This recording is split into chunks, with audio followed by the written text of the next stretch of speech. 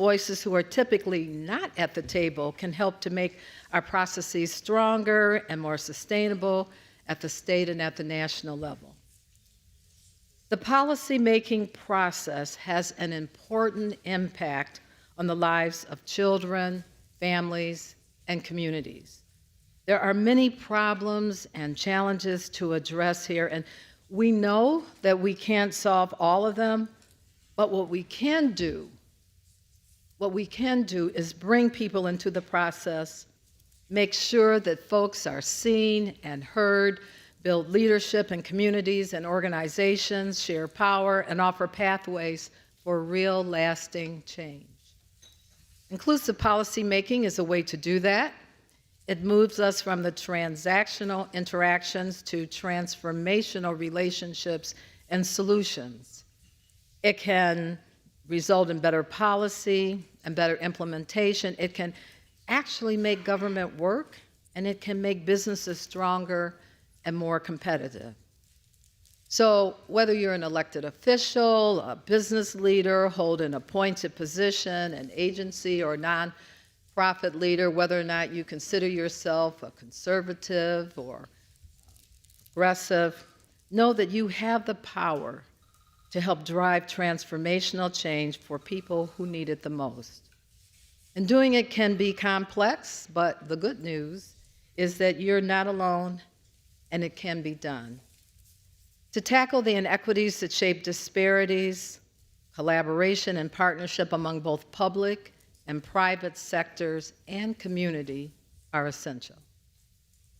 Now, on a separate note, in the coming weeks, we expect the U.S. Supreme Court to issue rulings on several cases that, when taken together, could have tremendous impact on the progress we have made as a country towards greater racial equity. In particular, it could further limit or eliminate affirmative action, silence the voice of underrepresented voters, and erode their sovereignty. In the face of these barriers, it is important to remember that inclusive policymaking is an important tool to ensure that a broad range of views and voices are able to come together and are represented in the policy process. So, now, let's move to our panel. We have an incredible panel today that will help us explore this issue. To guide us in today's discussion is Kat Stafford. Kat is a national investigative writer and global investigations correspondent at the Associated Press. A native of the east side of Detroit, she joined the AP in 2020 as a national race and equity writer to cover the intersection of race and politics. Prior to joining the AP, Kat was an investigative reporter at the Detroit Free Press, one of Michigan's largest daily newspapers. Her reporting there prompted city legislation, policy changes, congressional reviews, and federal and state investigations.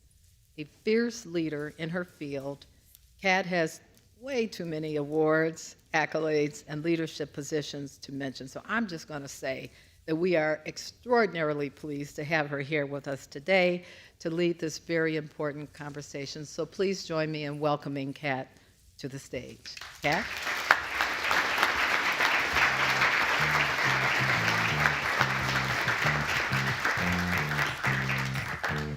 Thank you so much, Faye. I want to welcome our panel to the stage, starting with Lieutenant Governor Garland Gilchrist. Thank you.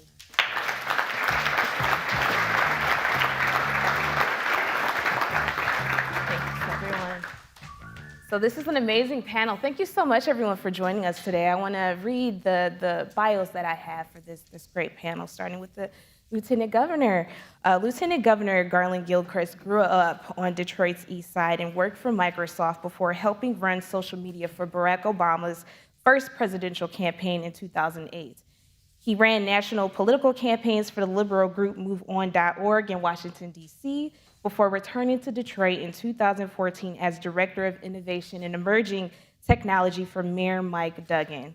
As part of the Whitmer administration, Lieutenant Governor Gilchrist has sought to address injustice and equity across our state at every level, from co-chairing the Michigan Joint Task Force on jail and pretrial incarceration to helming the Coronavirus Task Force on Racial Disparities. These task forces have taken action that save lives and protect our most vulnerable populations. Lieutenant Governor's approach to addressing these disparities is deeply rooted in fact-based practices, science, and connecting with individuals across Michigan. Thank you so much for joining us. Our next panelist is Selena Barrios Milner. She is the co-vice president of the Office of Race and Equity Research at the Urban Institute, a national data and evidence-based policy think tank based in Washington, D.C., where she manages the office's support for equity-oriented research and practice.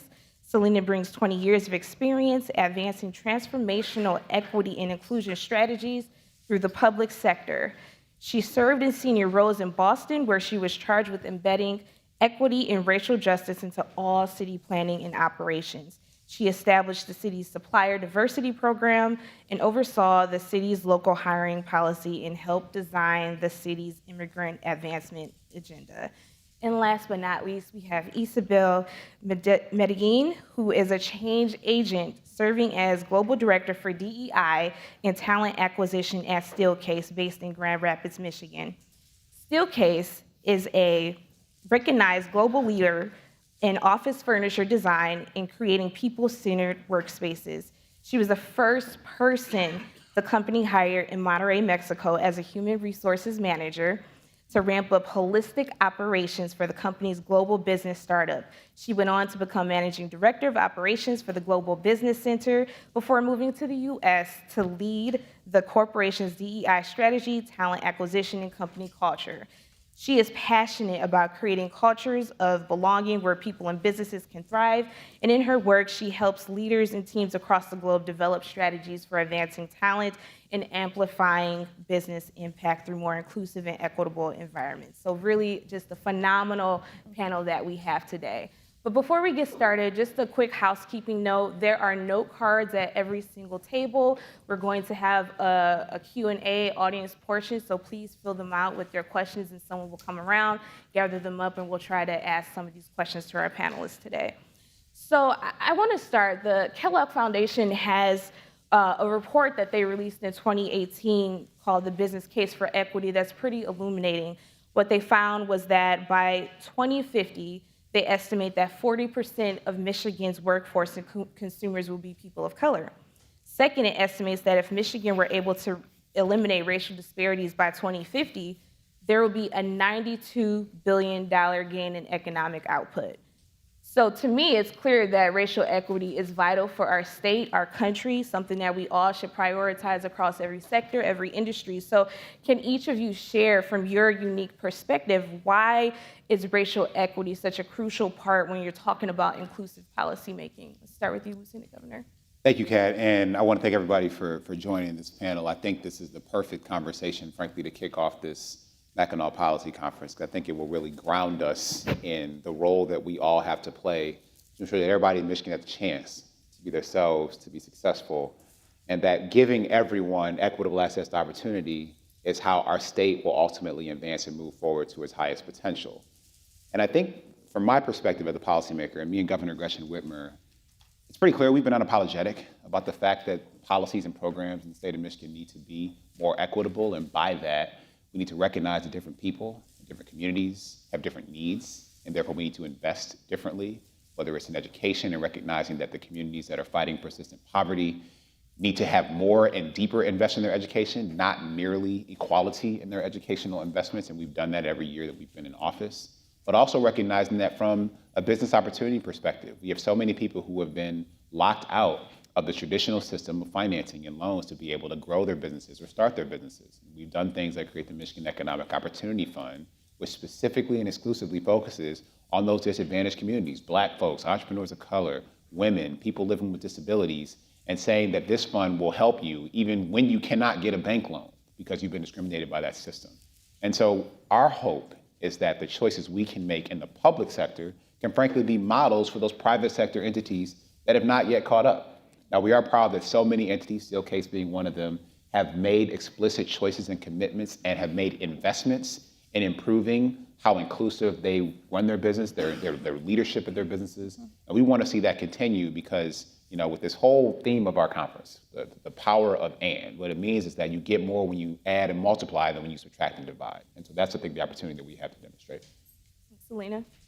Yeah, I couldn't agree more. I think that we leave so many opportunities on the table in terms of investing in our local talent, investing in future-oriented careers for our young people, in the values of our neighborhoods. I think that if everybody has an opportunity to thrive, an opportunity to be healthy, an opportunity to grow, it benefits all of us. And I think the pandemic really hit home how interdependent and how connected we all are. And that if any sector, I remember, when I live in the city of Boston, and the first businesses that took a hit in our community were those in Chinatown because of the rumors and what was going on. And we rallied around and we understood, like, if part of our community is hurting, so are all of us. And of course, before you knew it, everybody was shut down. Everybody was interconnected, no matter where you were, no matter if you were remote or not. And so I think that just laid bare both how interconnected we are and how fragile all of our prosperity is if any piece of the chain is broken. So now you take away the pandemic, and that's happening every day. Like a lot of people of color were like, yeah, we've been struggling, right? But now you see us, and now you see what's going on. So I think that, to me, that just hits home how much we really need to strengthen those ties across communities and make sure that everybody has access to thrive because it benefits all of us. Isabel, I'd love to hear from your perspective being in the business sector. Mm-hmm.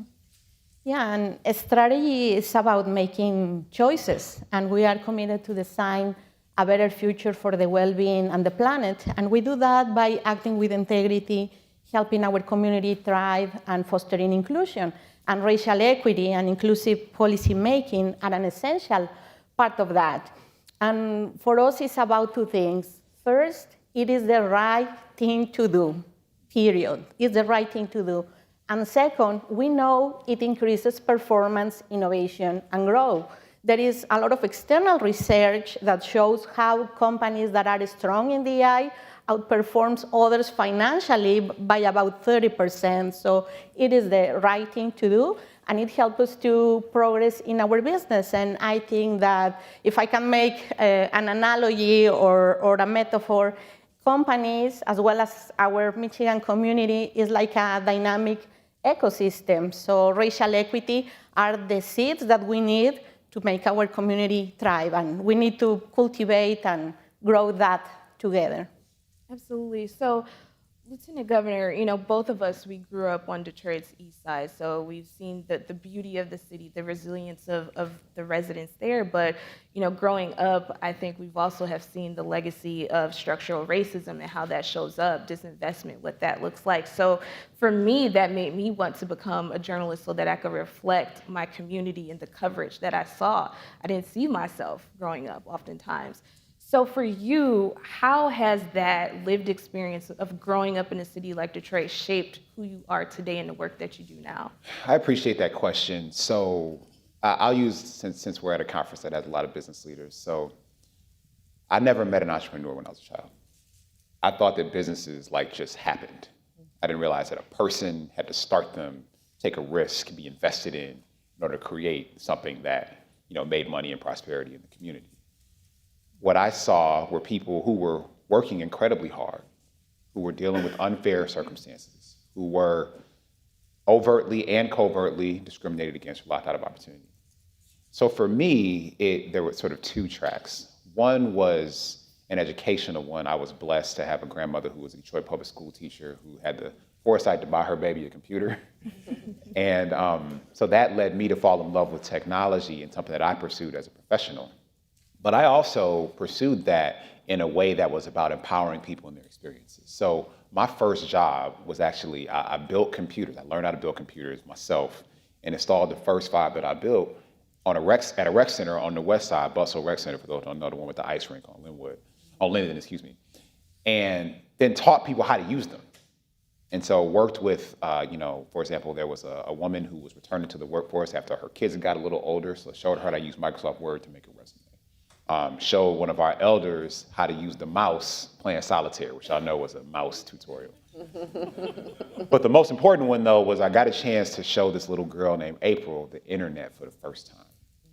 And using the robust search engine that was Alta Vista in 1998. Got a chance for her to search for a tiger and to see the picture of a tiger that wasn't at the Detroit Zoo, but that was in the jungle. And her thinking, where is that? And that her imagination exploding and creating that access to that opportunity. So when we think about being inclusive, it's about not only bringing experiences to our communities for exposure to technology that may be an engineer, but it's also about sitting with people and realizing what are the goals that they want to achieve, and then finding ways to bring it closer to them, to make that more possible. And I wouldn't have learned that if I didn't grow up where I grew up. And I think that's a perfect example of why it's so important to make sure that folks from across various communities have a seat at the table to have this type of impact that you have had. That's right. So Selena, you co-lead the Urban Institute's Race and Equity Research, and as a journalist, I use a lot of research, a lot of data, a lot of stats to try and bolster the reporting that I do around race in America, because frankly, there are a lot of people that refuse to acknowledge the role of structural racism. So for you, how can policymakers or just anyone, I guess, in this room use data to really show and acknowledge and correct or eliminate these inequities that we are talking about today? Yeah, thank you for that. I think that equity is at its core about correcting an imbalance, right? And when you have an imbalance, you have to know what the reference point is, and you have to know what you're comparing, right? Just from like a real, scientific point of view. And so if you don't know where you're trying to go or what your starting point is, then it's really hard to get anywhere. And that applies to all types of policy making. I mean, I think that, and having been in a policy making role previously in the city of Boston, I know that a lot of things are really hard to measure, and a lot of things you don't have complete data. You might know, your Latino population, but you might not know immigrant background, and that might affect the type of services people are eligible for. So you're never, I want people to remove the veil of perfect data, right? You're never gonna have it, but you have to have a starting point, and you have to know where you're going. And if you don't have the data that you need, you have to find ways to find it. Back to the pandemic example, we had what we did, right, when really before even things closed down, we started reaching out to our small business owners and asking them, how is this affecting you? Are you shut down yet? And we started these weekly calls, just a conference number, and that evolved over time. We got Zoom bombed, we went through all the things, but there was just this weekly touch point. That was data, right? We were hearing from people directly, and then we were establishing contacts and information so that we could continue to involve people as we rolled out programs, as we started to get support dollars, as we started to get our local philanthropies setting up emergency funds. And we were hearing about, the needs for reopening, and we don't have it in our budget to get the plexiglass screens. And those are all things that some of them are intuitive, some of them, if you're a policymaker that's connected to your community, it makes sense, but some of them are not. And so I think it's really important to know, sometimes the data is coming directly from people, and then you just find ways to track it and keep up with it. And other times you have it, through the census data or the data that you collect when people register their businesses. I mean, my favorite thing is when people are like, I have no data. I'm like, oh, but you do. I'm like, you have 311 data. You have all of this information that you might not think of in terms of that's at your disposal. So I just think that you have to be able to track, both set goals and track progress, and most importantly, see who's being left out. And I think that if you don't have a data-informed approach or even a research-informed approach, then you might miss the mark.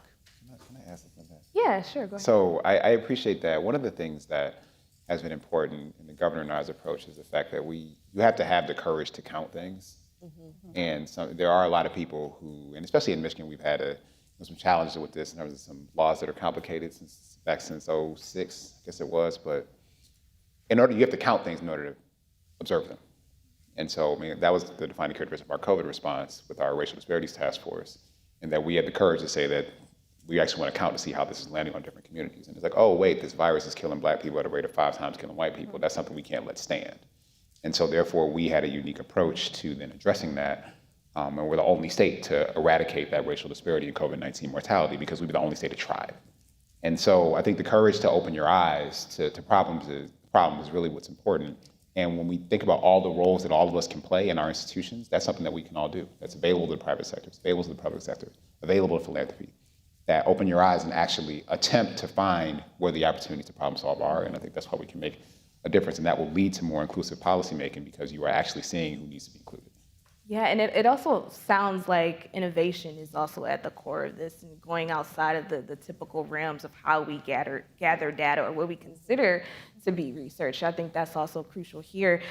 So Isabel, we've been talking about inclusive policymaking, but I also want to address just the business community as well. So what are some key takeaways, I guess, and lessons that you have learned that are applicable to what we're talking about? Mm-hmm.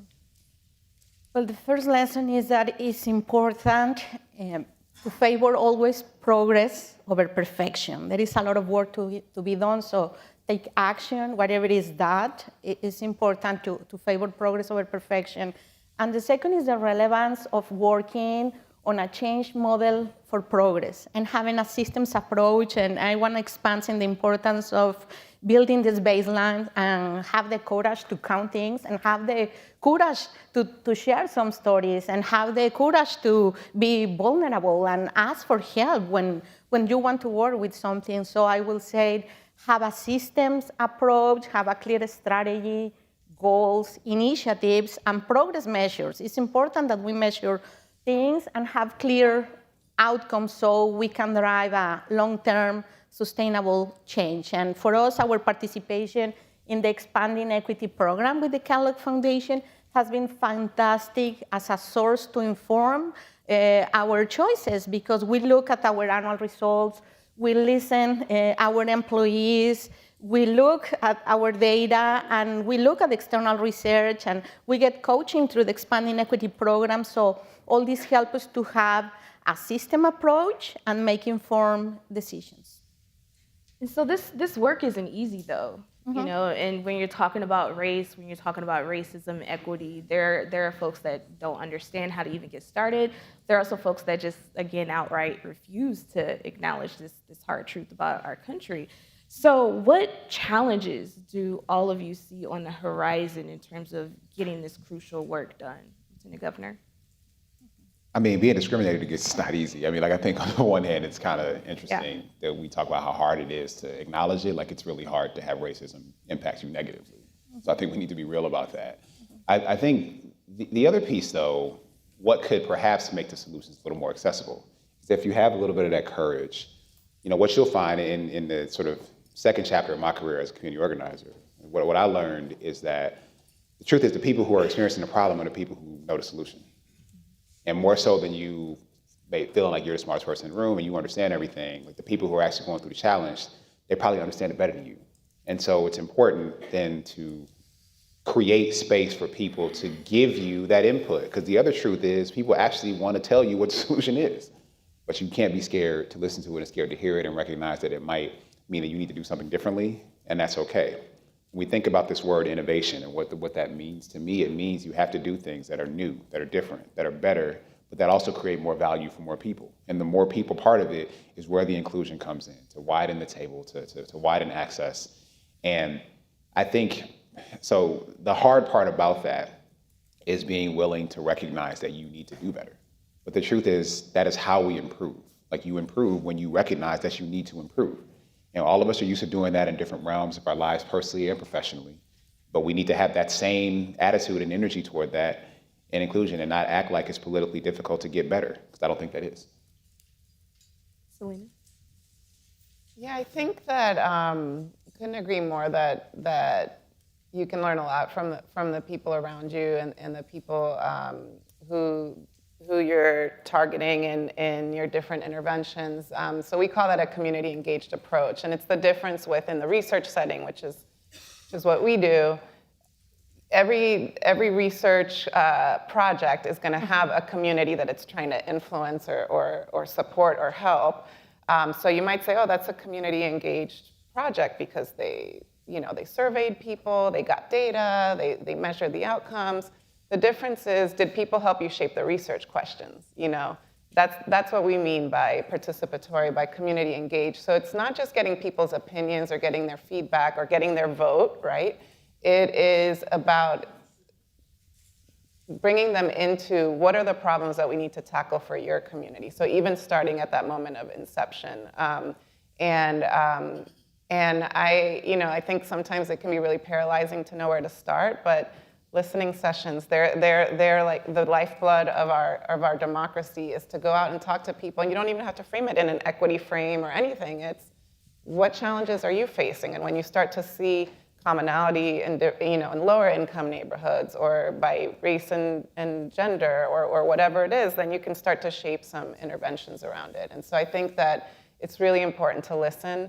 I think it's also important to have internally, in government at least, or in business, a shared understanding and shared definitions of what you mean by equity or what you mean by whatever type of work you're trying to do, because I think we all sort of assume everyone has the same understanding, but that was something that we work a lot on both in my new organization when I was in government, is having that shared understanding and doing internal capacity building as well, and doing trainings and getting on the same page, even if you think that you know what you're talking about. It's important for everyone that's working together to have the same understanding of what you're talking about and the same approach. And so I think it's really important to both engage the community, but also build your own internal capacity so that everyone's on the same page when you're going about this work.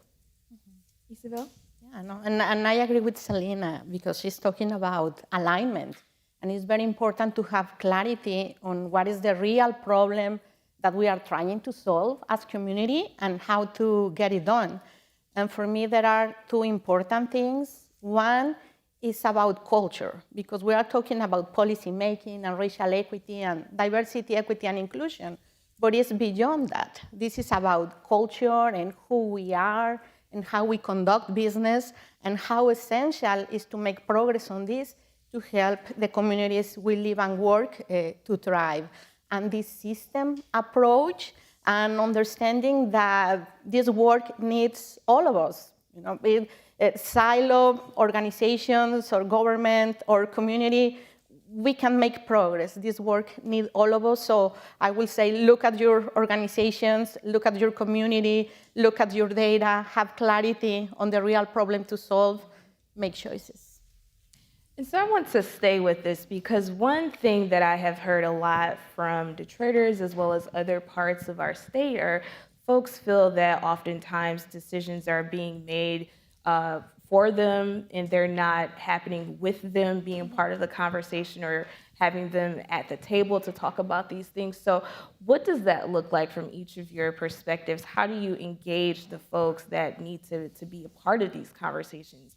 I think, Lieutenant Governor, you said at the start, it's important to have these folks on the ground in the community be a part of this.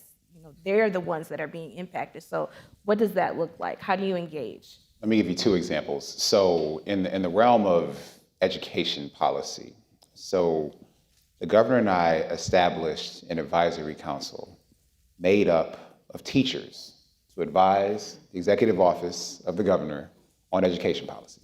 Does that sound interesting to you? Because that had never happened before in the history of Michigan government. Actually asking classroom teaching professionals to give direct input to the executive of the state of Michigan who would be helping shape education policy. So I think sometimes we try to overcomplicate that. It's not complicated. If you want to understand how to deal with a challenge, you should talk to the people who deal with the challenge and then create a space for them to be part of it. It's not hard. And so one of the things I struggle with is people calling things hard that are not hard. And that happens, I think, a lot in this space. And so another example, for I mentioned the Michigan Coronavirus Task Force on Racial Disparities. So in order for us to deal with this very big challenge of this virus, again, that had disparate impact on people of color in Michigan, we needed to have a table that had everybody represented from all walks of life. So again, we said, well, what are the walks of life we need represented? We need young people and students. We need labor. We need education professionals. So we had K-12 education, childcare, higher education, community colleges represented. We needed to have labor and clergy. We needed to have our tribal and indigenous nations represented. We needed to have geographic representation from across the state of Michigan. We needed to have, we have minority and ethnic commissions in the state of Michigan that are represented in the task force. And we had every state department and agency participate in every meeting of this task force that met on Friday afternoons at 3:30 every week for 2.5 years to try to deal with this problem. So I think what it looks like is trying. I mean, to make it really simple, the thing that I learned during this process is that you make progress when you try. That matters, and to actually do that earnestly and intentionally, and to recognize that you can make the progress and have the confidence to try, the courage to try. I think that's really how we do it. But I think it's a mistake to overcomplicate this. Like there's like a magic formula to inclusion. Like inclusion is being inclusive. Like I don't think it's that complicated. But we have to be able to do that. Yes. It's an excellent point. Selena, please jump in. Well, I mean, you can't say it any better than that. But I think that one thing I've learned both in our, we produce this Community Voice and Power guidebook at the Urban Institute that has some best practices and toolkits on inclusion. We have some, for example, we piloted this concept of data walks. And so when you actually going into a community and walking them through their data and having them, does this resonate with you? Is this your experience? So kind of like having that living conversation instead of just saying, well, this is what the data says. But what we have learned both in my time at Urban and in my time in government is that you have to have many different ways of engaging people because people have different ways of connecting, different bandwidth. You have to make sure that it's multilingual, any of your outreach is multilingual, that yes, people can come to a community meeting, but that there's also surveys available, or that you can, people who are more comfortable in social media can, tweet at the governor or the mayor or whatever it is. So I think that you have to have lots of different data points and points of engagement. And now we have the ability to have virtual events and virtual town halls, which I think has opened things up for so many people that maybe can't get across the city in time or don't have childcare. So I think that you have to make it accessible for folks. We've also found this is all, again, like nobody needs to do research to understand this, but providing childcare at community meetings, right? Having interpretation in different languages, having meetings that are convenient to either public transportation or where people live, So I think that really thinking about the best way and lots of different ways of connecting with folks, I think is really important. We have also found I've done a lot of work in the immigrant community, and people are really rightfully very scared of giving data, giving their name. And so a lot of times you want to ask demographic information just to know that, okay, we've spoken with all the different communities we wanted to reach, but it can be really intimidating to engage with government or to engage everyone right now there's so many scams out there and for all of us. And so I think that thinking of ways that, working through trusted community organizations that serve a particular community is a different way than saying we're doing an immigrant community listening session, right? That might be a little more intimidating than saying we're doing a listening session, with this organization, right? And so I think that just thinking of different trusted messengers, and the last one I'll say because we have Kat up here, is that local media, ethnic media can be a really great connection point if you're trying to reach immigrant communities, communities of color, and that can be a really good boost to anyone's outreach. And we found that both, at the national and local levels. Yes. And Isabel, I would love for you to talk about this, especially from the business perspective, in terms of engaging with folks, but also addressing perhaps toxic environments within corporate settings. So what does that look like? Yeah, that's an excellent point. And we are a human-centered company. So I will say, think like a designer and have two things in mind, or principles that will be one impact, and the other is simplicity. And one thing is gather different perspectives and design for people than designing or co-designing with them. So I agree on all the steps that you mentioned, and I will add, have clear control points or learning points or key touch points with people, so you will have this inspiration, ideation, and then implementation process and have this closed loop system approach. And talking about a closed loop system and get feedback, how you embed DEI and inclusive policy and racial equity sensibilities at a strategic level across organizations.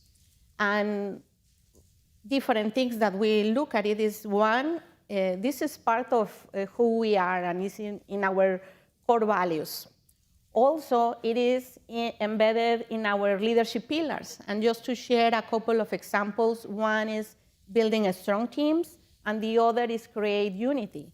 And to achieve this, you need to display different inclusive behaviors, such as bringing diverse perspective, listening with empathy, and just treat each other with mutual respect. And as part of that system approach, we have a platform named UMU. So we provide feedback, or employees provide feedback to leaders, and this system sends them not just so they can have in front of them things that they can reinforce to display these inclusive behaviors and improve our culture experience. So in summary, I will say that as much as you can, embed this through different elements of your organizational system to make it transformational. If not, it becomes just an initiative. Mm-hmm.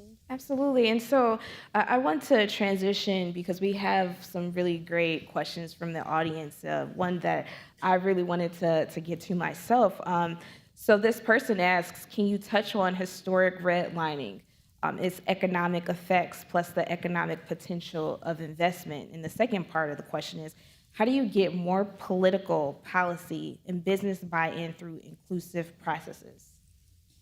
Okay, so first off, I think the acknowledgement of the fact that intentional redlining happened is important. And I do think it's difficult to deny that. I think people have seen the evidence over and over and over and over and over again. So as a result of that, or in part in response to that, one of the things that Governor Whitmer and I released last year was the state of Michigan's first ever statewide housing plan. And in that statewide housing plan, we actually offered a pathway to build the types of affordable housing that we actually need in communities across the state of Michigan. We coupled that housing plan with, over the last 18 months, a $250 million investment at the state level in affordable housing. It's the largest investment that's ever been made in creating affordable housing in Michigan, put into our state's housing trust fund.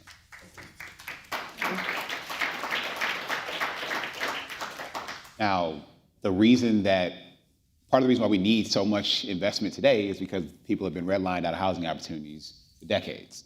And so we hope that those dollars, we projected that would draw down an additional probably about $550, $600 million in private investment in creating the broad type of housing stock that we need, whether that's seasonal housing in communities like the one we're in, whether that is multifamily, single family, just looking at a broad array of options for people. We think that this can have the potential for political buy-in because this is a challenge in every community. It looks a little different, but in every city that I go to, and Michigan's got 83 counties and 2 peninsulas, I've been to all of them more than once, and every community says we don't have enough places for people to live if they can afford. So we have to address that in two ways. One, we have to actually build more affordable housing. And then we have to also make sure we can prepare and position people to be able to afford housing.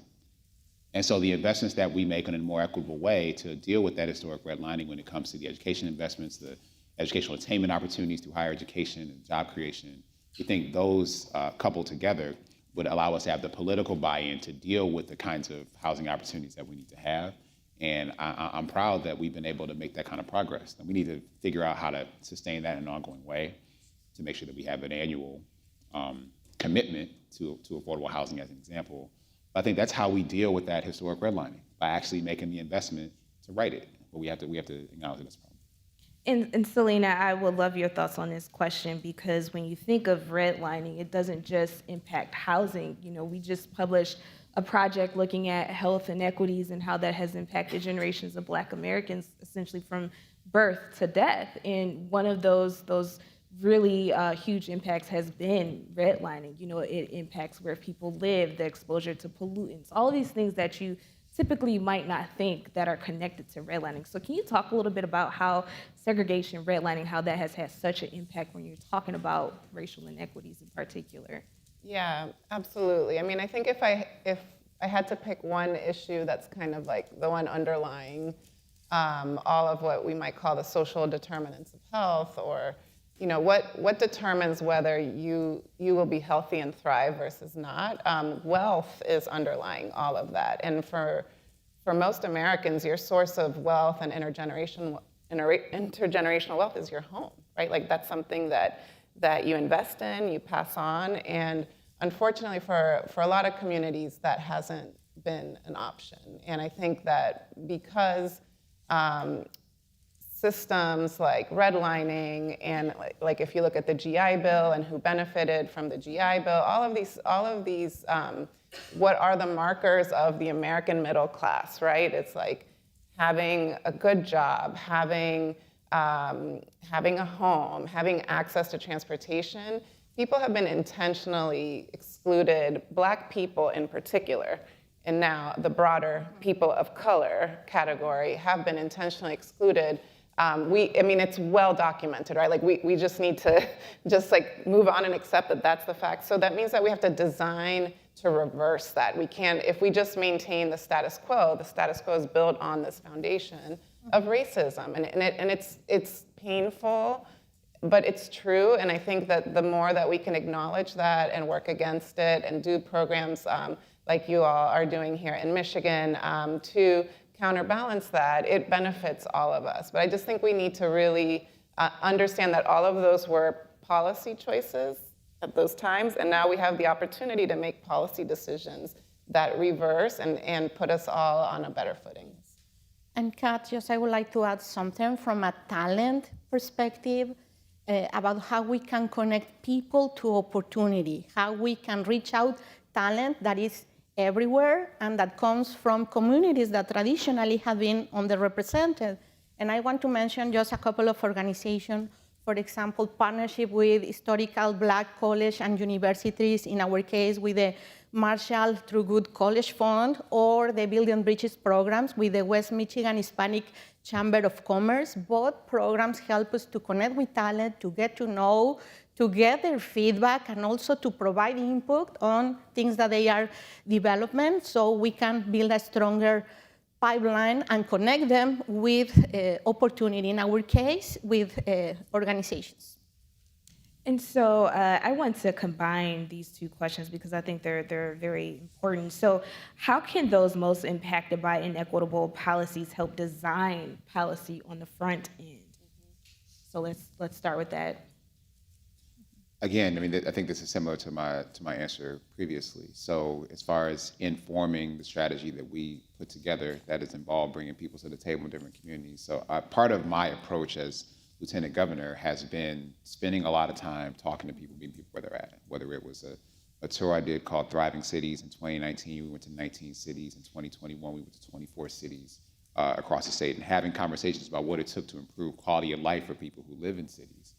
And we talked about issues of creating generational economic opportunity, kids in cities, environmental quality and justice, transportation, transit, and mobility, and affordable and available housing. And so I've certainly tried to model how, again, we can bring these community conversations together. And the people who participate in those conversations were both people who may have been dealing with in real time housing insecurity, may have had that experience in their past, but also the people on the ground, many in sort of advocacy organizations, advocacy roles, that were working with people in the community who were dealing with these issues so that they could, again, give input and perspective. And those tours literally are what led to that first $100 million investment in the state's community development fund. So I think we've tried to demonstrate that, again, meeting people where they are, talking to them and understanding what the priorities need to be will result in policy change. At least it has in this administration. And I think we have a lot of legislators in the room, and I think you'll see with the current legislature in Michigan, you'll see even more responsive policies as a result. And Selena and Isabel, for this question, I would love for you guys to chime in quickly. This person asks, you mentioned listening sessions and intentional work to create shared understanding in language. What are other techniques community leaders and business folks can use to bring in marginalized voices? Yeah, I think that one of the strategies that I found effective, and this is in a supplier diversity context, right? So when you're trying to bring in diverse businesses, which, by the way, like, it is so much easier to contract in the private sector and the public sector. So this is definitely an opportunity for the business community, because government contracting has so many different regulations. So just wanted to put a plug there. But what we found, we we had listening sessions, targeting, small businesses, women, and minority-owned businesses. But what we found was most effective was actually being very specific about the types of businesses that we wanted to engage. And so we even kind of started working backwards from contracts. And so thinking about like snow removal. So we're like, okay, let's find out who's doing snow removal, or who, if they had an infusion of capital, right, could get another truck and meet the needs of this contract. So the more targeted we got in the outcome we were trying to impact, the better engagement we got from people that showed up, and the better idea. So we were like, what are the challenges with the snow removal contract? Well, by the time they put it out, we don't have enough time to get additional equipment. Can you put it out earlier in the year? So just getting that very specific feedback that you can act on. So I would say having really targeted, like,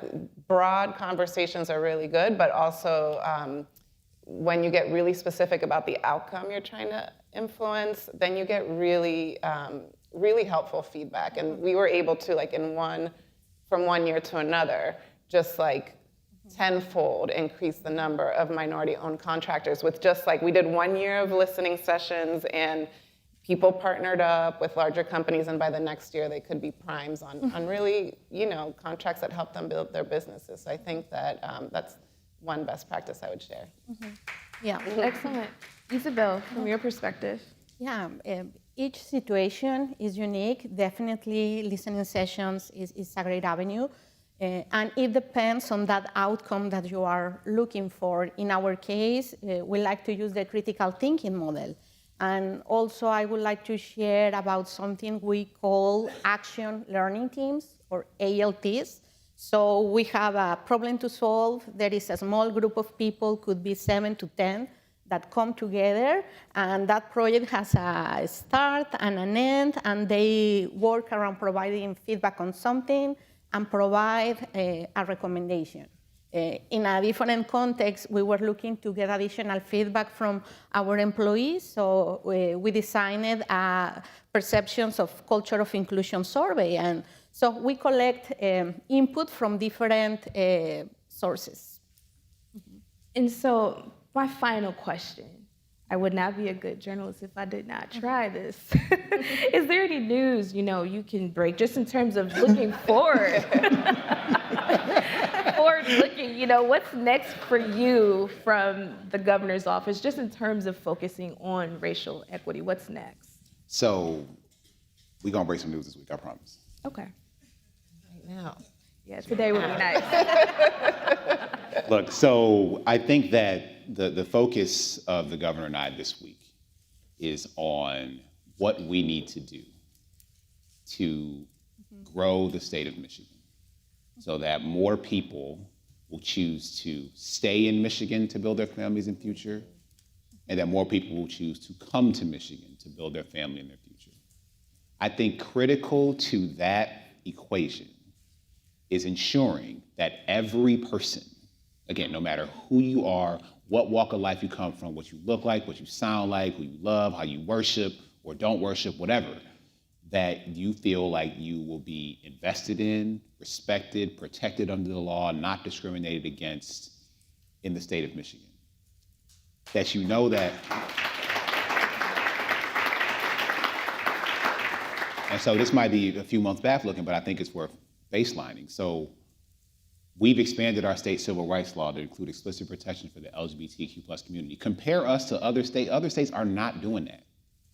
We have overtly invested in saying that Michigan should be an amazing place for people to retire by actually making sure you can keep all of your retirement income and taking the tax off of that was implemented 12 years ago by my Republican predecessors. We have said that women will have full access to their reproductive freedom and choices in Michigan. There are states that are not doing that. And we have created funds like the Michigan Economic Opportunity Fund that are about, again, as I alluded to earlier, investing particularly in people with ideas who did not have access to financing previously. And last but not least, we recognize that a key part of growing our state and growing our economy is going to be broadening our economy to include more knowledge workers. And so I've been leading an effort for us to expand our technology and innovation and entrepreneurship pathways in the state of Michigan, all across the state of Michigan, including working to land a regional tech hub from the federal government here to affect that $25 million investment from the feds, and doing so in a way that will empower groups of people like the Black technology entrepreneurs that meet in Michigan Central Station every Saturday night. So this is the opportunity for us to build that. And so everything that you're going to hear from us is about what we can do to grow and how we can continue to invest in people and know that you will be safe and you'll be your best and at your best opportunities. Thank you so much. Everyone, please give a round of applause for our amazing panel. Great job.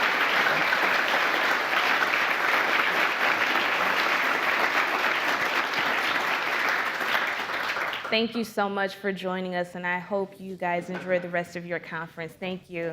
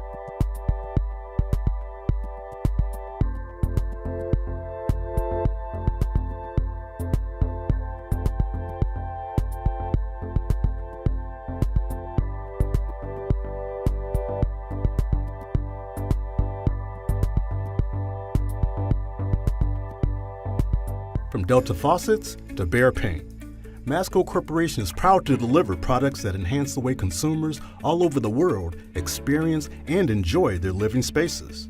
Masco, serving Michigan communities since 1929.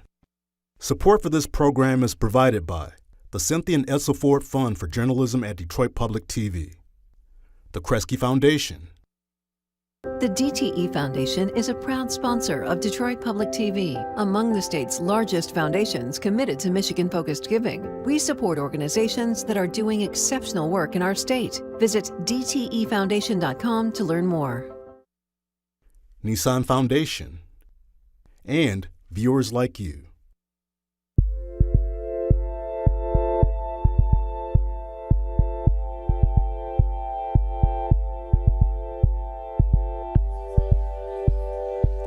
Good morning and welcome to Detroit Public Television's live coverage of the 2023 Mackinac Policy Conference. I'm Zoe Clark, Political Director at Michigan Radio, and I am thrilled to join the One Detroit team live from Mackinac Island. This is our 13th year partnering with the Detroit Regional Chamber. The theme of the conference this year is the power of and. This theme will drive dialogue around why Michigan needs an and approach instead of either or policy solutions. This allows different points of view to come to the table to create healthy conversations that lead to problem solving. So let's get started. I am pleased to welcome Nancy Kaffer, editorial page editor at the Detroit Free Press, Rick Pluta, senior Capitol correspondent at the Michigan Public Radio Network, and Beth LeBlanc, politics reporter at the Detroit News. Hello, you three. Hi. Hello. So good to have you all here bright and early on this Wednesday.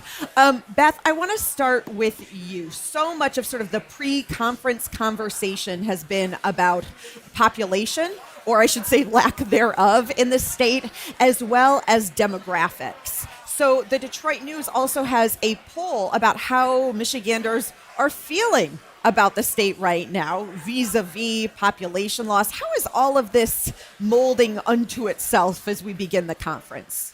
Yeah, so that poll, which was conducted at the beginning of the month, it was commissioned by the Detroit Regional Chamber, it showed overall positivity about the direction of the state, about the people's futures in the state, but it kind of created a little bit of a worrisome picture once it was broken down by demographics. Mm-hmm. You saw people ages 18 to 29, nearly 50% who answered the poll said they either wouldn't be living in Michigan over the next 10 years or they weren't sure whether they would remain in Michigan over the next 10 years. So that was something that really popped off for people when they looked at this polling to think, the state is pumping a lot of money into manufacturing and into the EV industry, but are there going to be young, skilled workers to take on these jobs? I think that's a big question looking at that polling.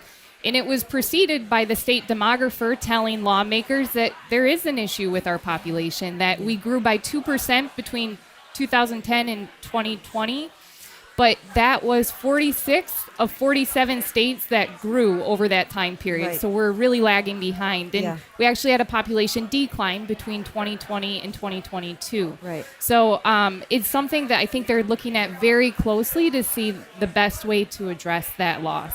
And we're going to talk in a few minutes a little bit about what we might expect to hear from Governor Whitmer about that. But I was really intrigued before we started talking. I was talking to someone else who has lived in Michigan his whole life, 4 decades. And he said, isn't it interesting that my whole life I have been able to say Michigan's population, 10 million.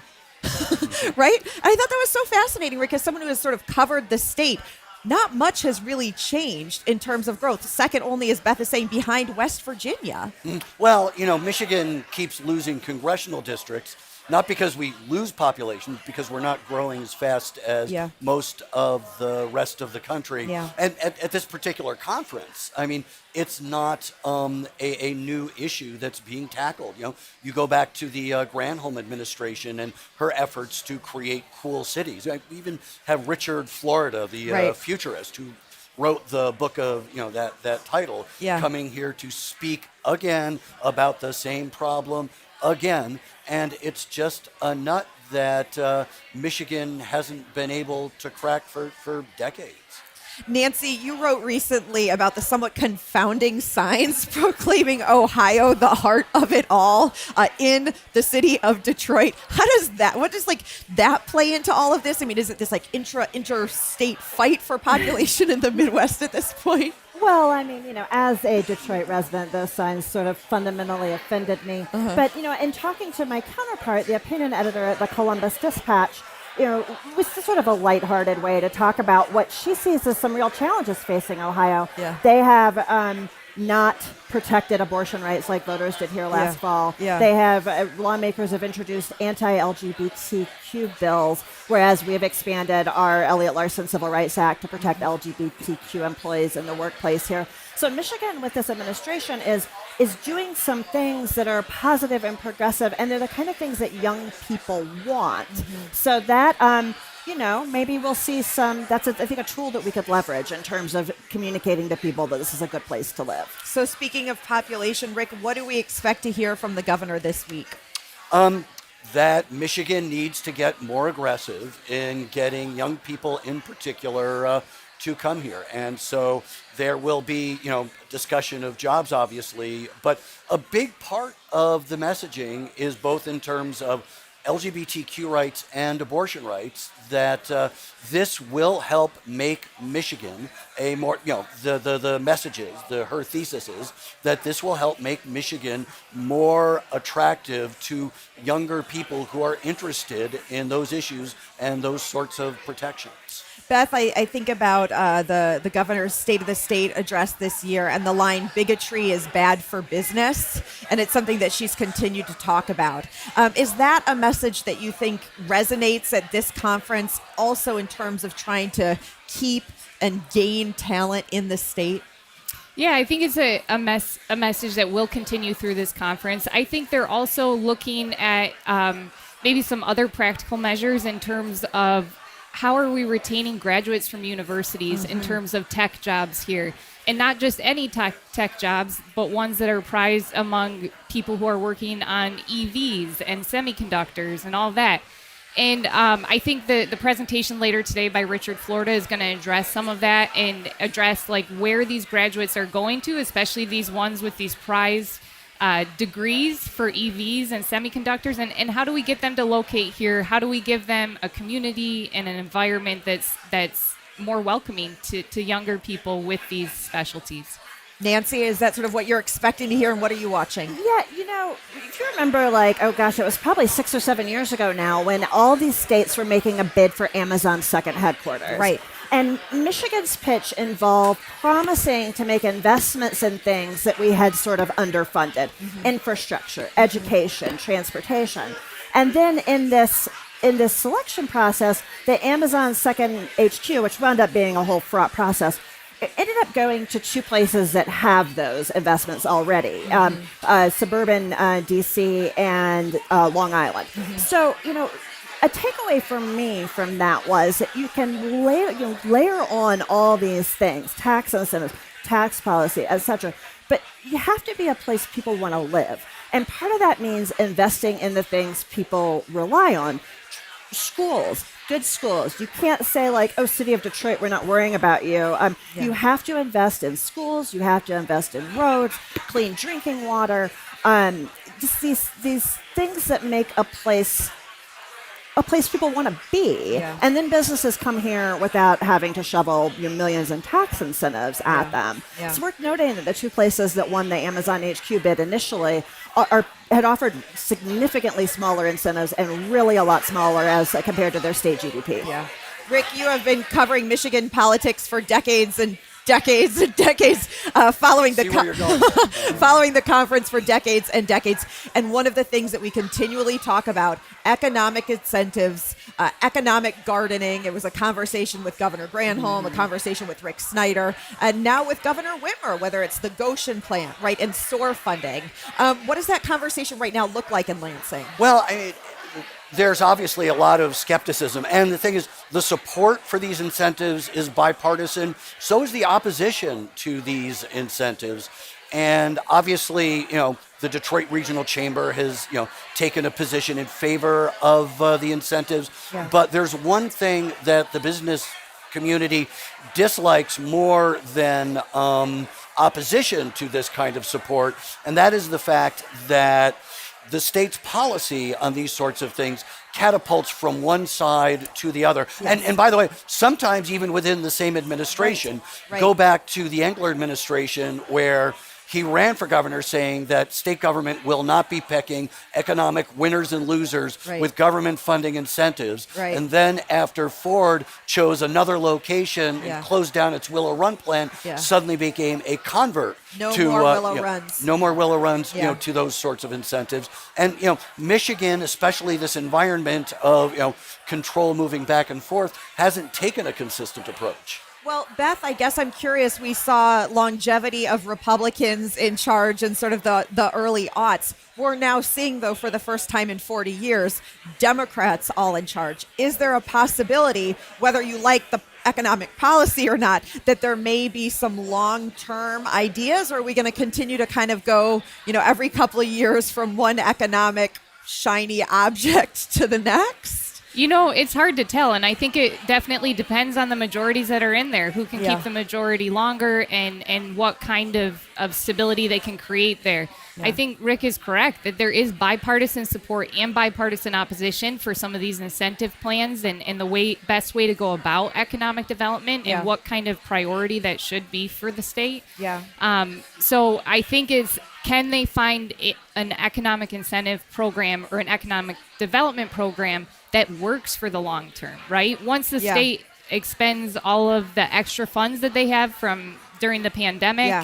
and increased tax revenue, how do you sustain those incentives? How do you sustain incentives or tax structures or an environment for smaller businesses as Yeah. well? Because we all know, Michigan is built on smaller businesses Yes. and suppliers that eventually move up their product to the larger automotive industry. So. Yeah.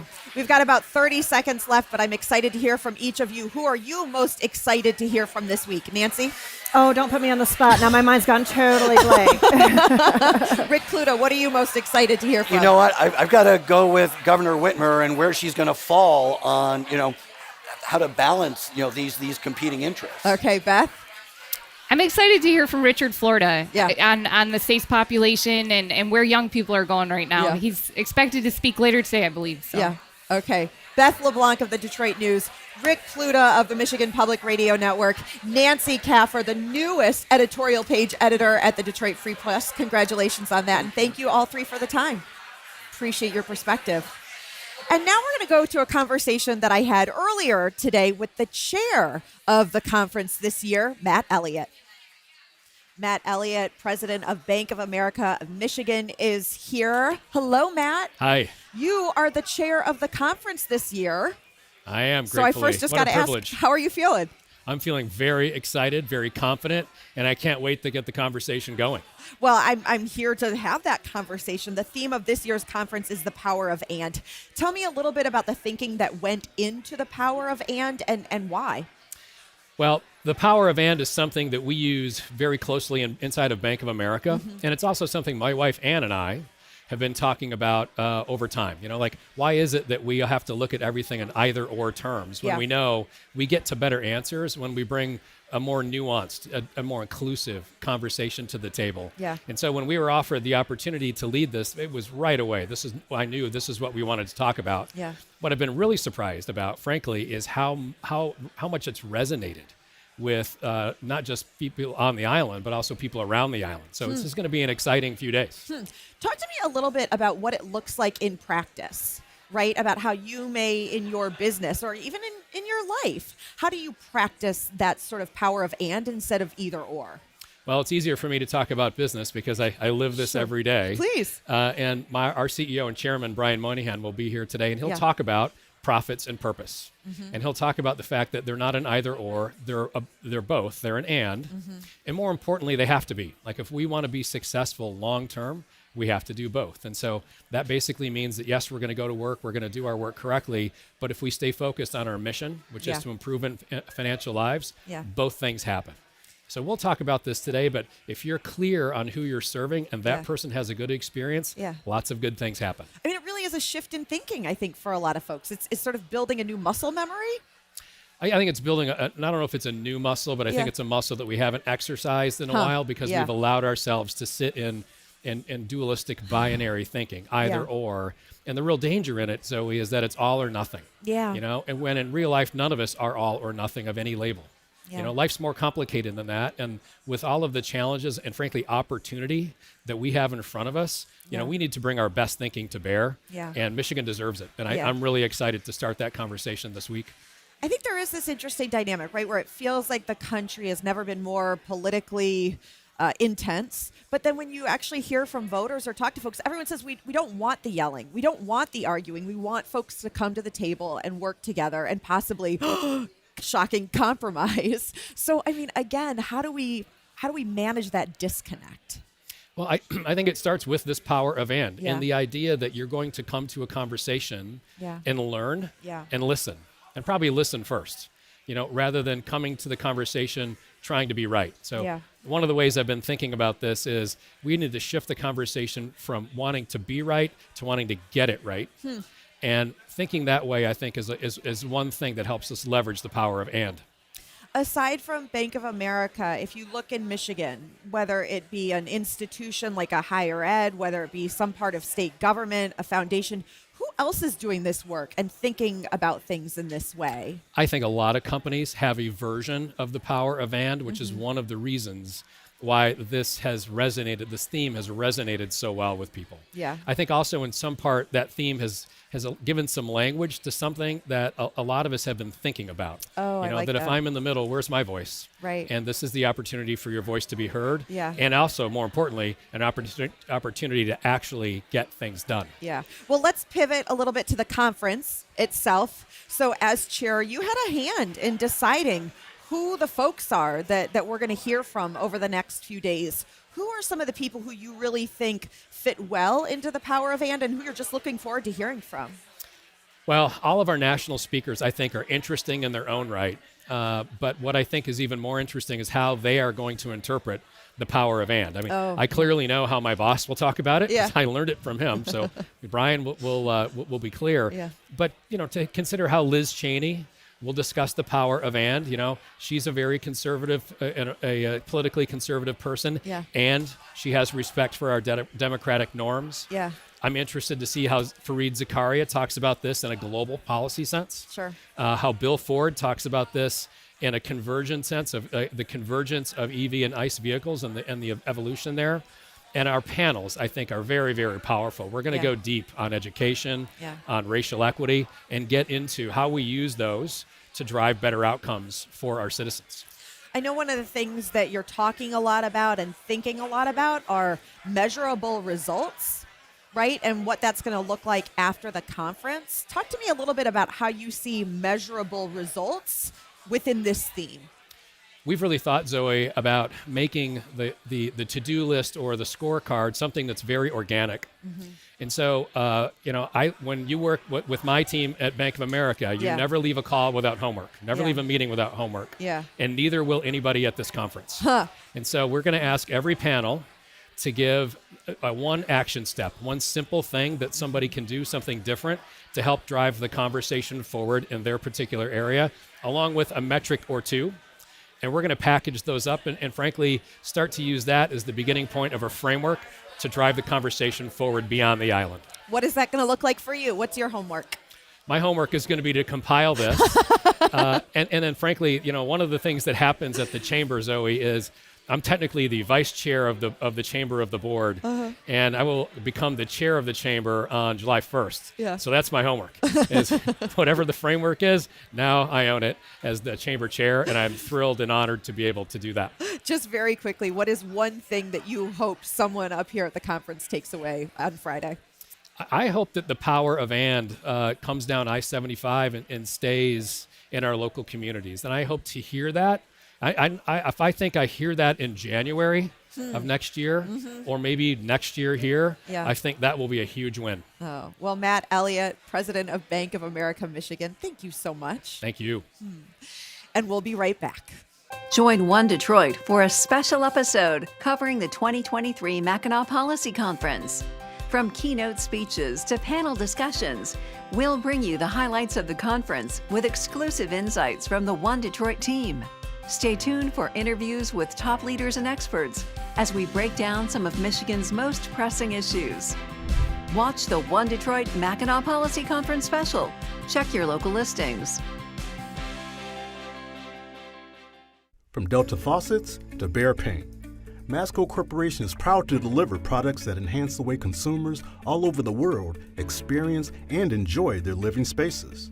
Masco, serving Michigan communities since 1929. The DTE Foundation is a proud sponsor of Detroit Public TV, among the state's largest foundations committed to Michigan-focused giving. We support organizations that are doing exceptional work in our state. Visit dtefoundation.com to learn more. You're watching live coverage of the Mackinac Policy Conference. So much of the conversation this week is about workforce development, making sure that folks here also are ready for a knowledge-based economy. So I'm super thrilled to be able to talk to two presidents of higher ed in the state right now. President Santa Ono of the University of Michigan, welcome. Thank you very much. And interim president of the Michigan State University, Teresa Woodruff. Welcome, welcome. Thank you very much. So first, President Ono, I just have to start with you because this is your first Mackinac Conference. It is. And you just became the 15th president of the University of Michigan in October. I'm so excited. How is this all for you as you're getting welcomed? It's been a fantastic year. Everybody has been really, really nice and welcoming. And this has been an incredibly beautiful venue and great to interact with so many people. Right. It's unique. It is. It certainly is. And to that point, I mean, where else do you have more than 1,000 thought leaders and folks like yourselves thinking about what it's going to mean to grow Michigan's population, to keep folks here in our state? President Woodruff, I've got to ask, we have so much state pride, right, in our states and in our Big Ten universities. And yet we're getting data this week that Michigan just simply isn't a top 10 state anymore. What is that disconnect about our pride and our love for who we are, but that we might not be that state anymore? Well, I think that data is relevant, but I think what we're doing now, and President Ono and I are really working together to reverse course and make sure that diaspora of people who have left the state for other reasons and perhaps other opportunities really see this as the place of opportunity for them and their families. Yeah. And that's an important equation that both their work and their life has to commingle in order for them to be comfortable in the state of Michigan. And we're working together with the MEDC and with the governor's office to really make sure that our universities, as well as the ecosystem, really is that warm, welcoming environment for everyone. Yeah. Well, and I want to talk exactly about the work that both of you can do. Yes. So give me an example of what Michigan State University is doing right now as we talk about workforce development. One of the things we're doing is developing a new engineering and digital innovation center, and this is to really invert the way we think about colleges. It's not a college of engineering. It is six colleges coming together for students who are interested in engineering, but also in digital innovation and in the new economy that's coming that they themselves will both participate in and will build. And so this new center allows us to teach in new and innovative ways and to do a new kind of research that asks questions that are orthogonal to the way we've thought in the past. Yeah. President Ono, I feel like every day I am hearing about some new initiative from the University of Michigan, whether it's EVs, whether it's startup. Tell me what the U is doing right now in terms of workforce development. Well, it's a huge amount of work. Thanks a lot for the shout out about the electric vehicles. Yeah. But we just launched a $55 million quantum research institute. Yeah. And we're very excited about that and the role that's going to play moving forward. As you know, we have just launched a global superconductor facility, which is really global in nature. Yeah. And we're partnering with the other universities in the URC, with Michigan State University and Wayne State University, but also Washtenaw Community College, in really positioning Michigan to be hopefully a recipient of funding from the Chips for Science Act. Yeah. So. Well, and that's been this fascinating conversation. And President Ono, I know we'll also talk a little later about sort of workforce and talent development. But the theme seems to be, aside from the power of and, which we're going to get to, but also the need for institutions to work together. And so you said the URC, for folks who may be new to the state, or it's the University Research Corridor. Teresa Woodruff, tell me a little bit about what work is going on right now with the URC that you're excited about. This has been a 10-year partnership, and right now I think the partnership has never been stronger. And as President Ono just said, we're working together as R1 universities, as well as with community colleges. And to me, that's the power of AND that is going to allow us to take students who are interested in coming in from any corridor, whether directly to a 4-year or through the 2 years. And I think one of the things that we're doing is developing this workforce positioning for EVs themselves. And that's going to allow all of us to have more opportunities for those students who graduate from this top-ranked cluster of universities that really outpaces, by student numbers and by research dollars, any other cluster in America. President Ono? Yeah, I mean, we start off with the top 10 issue. As Teresa said, we are number one in terms of the talent that we produce. And the $2.7 billion in research is staggering. And people don't know that. It's really a great news story, but also is going to be the seed corn for future innovation and really fueling startup companies that are coming out of our companies and also attracting new industries to Michigan. Let's talk a little bit about the cities in which both of you have your universities. I think so often about Ann Arbor, East Lansing, and Lansing, and how these cities, along with these huge universities, can sort of be interdependent and work together in order to keep talent here. Because it's not just the jobs, right? It's where people want to live and work and play. How do you think about the actual environment in where the university is? It's incredibly important, and I've been speaking to a number of people here in Mackinac about the fact that we have to put out a welcome mat together. And we also have to make this a sticky place for graduates of our universities. So we've been talking about how we can welcome new students to the region. And I'm not talking about Ann Arbor or Lansing or Detroit. We have to talk about one Detroit. And we have to talk about the fact that we are a metropolitan area, a region in a great state. And we have to talk about all of the things that make this a great place to live and to work. The great culture, the great arts, the great sports teams. That's what will keep our graduates here in Michigan. Right. And I think, as you know, Michigan State is in all 83 counties because of extension and the work we do in our agriculture and agricultural business areas. And that's really critical. But I think the other thing that we've been doing and partnering with the University of Michigan is to make sure we're across latitude and longitude, from Grand Rapids to Lansing to Flint to Detroit, and then all the way up to Traverse City and up here in the Upper Peninsula. There are places that you have Spartans that actually take care of your health, take care of your gardens, take care of lactation health. And the more we interdigitate, and I think one of the things that we've both brought to our roles is that we are not competitive academically. We're trying to work in the best interest of the entire state. And by doing that, we buoy both of our institutions. And I think that's a critical part of that equation, is to amplify and elevate that ecosystem across the entire state by what we do individually. President Ono, I know you're really bullish on the idea of, yes, keeping students, here from in-state or even from the nation, but you're also looking outside of the country and having students come to the University of Michigan and then stay here. We want them to stay here. As you know, we have a considerable number of international students. They choose our universities because we are research powerhouses. And I'm sick and tired of them actually going to the coast. I want them to stay in Michigan. And there are many reasons for them to stay in this great state. As you've probably read in the New York Times, people are not, they're leaving the coast and they're looking for the Midwest. And I think there's no better place than the state of Michigan for them to relocate, to call home, and to work. I feel like you can't, not miss any New York Times story, which is students or, post-students doing the New York thing and then, looking for a farmhouse or something like that, and Michigan raising its hand and saying, come back. You can buy a pretty nice house in Michigan for $300,000. That'll get you a parking lot on the coast, or maybe if you're lucky, a studio. So. A parking lot for a bicycle, for an electric bicycle. That's right. That's right. President Woodruff, the theme of the conference, of course, is the power of and. And it's this idea that it doesn't just have to be either or solutions. I'm curious about, now that you've had, a day under your belt at the conference, what the power of and means for you and Michigan State University. Well, I think just being around so many people who are in government and in education, people who are in business, that are traditional, and those that are entrepreneurial. Everybody commingling and everybody really pulling the oars together on behalf of the state.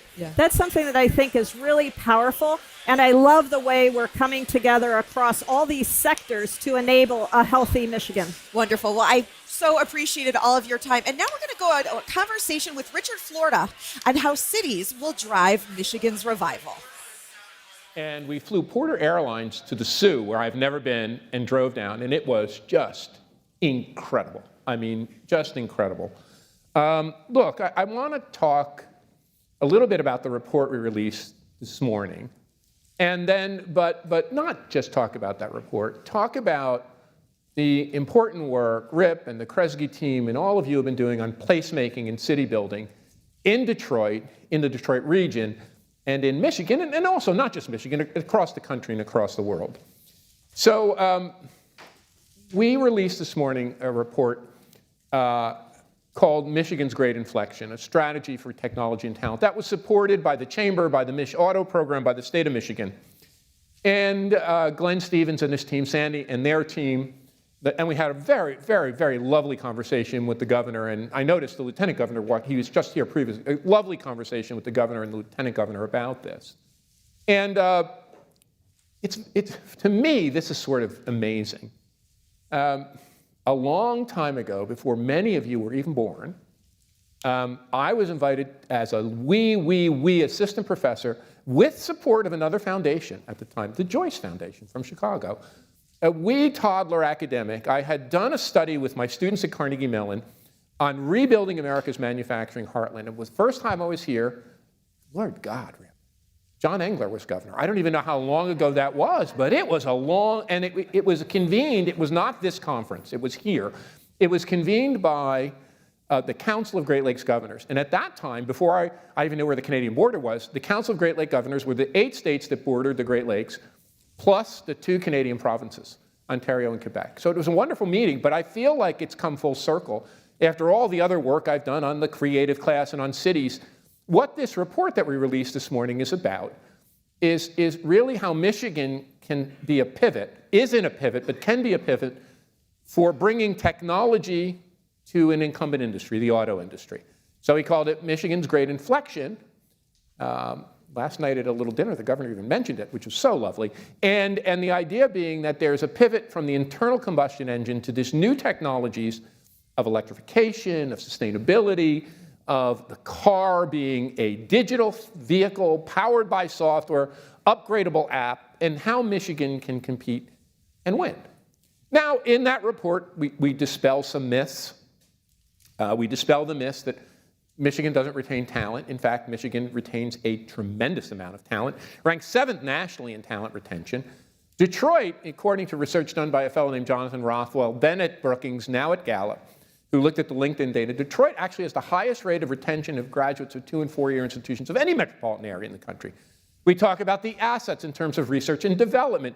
49%, nearly half of all research and development done by business in the automotive sector, in the transportation sector is done in Michigan. If you take the motor vehicle sector, it's 67%, 625,000 students at these great universities, a cauldron of research. And in that piece, we call for an alignment, working together, as we are in Mackinac, to align university, technology, startups, civic sector, academic sector. But here's what's so interesting. You can read the report. Oh, it's deadly boring and long. You can read it. It's online this morning. We have a little op-ed in the news. But here's the thing. In doing that report, I began to talk to people around the state of Michigan. And one day, in doing our little interviews and focus groups, I have a conversation, and I told Annika this. Lord God, I learned so much reading her. She doesn't believe me. We downloaded every report, Detroit Future City, and I read all of them. And this is the God's truth. And I cite this, and I say this. Look, we are trying to build on the work. And I talked to a colleague, Lou Glazer, in a conversation. Lou said to me, you know, Richard, there has been this emphasis on place in our community, and placemaking. And you should look into this in a little more detail. Not just focus on, you know, and you're an urbanist, and we know you know about technology. You should look at place and placemaking. So I talk in that report about creating an aligning vehicle. Look, I said to the governor last night, I said, Governor, you have so many commissions and committees and alliances and consortia. I don't want to add another one. All I'm suggesting in the report is that you need to convene a little group to focus on this, how to use these new technologies to propel an incumbent industry. And I talked to her, and she liked this idea. In the past, and Rip, this is something Bob Putnam and I had talked about at Harvard. I was actually in a big group at Harvard on technological transformation and older industrial communities. We talked about this, and there were two approaches to this in the past. One is called shifting, where you invent a new technology, typically in a new region like a Silicon Valley, and you just, whether it's semiconductors or computers or biotechnology, and then you let everything else go. The heck with steel, the heck with textiles. You let them go. Boston, we abandon textiles, we go to computers. Pittsburgh, we abandon steel, we go to robots. And then there's deepening, which is kind of the German strategy. Make that steel industry as efficient as you can. Make that I said, Michigan can do both. It can shift and deepen at the same time. It can use these new technologies of battery, electrification, to reinvent the auto industry. Well, anyway, I give 3 pillars for this new group that I say you should think about creating.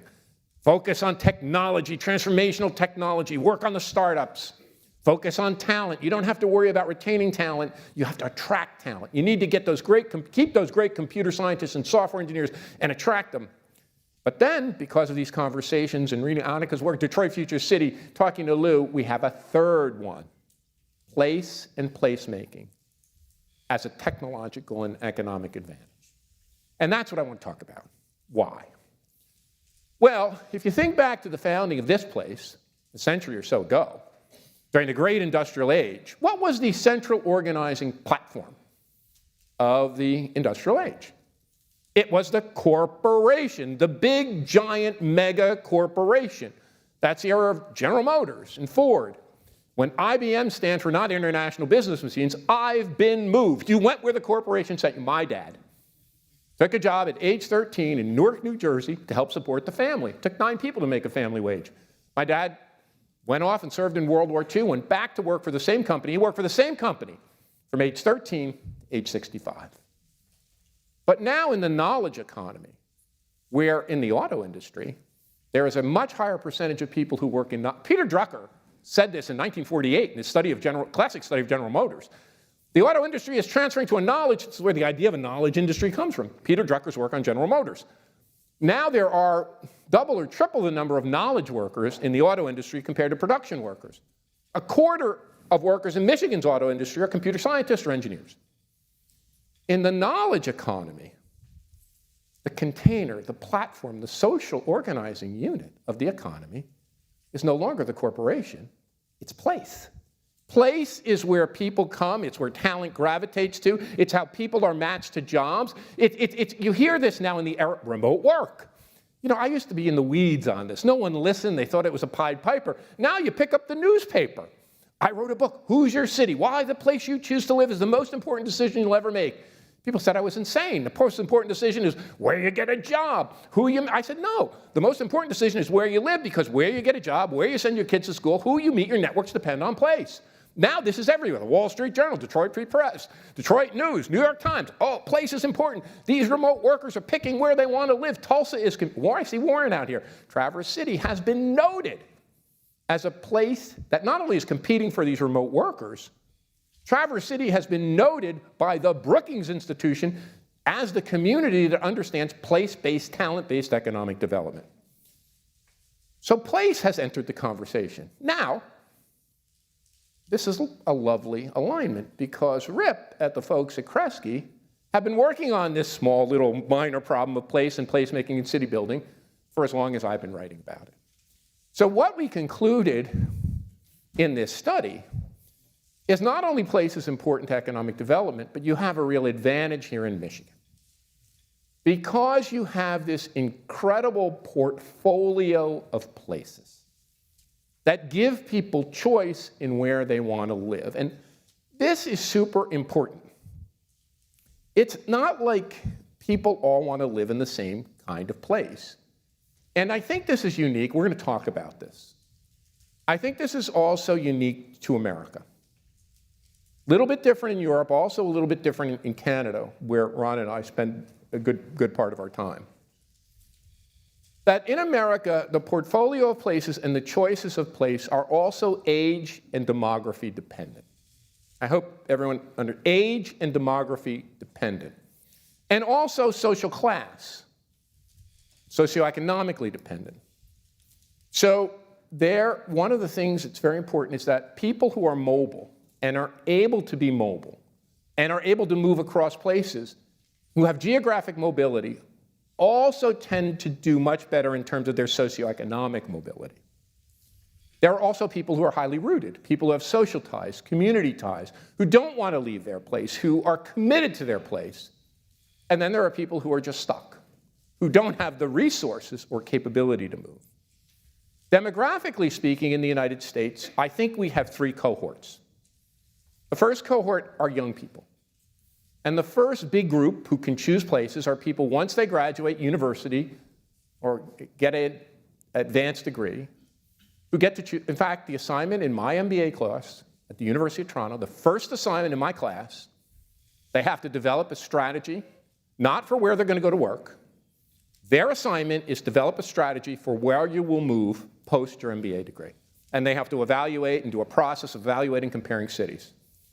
And then in the United States, I think people tend to move oftentimes to big cities, superstar cities, coastal cities, until it's family formation time. And just to help a little bit understand the pandemic, something I've done a tremendous amount of work on, I think what people misinterpreted as the abandonment of cities during the pandemic was a compressed, accelerated set of family formation moves. What happened, to be honest, having written about the creative class in the year 2000, there were a bunch of young people who decided that cities were interesting places to live around the year 2000, and that group grew after the year 2010, and all of a sudden, that whole cohort of people turned 25, 35, 40, either had families or were planning to have families or adding children, and that just compressed family formation moves. But instead of just moving to the suburbs of New York or Boston or Chicago or Los Angeles or San Francisco, now they had a much bigger portfolio of places because of remote work. They could choose to move to places like Nashville or Miami or Austin or Traverse City. And then the third set of moves comes when the kids are left and you're an empty nester. Well, what we discovered is that Michigan actually has an amazing portfolio of places to offer people. And I have a little bit of a hypothesis and an intuition, and oftentimes, not always, but oftentimes my intuition is right, that what is happening now, it used to be that, and I wrote a book on this called The New Urban Crisis in 2017, that the New Urban Crisis argument was, the old urban crisis, and I'm from Newark, was a crisis of economic despair and dysfunction. And that cities were declining because economic activity, industrial activity, were deindustrializing, middle-class families were moving out. I think I told you this. In Newark, what was the leading department store in Newark when I was a boy? Might you remember? I think it was called Kresge's, actually. And it's the first department store I ever went to. But then all of a sudden, Kresge's closed, and Bamberger's closed, and my dad's factory closed. And people moved out of Newark, which was a thriving, bustling, Philip Roth kind of city when I was a boy. Anyway, now the new urban crisis, I argued, was a crisis of success. Cities had become so expensive, New York and Chicago and LA and San Francisco, that people couldn't afford to live there. But now what's happened is all the second-tier cities that Steve Case calls the rise of the rest, Nashville and Miami and Austin, and have become expensive. The Heartland region, the Great Lakes region, Michigan offers a quality of life at a price point that's affordable, and you can already see it. You can already see the eyeballs turning, not just to Michigan, but to other states in this part of the world that are more affordable. So Michigan has something turning towards it, an affordability, quality of life, through to all things, but it has a portfolio of places. Look at what's happened in Detroit. I mean, you all know this better than me.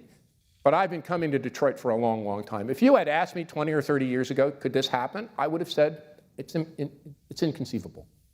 But it has happened. And it is happening. And more is happening with things like Michigan Central.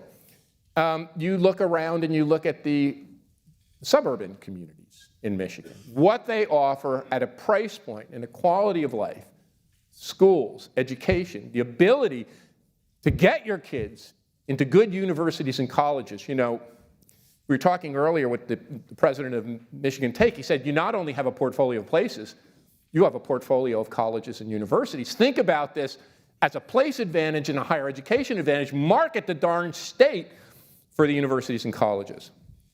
You have spectacular rural communities, farming communities. You have these magnificent Great Lakes. All the stuff that's happening in Traverse City here in the UP, attracting people. But one of the things we triggered in the report, I want to talk about two things and then we'll have our conversation. One of the things we discovered in the report, and Lou Glazer really triggered this, is when he said, look at Ann Arbor versus Austin. Look at how Austin has been that tech hub in Texas. Look at Ann Arbor, and we did. And one of the things we found is that Austin has grown 500 times over the past 20 or 30 years. Ann Arbor has grown 58%. You look, there was a recent article in The Bridge on Columbus, Ohio, a place I lived. I taught at Ohio State, and how that's become an anchor of their economic development. One of the things the report suggests in building up this portfolio of places, it's time to take the learnings at Kresge and Detroit and Grand Rapids and all of them. I mean, we could go chapter and verse on all these great communities and maybe apply some of those learnings to the college towns. And the reason is I spent 20 years of my career in Pittsburgh. And actually, the idea for Rise of the Creative Class came out of trying to understand why our young computer scientists and software engineers, not a single one would stay in Pittsburgh. And when I asked them where they preferred to live, they said Austin, Texas. So this triggered something in me. Our college engineering students, software engineers, artificial intelligence, computer science people, they didn't want to go to San Francisco or New York or Boston or the big city. They wanted to go to an accessible college town that felt manageable to them. And that book really, if you read it, is a comparison of Pittsburgh. Everything else that's going on there is a comparison of my hometown that I love, Pittsburgh and Austin. Why is it happening in Austin, not in Pittsburgh?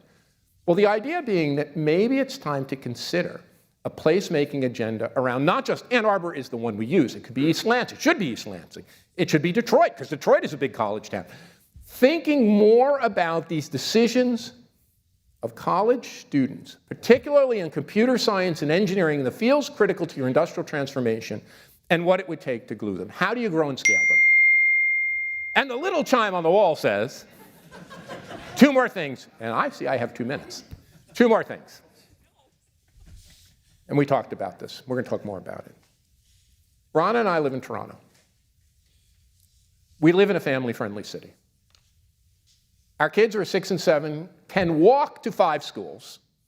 And I would say within, and I did this research the other night on Google Maps, it's a 5 to 10 minute drive to 15 others. There are kids everywhere, and not just affluent people kids.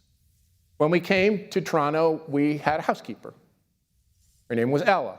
Ella had a daughter, Filipina housekeeper. Ella's daughter is now a senior at the University of Toronto, a school that ties with the University of Michigan in global rankings. Not just our kids, as I say that, of affluent, knowledge-based, college-educated families. All kids can get on that mobility agenda. All kids, because schools are provincially funded. Not every school is equal. Yeah, parents pad one or another in their neighborhood a little bit more, but those schools are much more equal. I think one of the agendas we have to talk about in the United States and where you can lead, and I know Kresge has been, and everyone's been working on this, how do we make our cities, starting with Detroit, family-friendly? And the thing I'll end with, and hopefully you don't think I've lost my marbles, you're looking at a tsunami coming at you. Rana knows this. My intuition is usually right. When I sense a place is changing, there's a good reason for that. Accumulated knowledge, wisdom, 4 decades of doing this. When I said this in Nashville, people laughed at me. Nashville will never become it. Go try to buy a house in Nashville. Go look at Realtor.com and try to buy a house in Nashville. When I went to Bentonville, Arkansas for the Walton Family Foundation, and I said, what you're doing here in Bentonville is going to take off. And Bentonville's going to become unaffordable. They were literally rolling on the ground. You know what I just did? An affordable housing strategy for Bentonville, Arkansas. Once this flywheel gets turning, and with all the capacity you have, the advantage you have now in offering great quality of life because of placemaking and affordability will start to erode. So I want you to keep your eye on the ball of affordability, diversity, and inclusion. Anyway, thanks for listening to me, and we're going to have a great conversation.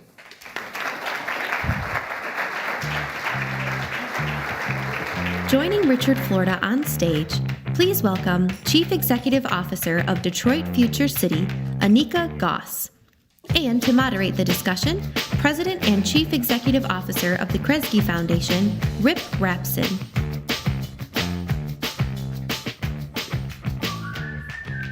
I think my challenge is to take down the energy a little bit, so I'll start. Too much coffee, Rip. This is, I was trying to think before Richard took the stage of how over the top he was going to be. And I realized that over the top for Richard is actually factually predicated, research-based, and historically grounded. So we'll take you seriously. We will assume that the flywheel of Michigan cities is spinning quickly and is going to vault us into the next generation of work. But having said that, it's so upbeat. What are the sands that are going to grind that flywheel to a halt? Well, I mean, look, I'll go with the American challenges first, and then the Michigan-Detroit specific challenges. I mean, the American challenges are challenges of race and class. And if I was going to write, I have a couple books I want to write. I don't think I'll ever write them, because now I know how hard they are to write. But this new oligarchy that's developed in this country is really horrific. And you're talking about a concentration of wealth we have never seen. I mean, you could say the 20s, but I don't think we've ever seen anything like this. And it's very irritating. It's not just, and I think what's really irritating, because I study political movements, not just irritating with regard to Bill Wilson's underclass and the disadvantage, but the youngsters coming out of the knowledge-based communities feel it already. They know that they're not going to have a great run. So you could see a tension building in the society. You can feel the backlash. I think the guns are insane. As someone, and this is what keeps us in Canada, we love it here, but we feel much safer there. I think these are the American problems. And then I think the Michigan problems are staying focused on inclusion, as you both have. I mean, Lord, I learned so much from both of you. You know, we're not going to make this, and look, I didn't write I don't want to defend myself, but you know, the creative class is sometimes interpreted as this homage to the wealthy, artistic, musical. And I said, in that book, the last line, the creative class needs to grow up and figure out who they are and how to build an inclusive society. That's the last line in that book.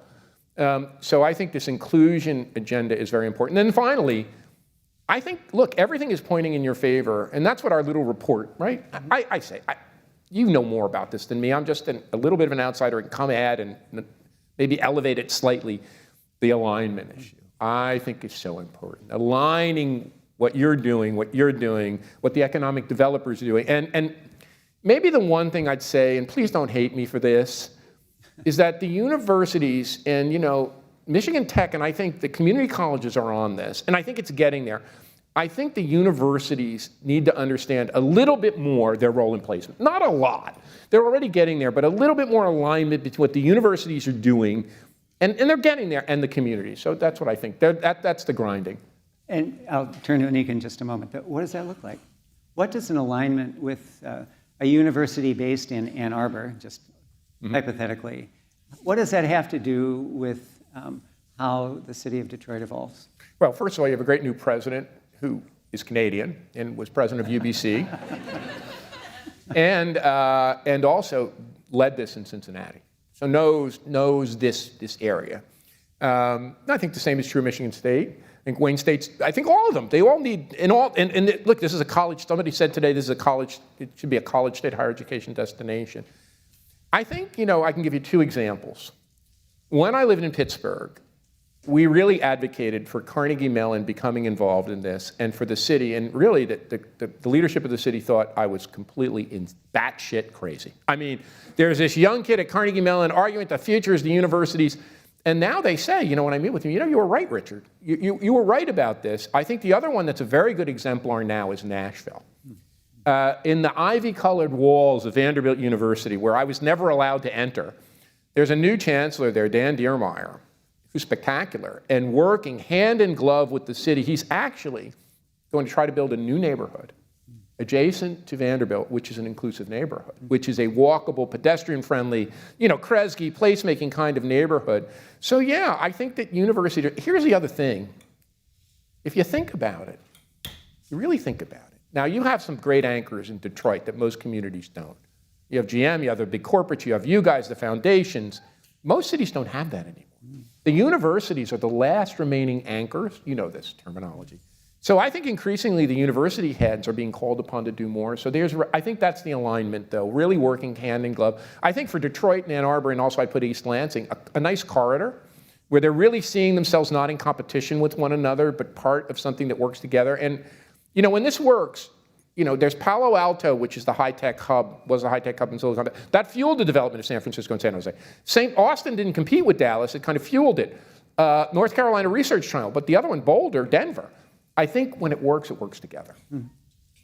So, Anika, you've written as an institution so extensively about both the upside possibilities of an inclusive economic growth strategy for the region, but also the impediments, how we continue to stumble. Say a word about both, would you? Yeah, so first of all, I'd like to thank you, Richard, for including us, and thank you, Rip, for including us this morning. One of the things that I was both excited about, but to your point, was concerned about was this, this notion that by focusing on race and equity, we can create a specific program that can solve it.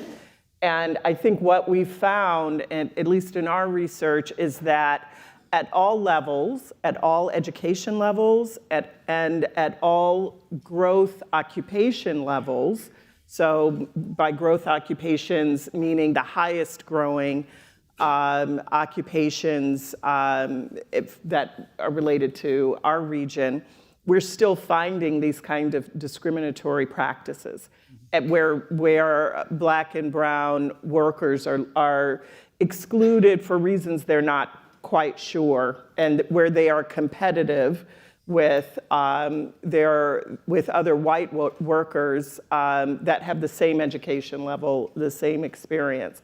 And so I think really the point to really get to what Richard is talking about, if we're going to actually organize ourselves really effectively around the future of economic development and the future of work that includes young people and is knowledge-based and talent-driven, we have to actually really focus on how we create an inclusive economic strategy where you can enter that, you can on-ramp to that economic strategy and prosper regardless of where you live, your ethnicity, your education level. And I feel like there is a value proposition here, right? Like this isn't just because we're in the Midwest and we're nice and that's what we should be doing. There's an economic value proposition for Michigan to make sure that everyone can prosper in the new economic development strategy. I just want to say that you have to realize how important what you do. There are many regions of the country, one we spend the winter in Miami, which has no fact base like Detroit Future City. It is so important what you've built and how you provide facts and enable this discussion to occur. Because, the mayor of Miami, when asked this question, Francois Suarez, you know what he said? Tell them to get a job in a tech company. This was his answer. Yeah. And when you look at that Business Leaders of Michigan study, that they've learned, it's amazing to me. You show the facts, Lou does his, which is a little different. The facts come together, and then the business leader community says, oh, we need a holistic, inclusive. Right. So what you've done here to create facts and data, and that helps the whole thing. A quick check. I want to make sure that people know that we're going to be taking questions in just a moment. I hope that there are cards at your table. Fill them out, pass them up front, and we'll get to them. And before I forget, we will have copies of Richard's report as you go out. So just a quick check. The challenge of pulling together the public and the private and the civic sectors in some kind of alignment around these objectives is elusive. I mean, we have an enormously enlightened administration here in Michigan and superb mayors, but it is really hard to create a machinery that does what you've just described. What are the two things you would tell Governor Whitmer to do, Richard? Well, I mean, I said, look, she can't do this herself. She needs help and she needs political cover. So she needs a group. She needs a broad-based group. I called it a META, Michigan Economic Transformation Alliance. She needs a group that's going to help her. And the other thing I said is she's I want to say this gently and lovingly because I love this state. But right now you are subsidizing your competition. You're using Michigan taxpayer dollars to subsidize the coastal high-tech economies. Now, look, if I'm a youngster coming out of University of Michigan, Wayne State, Michigan Tech, MSU, I want to go in a good job in a good place. So yeah, it might drift me towards San Francisco or New York or wherever, just like all of our nieces and nephews, right? Who born and bred here are going to go away, except they're back for Technofest, sorry. I think you need to think about that and what would it take to keep them? And what I said is that's the issue they confronted at Stanford 50 years ago, in Boston, at MIT and Harvard, and they figured that out. So you've got to work really hard. And you know, when I get the calls from kids who graduated our MBA program or others, and they said, well, I went to work for XYZ financial institution, hedge fund, consulting company, and I'm miserable. Maybe it's also telling them they can be part of something bigger than, now look, you have to have the wages that are comparable, but they can be part of something bigger than them. So that's the other thing. I think really working with the higher education leaders to get, I think everybody else is close, they're getting there. I think that's the other thing I would tell her. Anika, this is probably not fair, but you know, if you combine an enlightened administration at the state level, a federal administration that is eager to pour money into state and localities for presumably transformative work, what's the problem? Where are we stalling? Wow. Okay. I really think, I don't know if I have a direct answer to that in the short period of time that we're here.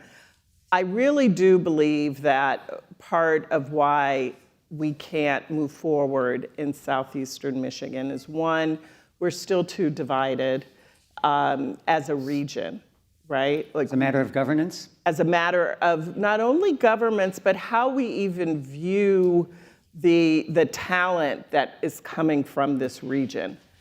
And we don't see Detroit as having the kind of talent pool that can drive this creative class, this knowledge-based economy.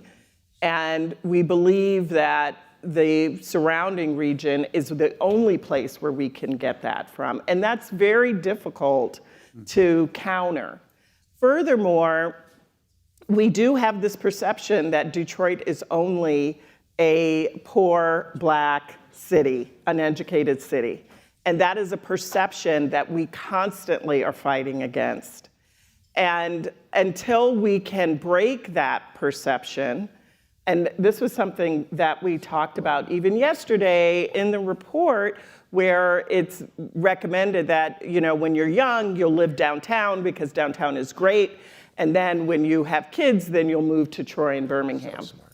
Mm-hmm. And we have a lot of great neighborhoods in Detroit, and people are raising great kids in Detroit, talented kids that are going on to college and that are coming back and we want them to come back and work in Detroit, and we want Detroit to be a city of knowledge and creativity, and there are a lot of people that are working together towards that.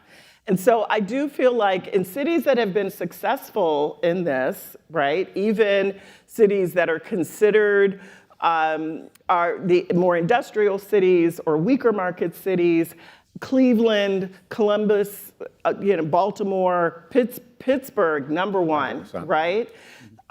They have really worked together to change the perception because it benefits everyone to change that perception. And if we can move away from that, of trying to lead with, we're a poor Black city, come help us. If we are leading with, we have a lot of talent here, and we are a part of this. We are driving Michigan's economy, just like every other. We are the largest city, and we are the largest region. So we should be driving and making investments to drive that region, to drive Michigan forward. So three things. Thank you. Nicely said. So three things really quickly just to build on that. One, there is no doubt in my mind that Detroit remains a fountain of incredible creativity. That's why I wrote Rise of the Creative Class. If you look at creativity and why I included people not only in high-tech innovation and management, but music and the arts, and not only those, you could argue that Detroit is arguably the most creative city in the history of America. I could make that argument very, very, very easily. Secondly, that building a family-friendly city, which is something we all have to be committed to, I think the reason people make that shift, perception or not perception, and we talked a little bit about, hopefully we're going to get to this, there's also economic incentives that push you to the suburbs. So please, I don't believe that, but I think that is a move that people make. I only hope we can build. But I'm going to say something that Rip and I talked about when you said something big. Rip, when we had a conversation, mentioned Marygrove College and the residency program, and I have an idea, I've had this idea, that what the world needs is not more technology first, industrial first, centers of excellence and research centers. It needs to put cities in place at the forefront of technological innovation. I believe this for a long time, that this whole area of technological innovation, the city is the platform. Well, our National Science Foundation doesn't really invest in that. Our big governmental agencies don't invest in that. There's an opportunity to create a center for cities, or what I call a school for cities, a teaching hospital for cities. I really believe this, and Rip knows, I've talked to him. I've been unable to do it, but I think this idea of it, when you said this residency, this teaching hospital for cities, where you bring together mayors and urban leaders and youngsters and people who want to study it and university, and you build research out of that, and all of this mobility stuff and housing and affordability, modularity. I don't know all this stuff. I'm not a technologist, but Lord God, what other place would you put this darn thing in? Am I nuts? I'm just pitching you, tell you don't have to do it. But if this thing was in Detroit, and you could, and then the federal government and the Biden and the tech hubs and all of this, you could make such an incredible thing. So anyway, I hope there's something there. You're looking at me like I'm crazy. On to questions. I love that. No. Well, given that, and given the questions, we're going to extend the session till 1:30, if that's all right with you. 2:30. 2:30. A number of the questions relate to some of the more difficult, obdurate structural issues that the region faces. And the first card that was handed to me was this. The Detroit News is reporting that Mayor Duggan will roll out a proposed split land value tax option later this afternoon. How do you think a split land value tax will impact Detroit and other cities in Michigan? It sounds like a wonky question, but the fundamental restructuring of our property tax, land tax, to make sure that wealth creation is possible in a very different way in the community is indeed a structural issue. And I don't know, Richard, you've written about this, haven't you? Why don't you? We actually talked a little bit about you this. talked? Oh, fine. Go ahead. Yeah, by creating parity, it actually allows for Detroit to become an economic value proposition for residents, right? There's some neighborhoods where the taxes are as much as 40% higher than the suburbs. And if you're a Detroit resident, you know that your taxes are unreasonably high. And so this really creates that parity so that we can begin to really market Detroit neighborhoods and provide relief for the residents that are here so they don't feel like they have to leave just because it's not economically feasible. And in Toronto, our taxes are at parity or better. If an urban dweller, Ron and I always say this, our provincial taxes are a little higher, but in terms of our property taxes, there is no advantage the way here. The other thing I wanted to add to that, I think it's about, and I think that's one of the incentives, if you will, that pushes people out of the city, the urban center, to the suburbs. The only other thing I was going to say is that the fellow who invented this idea, just to give you background, is a fellow named Henry George. He was absolutely brilliant. And this is very important. His counterpart was Karl Marx. Karl Marx defined the world in terms of two classes, the working class and the capitalist class, and argued that the capitalist class drew its wealth from taking it from the working class. Henry George said, I like this Marx guy, but he's got it wrong. There are three classes. There is the proletariat, the working class, the capitalist class, and the landlord class. And the people making off with the money are the landlord. And that's why he proposed the land value tax as a way to take, and if you think about America today, all of this innovation and productivity that we are creating in this country, where's it going? The price of real estate. It's just going into the housing market. The more we get productive, you could almost get productivity and innovative measure, housing price measure. So this land value tax is quite ingenious. It creates parity between suburb and city, but also is a way to recycle, if you will, and create development and recycle those dollars and that productivity into the built environment. It's a lovely idea. And none other than Milton Friedman, not a person I have a lot of agreement with, called it the one best tax. Well, for folks who may not yet be familiar with what Mayor Duggan's going to propose, in simple terms, what's it do? And now you're asking. I am not the I can do it. Tax policy. Okay, good. But I'm not an expert. No, you're more an expert in Detroit. I'm more an expert in I know the what idea, it does. The idea is that in a property tax, you tax the level of development. So if you have a fancy house, that is taxed more than a less fancy house. The idea of a land value tax is you tax the level of undevelopment. Right. So if you have a parking lot that's empty, and you have every advantage to keep it empty or a vacant lot, you have people park cars and you collect, and then you tax that so that you spur development. Yeah. That's the basic fundamental idea. Okay, well, we'll let Mayor Duggan explain the rest. Yes. He's here. One of the other structural pieces that this conference has talked about frequently over the years is transportation. The question here is, how can Detroit attract young talent without better public transportation? It feels like that should be the priority. Is that, well, maybe, could I get Richard? Yeah. As you look at other cities, how true is that? God. The pandemic has forced me to question so many assumptions that I've had.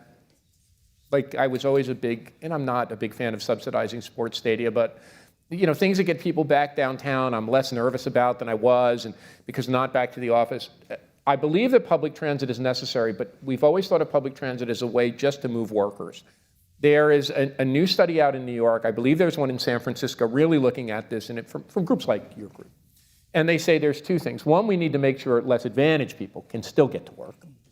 But two, we have to rethink public transit as more lifestyle and less work commuting, or at least blended. So yeah, I think we really need to think long and hard about the nature of public, and if we don't have a big system that we have to realign, that's an advantage in thinking about that system, but it's no longer just a get-to-work system. Public transit, even being used in San Francisco, New York, and other places, is more a lifestyle, entertainment, going out, and things like that. Well, I do think we're at a very different place. We sat in this room 4 or 5 years ago, and the idea of some kind of regional transit system was really an unattainable aspiration. But I think now our county executives are really taking deep leadership strides to make this possible. It may not be exactly the plan that all of us were looking for 10 years ago, but it's slowly sort of taking shape. In an era of remote work, I would also encourage you to think about the connections between Detroit, other Michigan cities, and other important cities. And I'll make this up, Chicago and Toronto. I mean, I'm just winging it here, but I think it's a regional system, and then what would be the other natural economic units that you would connect to? And this idea of mega region is very important. It's becoming more important with the pandemic, that the super commuting sheds are getting more elongated. And that's very nice for a region like this, to at least begin a process of thinking about that. One would think it would make sense to connect Ann Arbor and Detroit, no? For sure. And I think that whole idea of those corridors are very important. Okay. This question asks, how can regional placemaking help address our population loss? Yeah, I mean, I think thinking about, well, first of all, I love the concept that Michigan Futures is really pushing, this idea of the neighborhood transformation areas that specifically focus on regions and neighborhoods within a region as attraction places for a diverse set of young people. And I feel like that's really what's going to be required.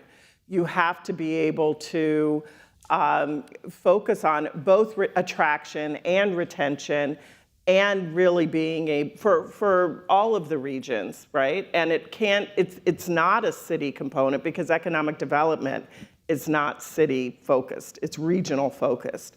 So being able to really focus on place-based, focused on specific demographic populations that you want to retain and attract, I think is really what will actually move these places. So parks, open space, transportation that we talked about, diverse housing, all of these things is what goes into high quality placemaking. It's a great initiative. You know, the idea of, I forget if it was 5 or 10 or 20, but you create a bucket of funding, you have a competition, statewide competition, to make greater places with the investment, as just you said, open space, mixed-use corridors, remote working situations, transit-based development.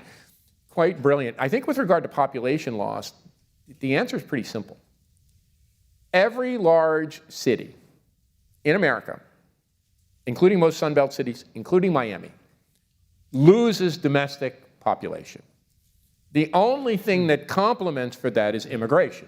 The only thing that makes a New York City or a Los Angeles or Miami, you know, Sun Belt, boom down, Miami lost 80,000, I forget, but it's in the ballpark of 80,000 people in the Miami-Dade County region, domestic migrants. They moved to cheaper parts of Florida, basically.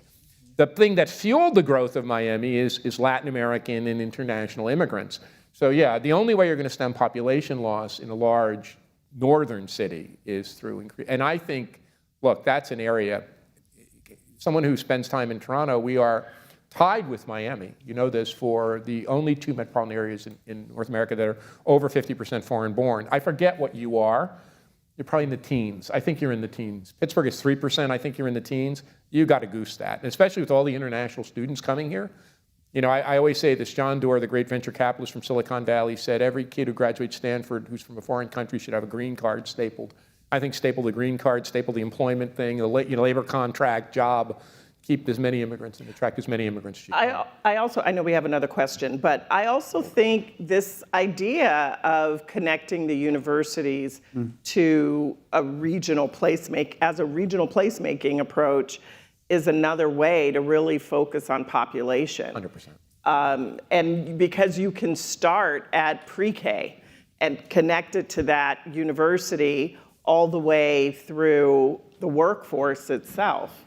Well, and you think, and I don't want, you have a system in, you know, I think this is really important, the portfolio of higher education. So you look at University of Michigan now, every kid in America, every elite kid from every private school, I mean, Miami, they went nuts when the salutarian of Ransom Everglades Academy got waitlisted at the University of Michigan. They're like, it should be in Harvard, you know, blah, blah, blah. So look, then you could think about this as if they don't get into University of Michigan, share them.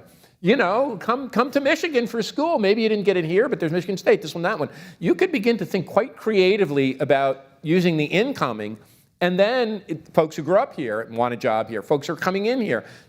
I think there's something here. We poke at it, and we've been talking about it. Not by any means that I think there's something in this that's worth all of you thinking about. Well, and one of the questions says, we've talked a lot about the R1 universities, but how about all the regional universities and the community colleges? I mean, particularly powerful cohort of institutions. Yeah, I think you have to create a whole system of that, right? Like it's not just one university, but our community colleges are not connected. They're not connected to the universities. They're not connected really even to each other. So if we're really intentional that throughout the life of a human, no matter where you are connected to an institution that will grow you economically in the future. And you think about the learnings. I'm by no means an expert in this, but you know, I've gotten to do a deep study. You think about the Kalamazoo Promise and what that does in Kalamazoo. You think about Grand Valley State and how that is more aligned with the needs of their, and then you think about the learnings that can go from Kalamazoo to Grand Rapids to Michigan's. There's a lot of learnings in that system. And I believe like you said, thinking about it, we've always thought of these things as independent. There's community colleges, there's two-year institutions, then there's places, then there's business. Thinking about them as systems and how they go together and aligning them is critical. And you have all the components. Every component is here. It's just how do those components get aligned to work better? Let me throw in a question that is almost never asked in these forums, and I appreciate someone asking it. And it says, how does including people with disabilities play into the conversation? This is people with disabilities are as much of a population as everyone else that has to be included in this. And I think there's some really good placemaking work that's been done around the country where you can organize the development of a community that is accessible and that can then attract, and accessible not just in the graded sidewalks, but also what that community looks like and feels like. If it feels accessible, it's a part of a placemaking strategy, it's a part of a workforce strategy that it should be as much of an economy as everyone else. Yeah, 1,000%, that any inclusivity agenda has to include this. It just struck me, and I'm not trying to be, I don't even like the word. I can't figure out a better word than disability, but it's not a disability, it's just a different way. And I think building places that, we try to do that a little bit in some universities, right? But I think trying to figure out a way to build communities that think of all people as having capabilities. Every single human being is creative. That's the start point. Every single one of us. And then we squelch the living crap out of it. And how? All these kids I grew up with, poor in Newark, New Jersey, they were spectacular and they got left by the wayside. They were smarter than me, better than musicians. And I had the grit, maybe the parents, to get a scholarship to Rutgers. How can we waste it? I think if any of you studied Japanese management, it's muda-mori, it's waste.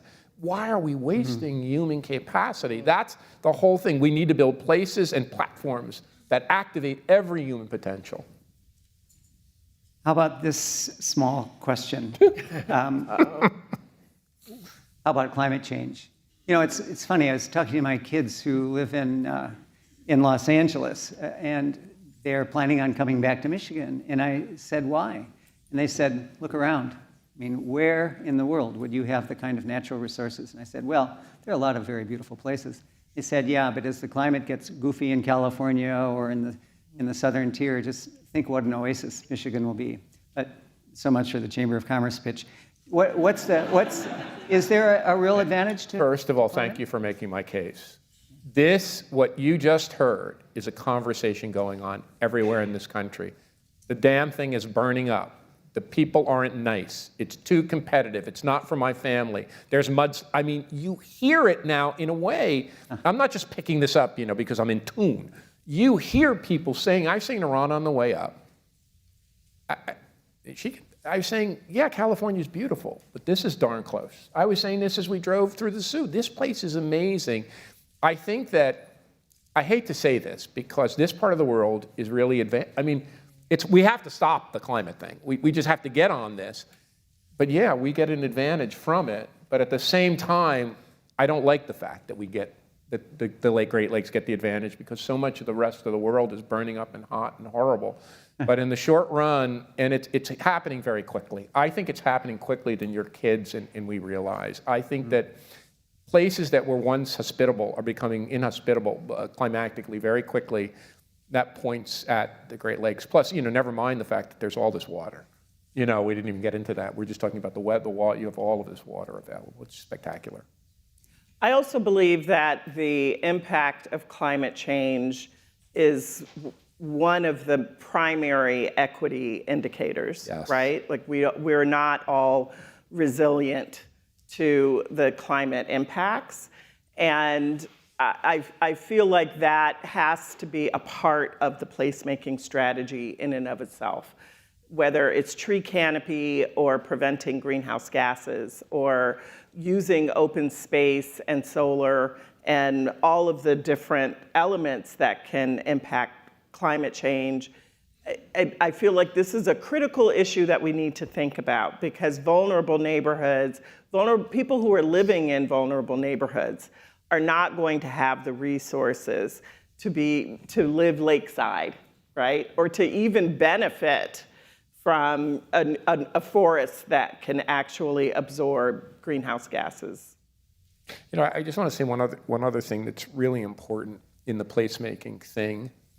When you said forest, thinking about our cities as part of a natural environment. I mean, if you ask me what I like most about Toronto, it's not the downtown and the built environment and the great arts institutions. It's the fact that it's a city in the forest and the ravine floodplain system. You can go anywhere in the ravines. You can get anywhere in the ravines. And most American cities haven't thought that way. I think this idea of tree canopy forestation, there was a wonderful opinion editorial in the New York Times, I don't know if you read it, but talking about how nature heals cities and how we should be focused much more on the natural. I think American cities have been a little bit behind on that. Oh, yeah. And I think that nested with equity. You know, I remember going to Chicago, and I was in a very low-income neighborhood, but it had a wonderful tree canopy. You know, and my perception, it wasn't. And I went into a neighborhood that was denuded, and it felt like a poor neighborhood. Yeah. I think all of these things have an equity component. It's very critical to address. Toronto has one of the best green economic development strategies in the world. So it's something we can learn from. There's a green roof for every new development downtown Toronto. Yeah, it's the smartest. I mean, I have plenty of things I can complain about in Toronto, but the greening and the natural environment is very, very smart. Okay, Richard, we've got to wrap up, but before we go, let's sort of come full circle. A number of people have said, you made a fascinating comparison of Ann Arbor and Austin. So what's Austin doing that Ann Arbor should be doing, or East Lansing, or Wayne State? So I think, you know, looking back, knowing Austin very well, I actually think this was intentional.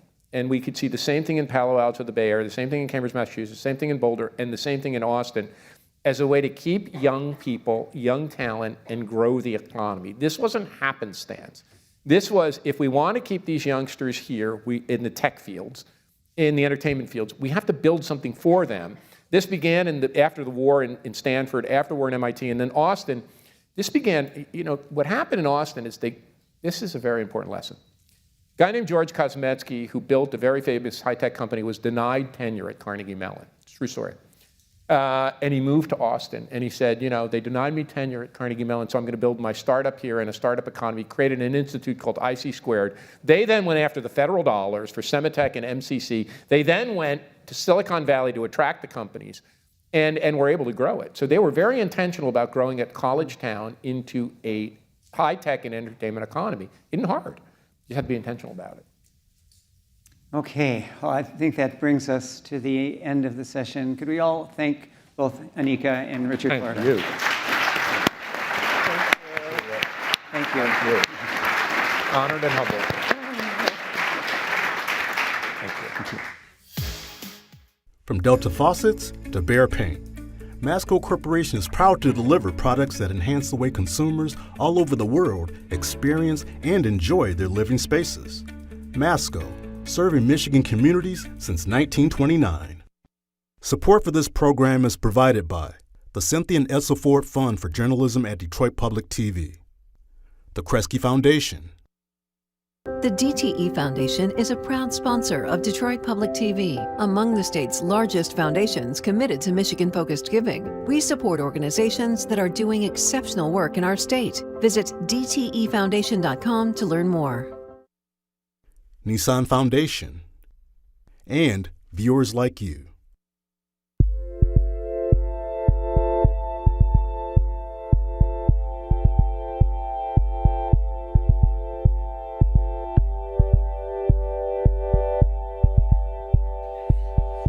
Welcome back to live coverage of the Mackinac Policy Conference on day one on Mackinac Island.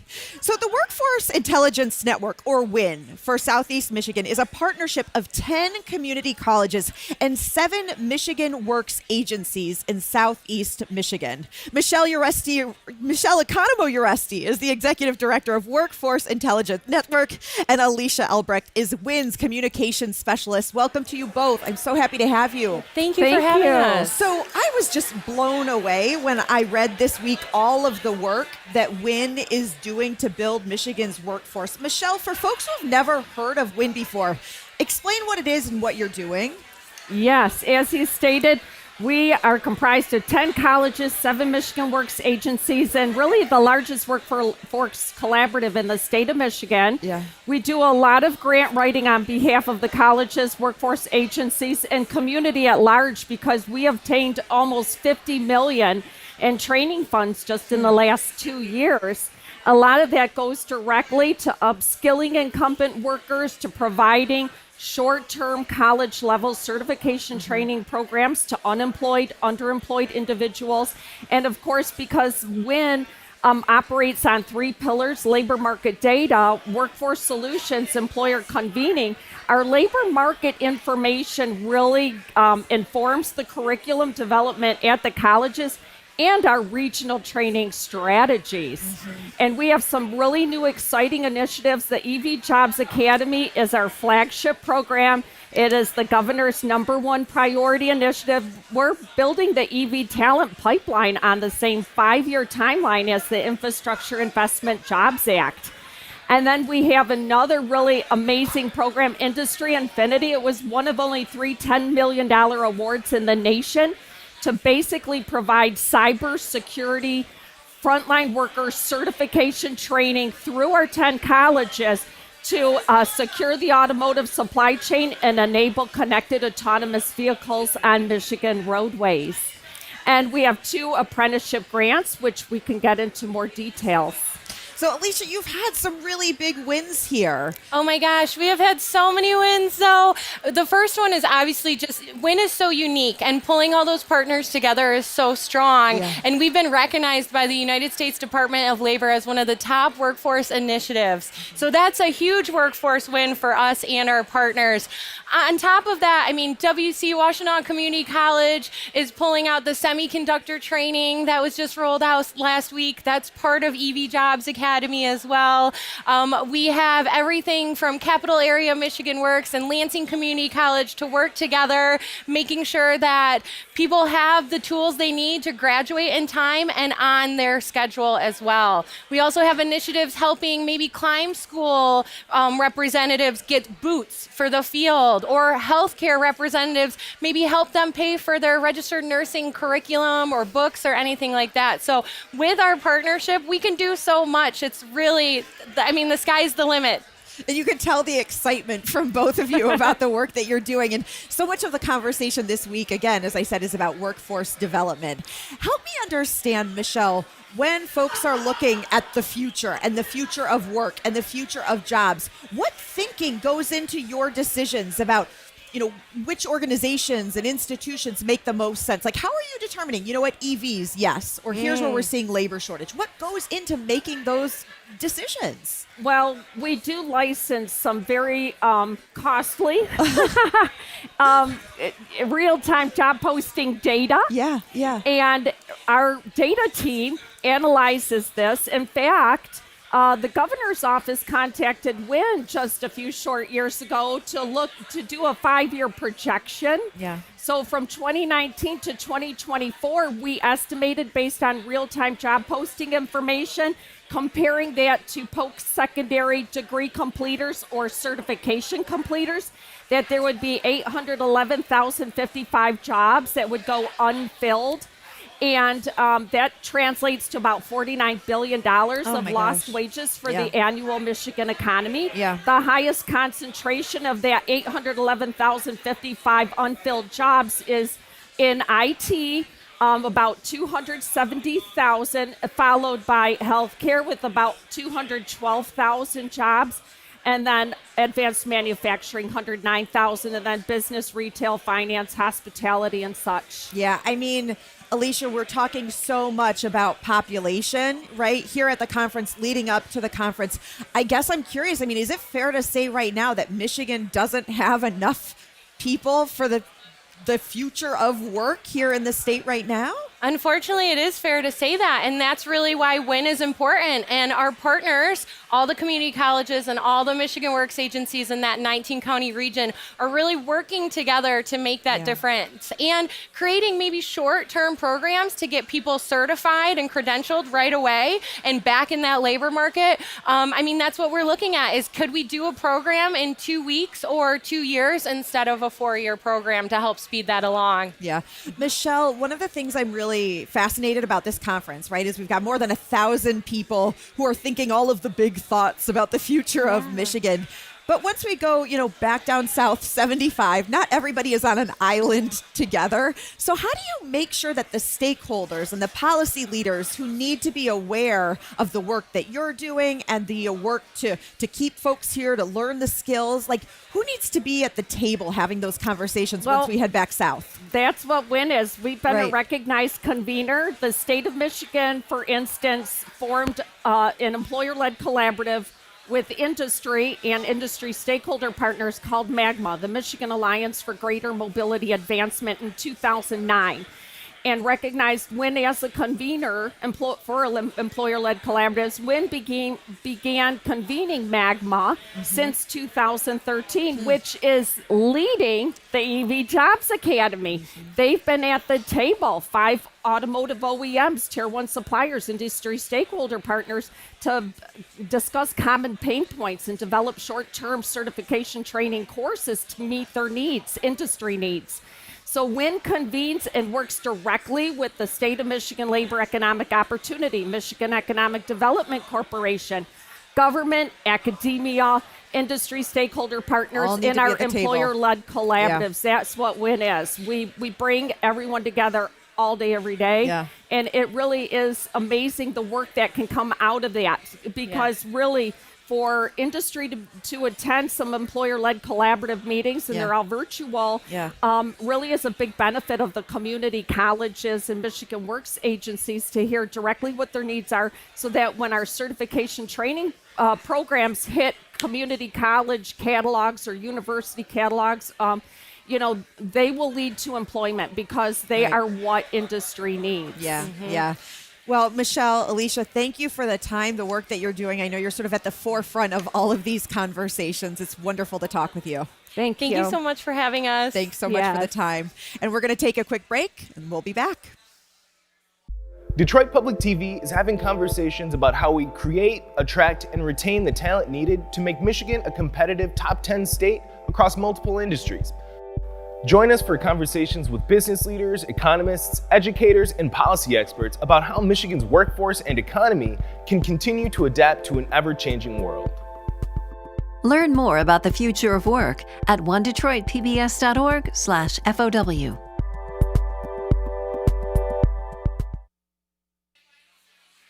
Welcome back. Let's turn now to Nikolai Vitti, Superintendent of Detroit Public Schools Community District. Welcome. Thank you. So good to have you here.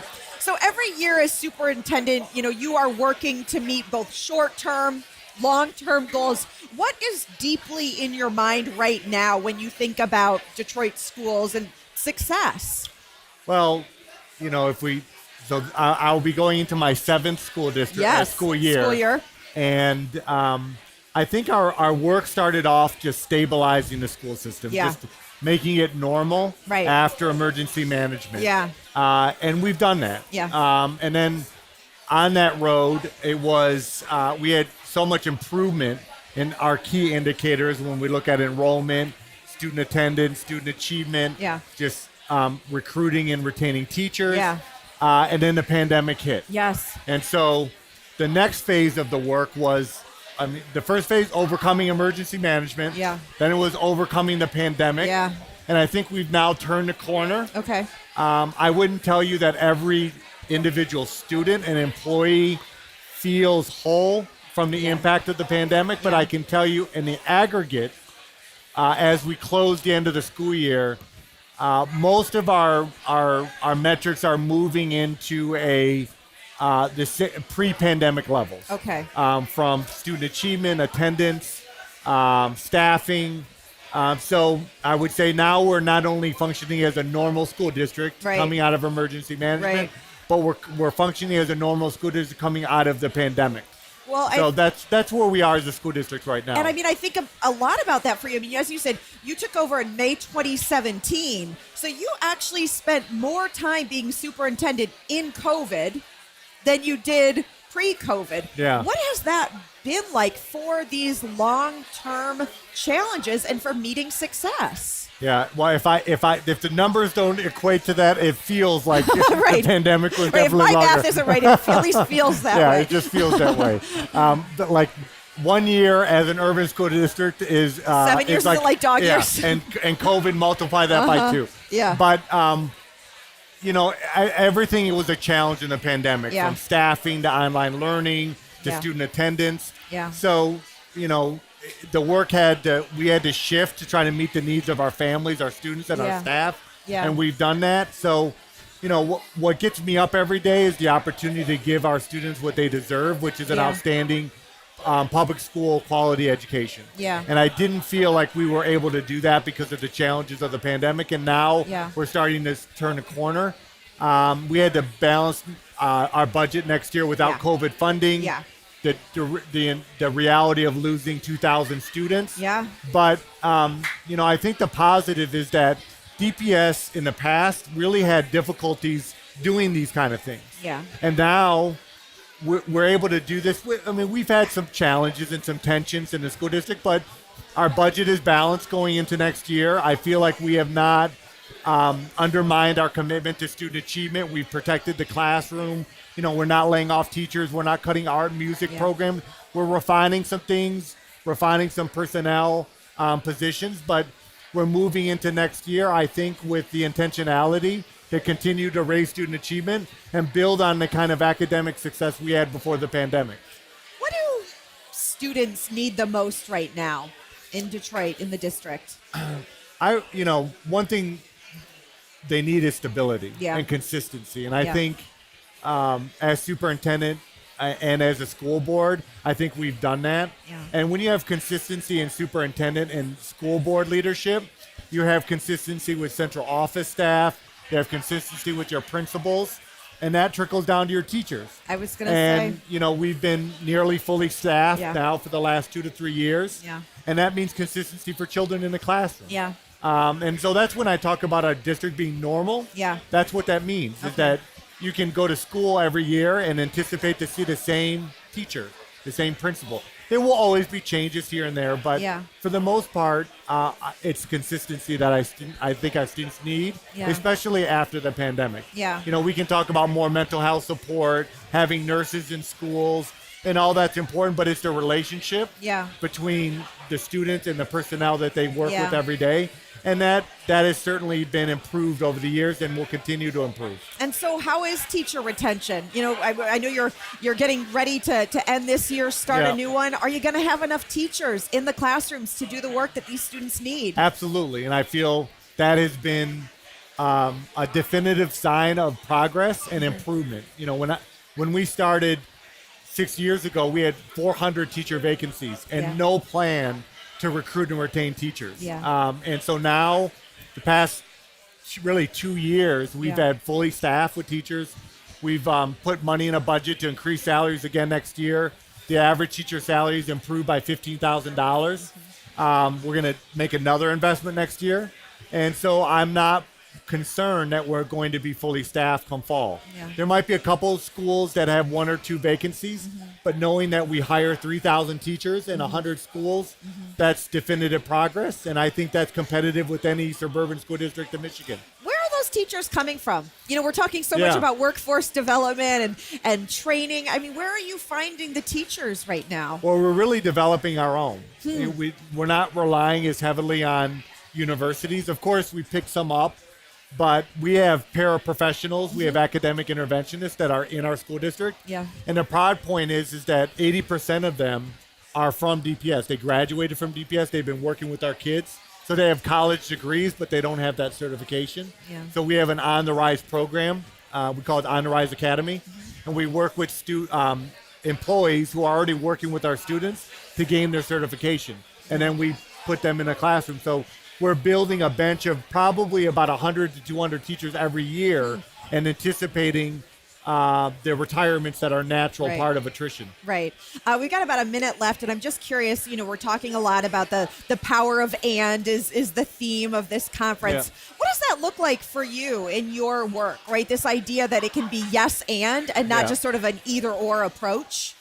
Yeah, well, I think, working in DPSCD, we have 8 unions. So I think it's part of the work. It can't just be, this is what we're going to do and this is how we're going to do it. Yeah. There's constant I think I wouldn't call it compromise. I think it's problem solving. Yeah. And it's problem solving through collaboration. Yeah. You know, clearly we have metrics that we have to meet around enrollment and attendance Yeah. and student achievement.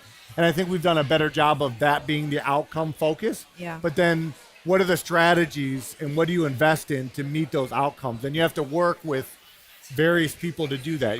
Principals, teachers, unions, school board, community. Yeah. So I think it's my job to be the visionary about what it should look like, how to get there, but then how do we problem solve and collaborate to fill out the details of how we get it done, and how do we all own that process? So, you know, I don't think we could talk about improvement in DPSED if we weren't collaborative and trying to do the and not no. But there are moments when you do have to say no and you have to make hard decisions. But I think it's about trying to communicate the change and bring people at the table to collaborate on how you actually do it. Nikolai Vidi, thank you so much for the time, and Thank you. good luck as the school year comes to a close. Thank you. And Looking for the forward next to it. year. Okay.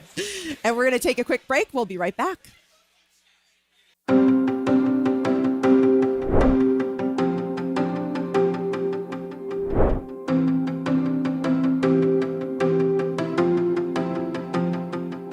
Let's just start with the very basics. What is it? What is the overall goal of the program? The overall goal of the program is Michigan needs to get more competitive in many respects. But one respect is those citizens who have a four-year degree. And that's because across the country, states are starting to count how many heads they have in their state as a percentage with four-year degrees. Now, Michigan happened to start this race behind. We were in the bottom third. Now we're making up ground, but the truth is, at least on this metric, Michigan has now decided across bipartisan divides that we need to have more four-year degrees. Now the role we play in that is to help a lot of people who are contemplating whether they should or can attend college. We are an open access institution that has very few barriers. We're in your neighborhood. Our cost is low. Our programs are wide. And when you get to our college, you get your way through at least 2 years of college. And then if we're going to start making ground on this race against other states for four-year degrees, we have to see our students on to the four-year degree institutions. And so we lie at that intersection between four-year degree institutions and ours. And there were barriers there. Right. So we went about trying to attack those barriers, and we're pretty excited that this almost eliminates every barrier that a student at HFC would see as they move to Wayne State University or other four-year degree institutions. Why does it feel like it's taken so long for institutions to get to this point where you guys are, where you're trying to make this a streamlined process? Is it the motivating factor of what the state needs, what the economy and employers here need? I can't speak to why it hasn't happened before. I can speak to how it has started to happen, and it's become the focus that we have on students. Historically, higher education has not been as focused on what helps students. And right now, that is the future of higher education. So we've spent a lot of time trying to understand the hurdles that students face that stops them from getting to that college credential that we need to have a higher percentage of our citizens having. And one of them is the things you just mentioned.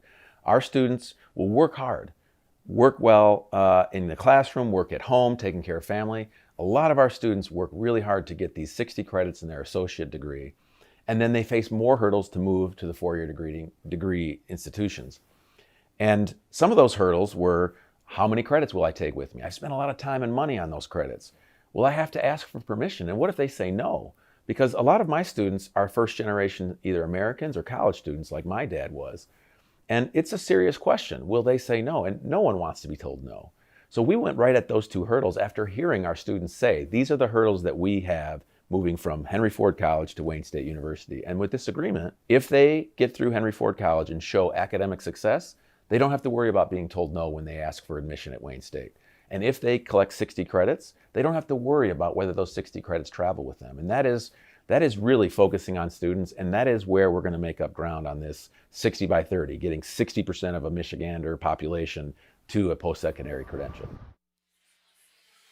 You are watching live coverage of the Mackinac Policy Conference from One Detroit. So good to have you with us on this first day of the conference.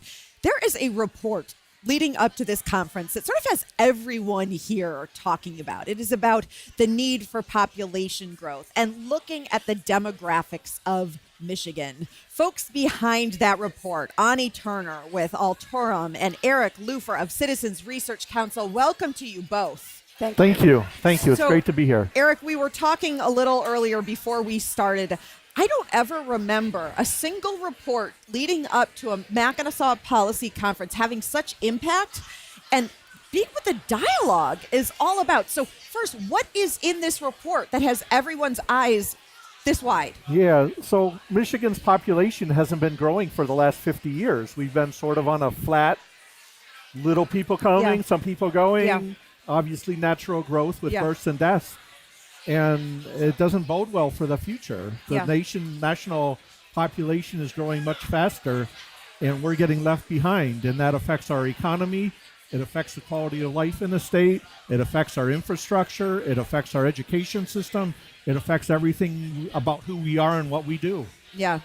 I guess I'm curious. I mean, you named some things about it affects, but for someone who's listening at home going, well, I haven't seen a change. I mean, what will that look like in 5 or 10 years? What does that actually mean in day-to-day life? Well, I think, first of all, it means a workforce that's less capable of providing the skills we need. Yeah. So we obviously want to attract businesses here to be employers. Yeah. But if they look at our population, they look at the percent of the population with college degrees, there's not much reason for them to want to come here. So that's the immediate thing. I think right away they're going to say, how are we going to be able to grow into the future with less of a workforce able to do the jobs we need to do? Ani, tell me why it was important to be part of this report. Well, I think, again, what we want is to create a common set of facts, a common vision for the path that we're on, so that plans can be made for the long term. I think one of the reasons why long-term population trends are so difficult to address is because it is out in the long run. You know, as you're saying, how does it affect me today or tomorrow? Well, the future will be here 10 years from now, 20 years from now. The declines that we've been seeing have been decades in the making. So we want to put it out there in a comprehensive way, put the facts out there for people to see and acknowledge so that long-term plans can be made to address it. As I mentioned, and I really don't think I'm being hyperbolic, how much of the discussion is centered now around this idea of growing population. Were you surprised at maybe, I don't want to say little attention was being paid, but now how drastically everyone seems to go, oh, this seems to be an issue? Yeah, I think that, again, it's been a long time coming, as Eric said. Our population started slowing down compared to the rest of the country 50 years ago in the 1970s. But it seems to be a moment where people are waking up and really seeing it and paying attention. And we had a difficult first decade of the 21st century. We had the Great Recession. We had COVID. And we're kind of waking up and looking around. And, what we see when we look at the data is from 2000 to 2020, out of the 50 states in the District of Columbia, Michigan ranked 50th in growth. We only grew 1% over those 20 years. And, living here, year after year, I think, you can see changes coming, but it takes stopping and taking stock and seeing where we are to really realize the path that we're on. It's a little like boiling the frog. You don't notice until... Exactly. I mean, Eric, I was fascinated. I was talking to someone earlier who's my age, right, who said, my whole life of Michigan, when someone has asked me the population of my state, I say 10 million. 10 million. And over 40 years. Over 50 years, you can say the same thing. Sure. Yeah. Yeah, so your question is about the attention. You've been doing this a long time. You probably remember reports from the Engler administration and the Granholm administration and the Snyder administration. Yeah. This isn't new. Right. We've been paying attention. It's really encouraging that so many people, philanthropy, business, concerned citizens, government, are all coming together to recognize this is an issue now. So maybe there's hope where there wasn't before with those reports. Maybe there's hope that this report has legs and will lead to action. Well, I guess that leads to the question, are the right stakeholders at the table? I don't mean this table. I guess I mean, the folks who are going to do something about it. Yep. Who needs to be at that table? Are they, and what do they do? Yeah, we don't know what the table looks like, so I don't know if the right people are involved or not. Certainly having the conversations at this conference, the premier conference for policy in Michigan, is a great place to start. Yeah. But we've also, again, right, how many things happen on Mackinac and stay on Mackinac? We have to take it back home and action continue. We're going to have reports coming out. We only released 2 of 5 I want to get to that. So we want to keep that conversation going all throughout the summer and keep that, let's keep it going beyond Mackinac Island. Yeah. Ani, who do you see as needing, to be at the Well, table? I think this study was funded by 11 different foundations in Michigan. So there's a strong kind of philanthropic interest and presence. But we're speaking to policymakers. We're speaking to the private sector. We've had interactions with business leaders of Michigan. So I think it takes all stakeholders, public, private, nonprofit, philanthropy, really working together for the long run. Yeah. So we've spent a lot of time talking about the population report. There was also a report about the demographics of the state, and we're getting older. We are getting older, and that's really, maybe it's not a bad thing that we're not growing, but it is a bad thing that we've lost our young working age population. So 10, 15, 20 years from now, those are the people that we need to replace my generation, the baby boom that will be stepping aside. And who's going to be those doctors? Who's going to be that plumber? Who's going to be the manager in the store? And if we don't have that talent coming up, rising through the ranks, learning those skills, that's going to be the real issue. Maybe 10 million is a good number. Maybe 12, maybe 8. But it's really about how that age is distributed throughout that population. And that's a real problem for Michigan. Yeah. Ani, what other reports are coming out? You have 3 more. So the next one will be health, talking about the health of the population of Michigan, opportunities, challenges. And again, when we look at a little bit of a preview, when we look at health, it's the same story in terms of losing ground. Slowly, Michigan's population is less healthy than average across a number of dimensions. After health, then 2 CRC-led papers, one on infrastructure, natural resources, climate, and then the final, state and local government, kind of how that's structured and financed, how we can implement some policies that need to get done. Again, all issues it feels like we've been talking about in this state for years and years and years. They're not new issues. Right. What we're hoping with these reports is you see the interconnectedness between them. Our education system affects our workforce. Our education system affects the tax base. The infrastructure affects the quality of life and the sense of place. Why would people want to be here?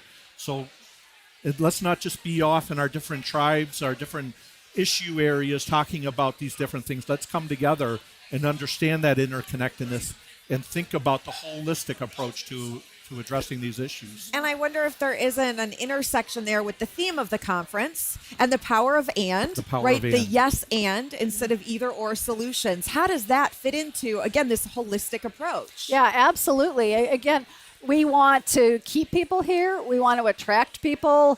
We want to invest in Michigan as a place to live and work and have a family. And we want to invest in Michiganders. And all of those things require all of the stakeholders working together and their long-term goals. So absolutely very consistent with that theme.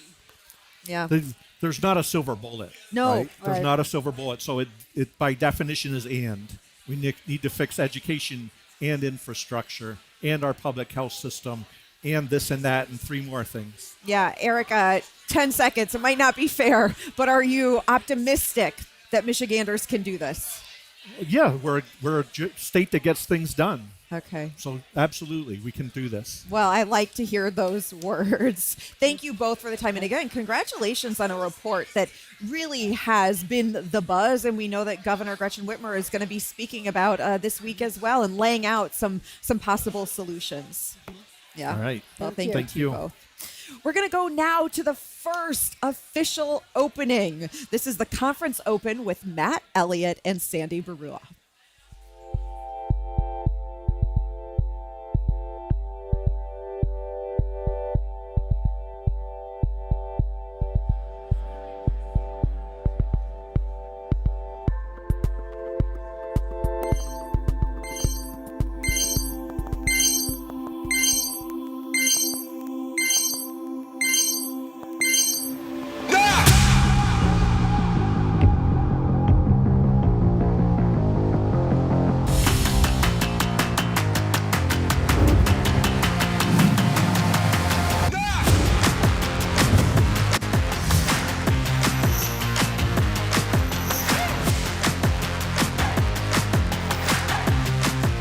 Distinguished guests, please welcome President and Chief Executive Officer of the Detroit Regional Chamber, Sandy Barua.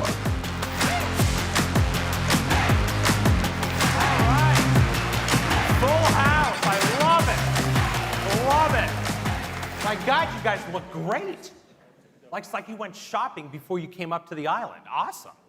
All right, welcome everyone. We are so excited to see you. We're so excited that we're all together yet again, and it's normal.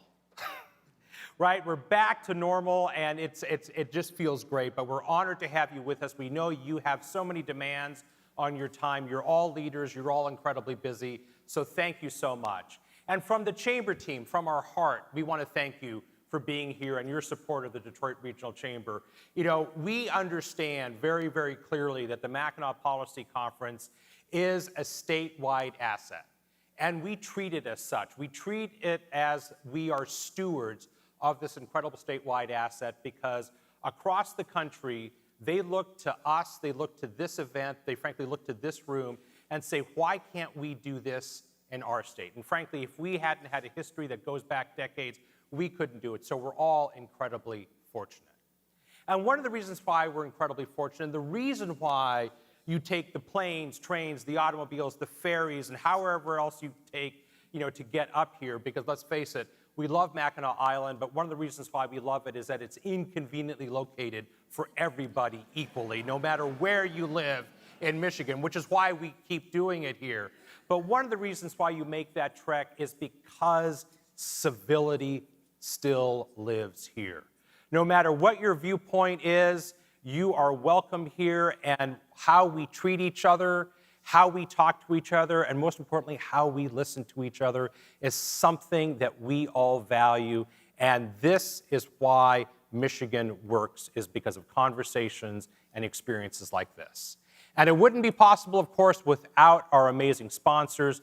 Leading us off, as always, is our good friend Dan Lepp and the great team at Blue Cross Blue Shield of Michigan, who has been such an amazing, steadfast supporter of not just the Mackinac Policy Conference, but the Detroit Regional Chamber. Thank you to our friends at Blue Cross.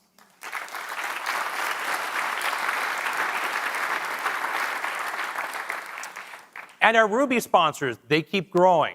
My sincere thanks to amazing partners like Huntington Bank, Piston Sports and Entertainment, the Ralph C. Wilson Jr. Foundation, and the W.K. Kellogg Foundation. Thank you to our Ruby sponsors.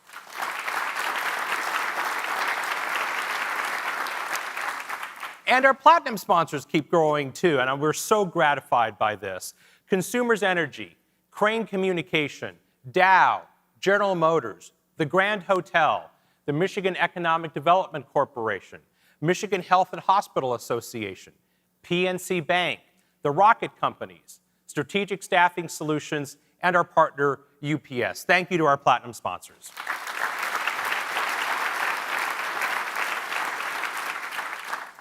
And of course, we have incredible partners that make this all happen, and I want to point out two of them. Of course, it would not be the Mackinac Policy Conference if we weren't here at the beautiful and majestic Grand Hotel. It looks better and better every year. Thank you to the Grand Hotel for their amazing partnership and providing all of this for all of us. And our longstanding partnership over a decade now with Detroit Public Television, with our friend Zoe Clark, now at the anchor desk in the parlor, who ensures that all of the activities on this stage and in so many of the sessions that take place elsewhere in this hotel are streamed and available free of charge to anyone, not just in Michigan, but across the planet, and we have developed a global viewership for this event. And what a lineup of speakers we have to put on that streaming service. From the chief executives of our state and our signature city, to Liz Cheney in one of her first major addresses since departing the Congress and her work on the January 6th Commission, to high-profile business leaders, including our own Bill Ford, Bank of America's Brian Moynihan, and to the multi-talented Mark Cuban, and the internationally renowned journalist from CNN, Fareed Zakaria. I'm also pleased to welcome back Camille Lloyd of this Gallup Center on Black Voices. The Detroit Regional Chamber has been incredibly proud to be a partner with Gallup in bringing the work of the Center on Black Voices to Detroit and the Detroit area. This is a deep dive of the lived experience of Black Americans in the Detroit area and provides a new level of insight previously unavailable to policymakers and program delivery entities about how our Black neighbors are doing. So please join Camille Lloyd tomorrow at 10 o'clock right here in this room for the unveiling of this very unique survey. Also, tomorrow, following the governor's keynote address, please join the Detroit Regional Chamber PAC for a moderated discussion with Michigan's legislative leadership. We're pleased to have our friend, Guy Gordon of WJR Radio, moderating the discussion with our quadrant leaders. And of course, it is the Mackinac Policy Conference, so please rest assured that the moderated discussion will be followed by cocktails. A separate ticket is required, and operators are indeed standing by. Now, as always, what's said in this room is not supposed to stay here. This is a conversation for the entire state, which is why we partner with Detroit Public Television, which is why we have over 130 working media up here on the island covering the conference, let alone the media that is watching through the live feed. So this conversation needs to be shared. So please do your part by firing up those social media machines that you brought with you and use the hashtag MPC23 and tag Detroit Chamber to make sure that your observations, your thoughts, they might be questions like going, I can't believe someone said this, or this is really interesting, or I have a different idea. Share your thoughts and share your pictures through these social media channels. And if you haven't downloaded the app, please download the app. Our program is subject to change, and this year in particular has been particularly fluid. With the debt ceiling conversations occurring in Washington, our congressional delegation understandably had to cancel out. So we have adjusted start times, we've moved things around, and things are kind of constantly fluid. So that's a long-winded way of saying, the little books that you have that you keep in your name tags, the little printed book with all the pages, it's already outdated because it was printed a week and a half ago. So please, please, please download the app. And we've also expanded the app's functionality.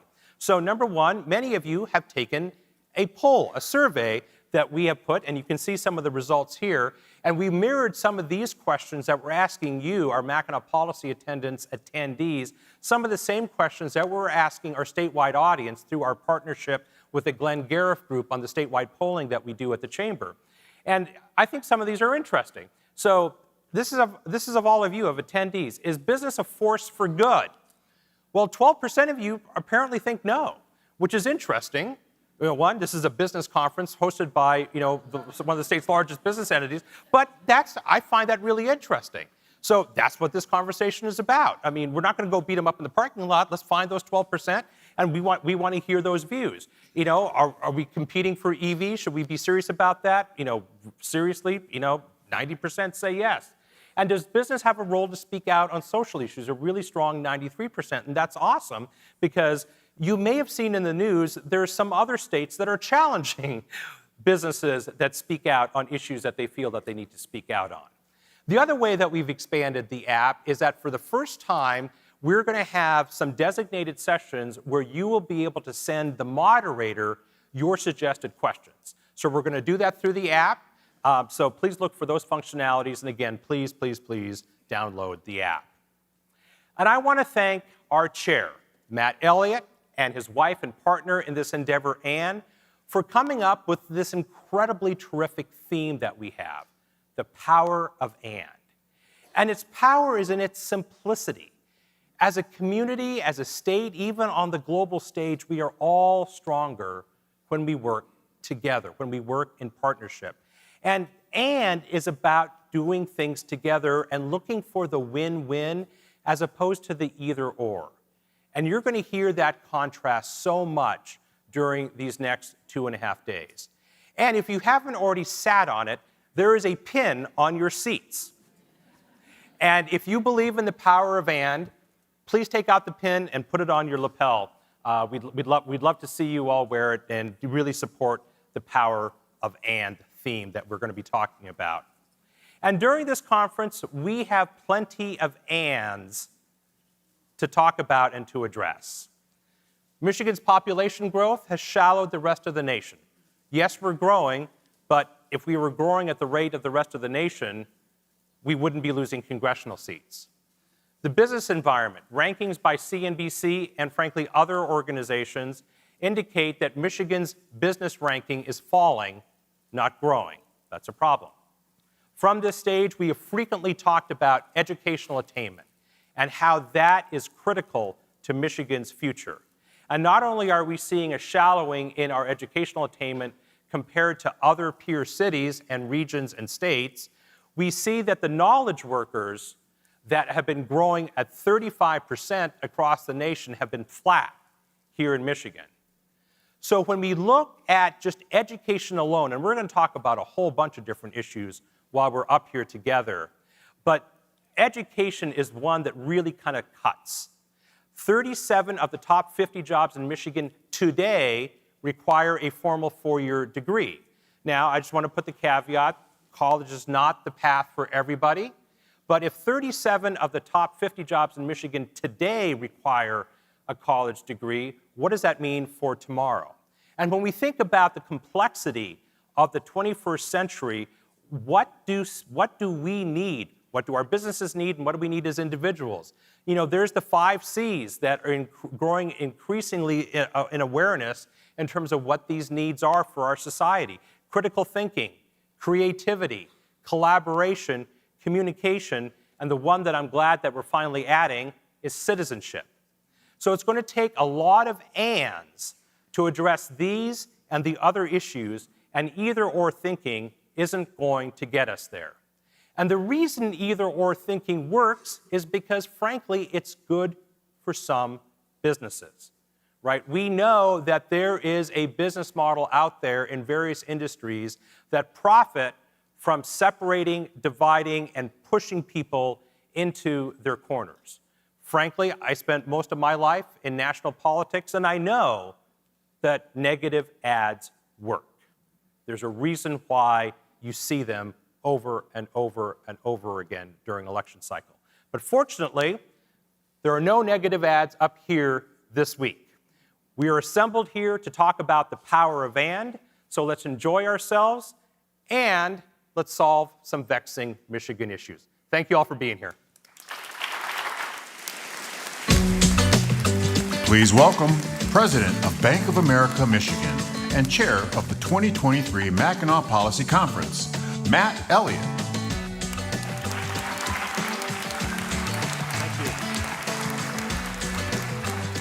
Nice to have my B of A cheering section here today. Thank you, guys. I appreciate it.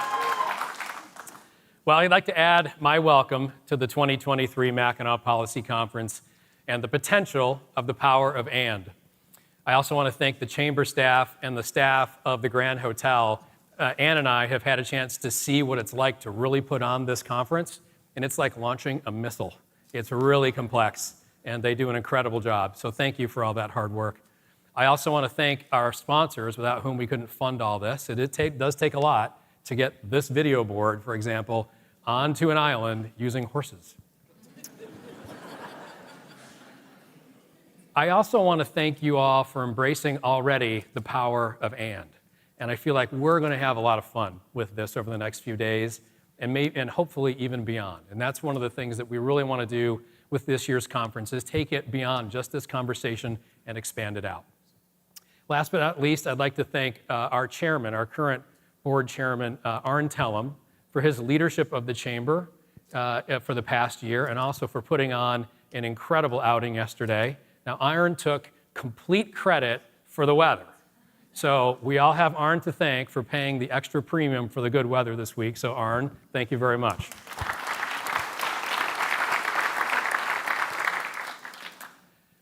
So the goal of this conference is to explore the power of and hopefully build a clear framework that will align us towards a winning future for the state of Michigan. And if you take only one thing away from the next few days, remember this: and wins. Because only by using the power of and can you do things that at first blush might not seem possible together. We can do sustainability and we can grow the economy. Our companies can have profits and have purpose. We can be fiscally responsible and make investments in the future. So that is what the power of and is all about. Easy to say, sometimes not as easy to do. So let's start with a quick quick discussion of what we mean by the power of and. Through experience, we know and conversations are those that come from multiple points of view, whereas or conversations look just like these slides. You're left, you're right, you're Democrat, Republican, you're an EV, you're driving an EV, or you're driving an ICE vehicle, and there's no middle ground. It's one or the other. Or, my favorite, you're a Spartan or you're a Wolverine, right?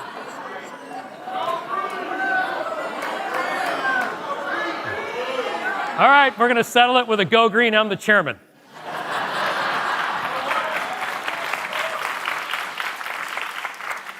And we'll just choose not to root against Michigan. That's our and. We'll call it good. Okay.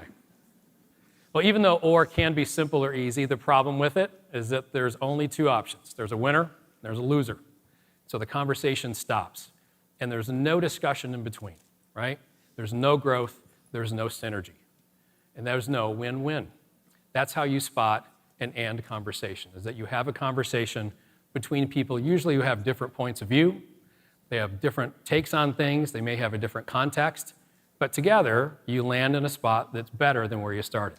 That's an and discussion.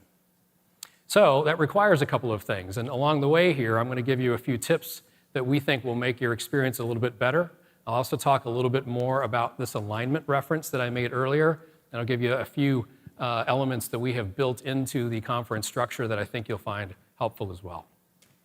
Okay, first things first, and if you're really going to have this kind of a conversation that might have a little bit of tension to it, requires us to listen. Listen to understand rather than to be, rather than to get your point across.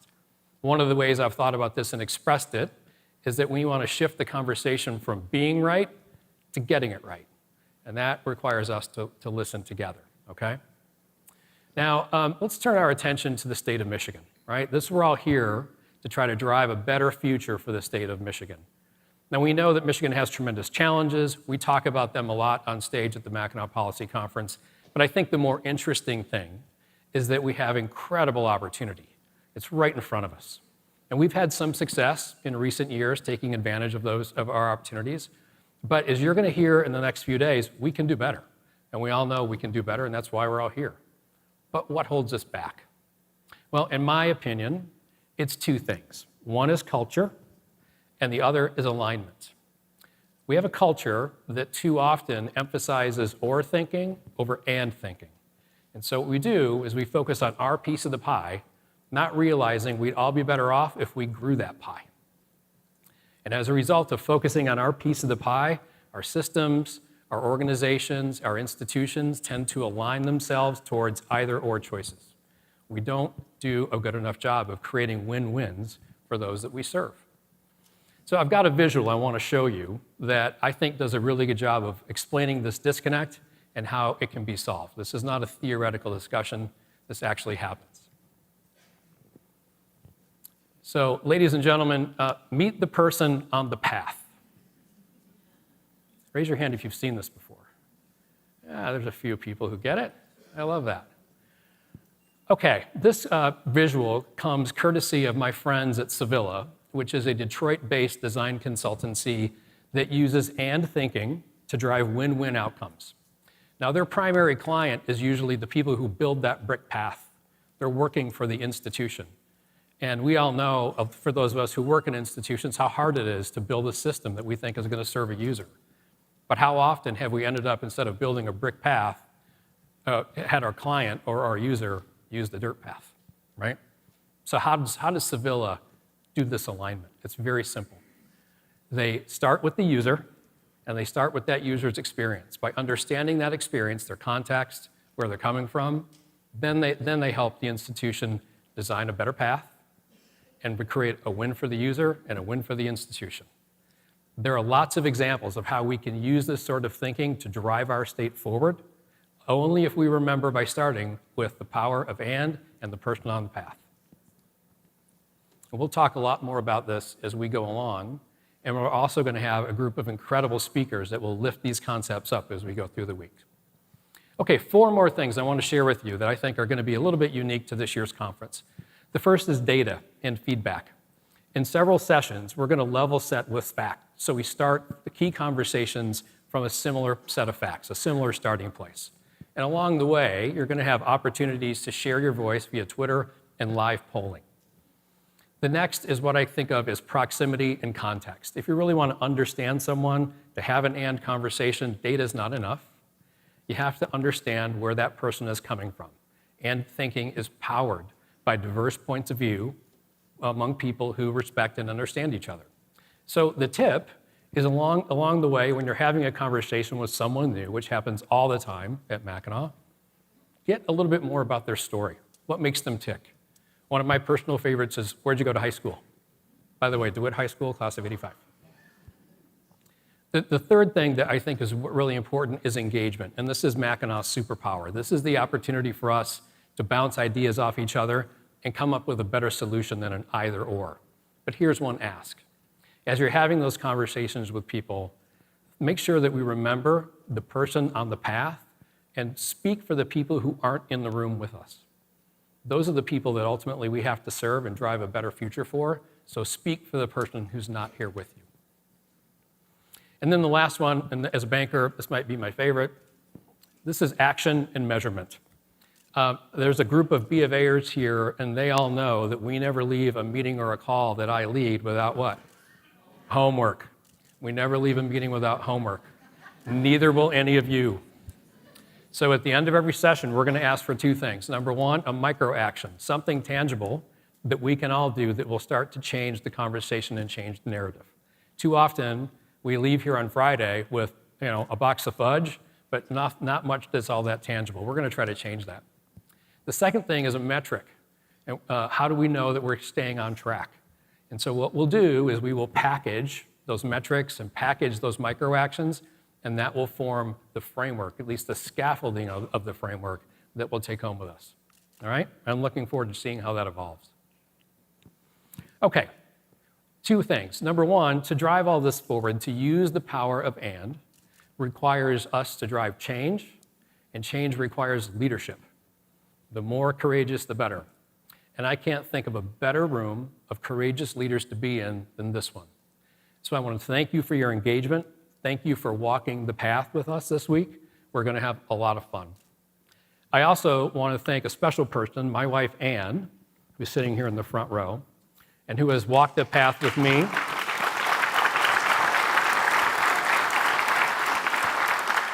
Who has walked the path with me for 30 plus years and hopefully a few more. We'll see how this goes over the weekend.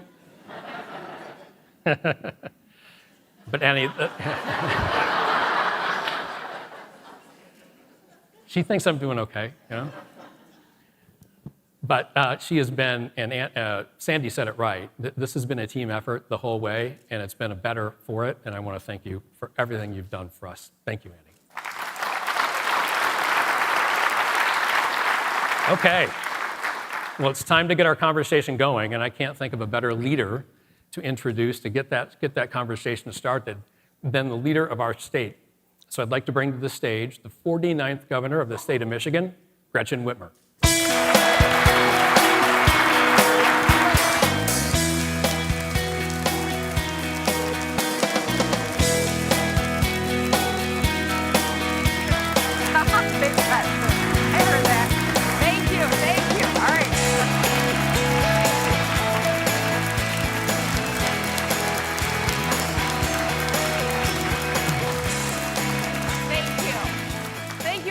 Wasn't that great? I love the power of and I'm so glad that Matt kicked us off talking about why it's important and what he envisioned when he picked that theme. I am so glad to be here with all of you. I'm thrilled that it feels more like July on Mackinac Island than May. And I think that this conference is going to be really productive, and I'm excited about the work ahead. this in-depth policy conference that we will have from 9 to 5, and then we'll enjoy really in-depth policy discussions later at the Pink Pony, right? So Mark Cuban is here, and while there aren't any sharks in these lakes, there is definitely one now inside the Grand Hotel. And as a shark super fan, this is a big moment for me. The other great thing about the Mackinac Policy Conference is variety. You can attend a panel about economic development and then walk down the street, dodging manure on the way, of course, and buy an industrial quantity of fudge. Variety. But in all seriousness, it's really good to be here. And I want to recognize the Detroit Regional Chamber and all of the staff who's done an incredible amount of hard work to put this event together. We've made a lot of progress in the state of Michigan. There's a lot more good work to do. But I want to tell you a little bit about some of the things that we've done just this year. We made record bipartisan investments in affordable housing, in community revitalization, in support for entrepreneurs and skilled trades workers. We won a $3.5 billion investment from Ford, an $800 million investment from General Motors, and a $400 million investment from Nel Hydro from Norway on hydrogen in Michigan. We're bringing supply chains home, and we're creating good-paying jobs. And if you stay tuned, next week we've got a number of things that we will be announcing that I'm excited to share with you next week. But we've also, so stay tuned, right? But we've also cut taxes by over $1 billion. We've put money back in the pockets of working families. We expanded, we expanded Elliott Larson's Civil Rights Act so that the LGBTQ plus community has rights. We repealed a 1931 law abortion ban that was on the books.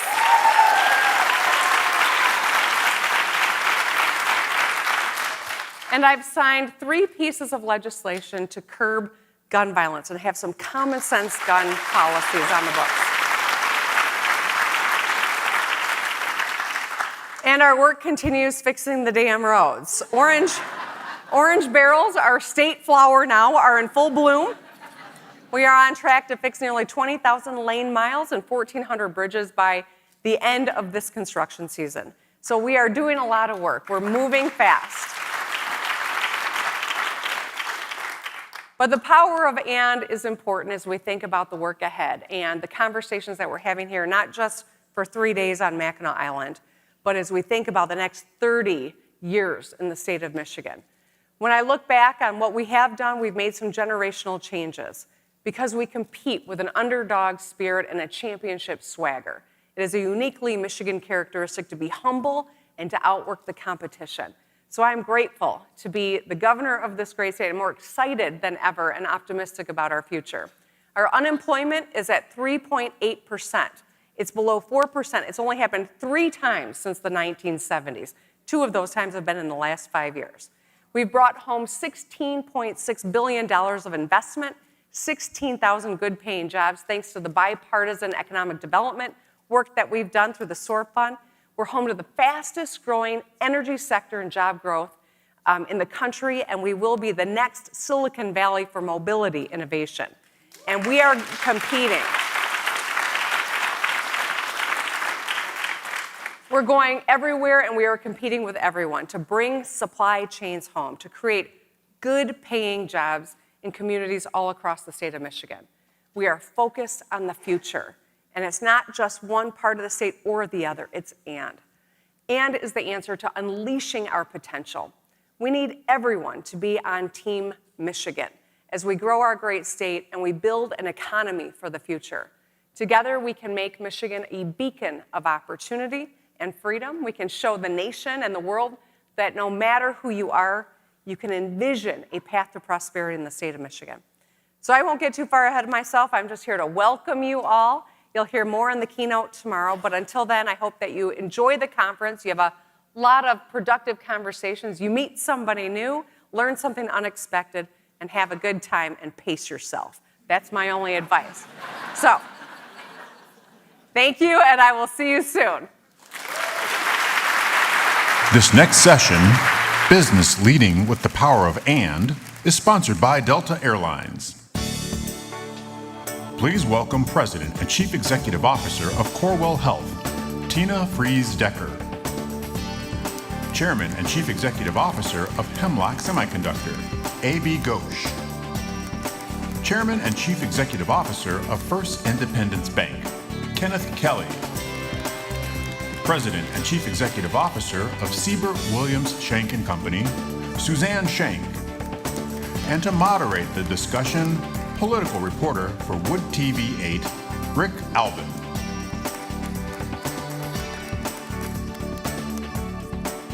Well, good afternoon. It's great to see you all here. I think you're going to enjoy this next conversation because it's really going to follow the themes of what's going on here at the conference when we talk about the power of and. I want to thank all of the panelists for being here. I know they each have a lot to talk about.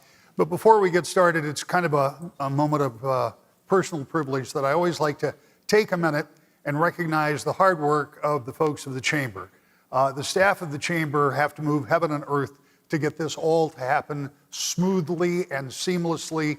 And I've been coming for about 2 decades, and they do a great job of it. So I'd like to give a big round of applause to the Detroit Regional Chamber for putting on what is truly a one of its type conference here in the state of Michigan. We're lucky to have it. All right, we're also lucky to have the 4 of you here with us. We talked about this a little bit earlier. Tina, I'm going to start with you. I know that you were introduced and everybody heard the title of what you do. I want to know what you and your companies really do. So take a couple of moments and tell me about the broader vision that you have of a very, very big company. Thank you very much, Rick. So we have a new name, Corewell Health. It is the integration of Beaumont Health and Spectrum Health. Perhaps some of you have seen our billboards. So what we do every day is that we are relentlessly pursuing better health. We have a health plan, Priority Health, that serves 1.3 million members. We're the 3rd largest provider-sponsored health plan in the country, and we're the 2nd largest in the state to our friends, the Blues. And then we have a robust care delivery network where 60,000 physicians, nurses, and other caregivers come every day to take care of our community and to help Michigan be healthy. And that's through our 22 hospitals or over 300 outpatient sites or virtually or through our many community partners. And what we're really focused on is how can we make health simple, affordable, equitable, and exceptional and really improve the health of our great state. AB, tell me about your company and the expanse of where you go. Thank you, Rick, for that question. So Hemlock Semiconductor, or HSC as we're known, we connect and energize the world through silicon technology. We manufacture polysilicon, which is the purest man-made substance in the world. And we've been doing this in Hemlock since 1961. Polysilicon is the foundational building block to make semiconductor chips and the solar panels. In fact, polysilicon is the essence of chips and solar panels, like peanut butter is the essence of peanut butter sandwich. You wouldn't get a peanut butter sandwich without without the peanut butter. So, as I said, we've been around since 1961, and Hemlock, which is just west of Saginaw, and we have about 1,400 people. We're just over $1 billion in revenue, and we're the largest producer of polysilicon in the United States. And virtually every device that you have personally at home or anywhere in the world has some form of polysilicon that's been manufactured right here in Michigan. Thank you. Kenneth, tell me about your business. Sure. Thanks, Rick, and good afternoon, everyone. I'm Kenneth Kelly, serve as Chairman and CEO of First Independence Bank. We've been around now for 53 years. We were one of the positive outcomes of the 1967 riots. And so to the power of and, those riots happened, and this bank was created to serve that community. And thank you. And the point is that on a daily basis, I think about being sure that our team members have the resources they need to lend and give capital to those who oftentimes can't receive it. And as we talked, I truly believe this, that money is the oxygen of a capitalistic society. And if you don't believe that, ride through a neighborhood that you see pretty roses, green grass, and ride through one where you see boarded up windows. And so on a daily basis, we're thinking about how can we be a last resort lender to those who don't have access to capital. Suzanne, tell me about your business.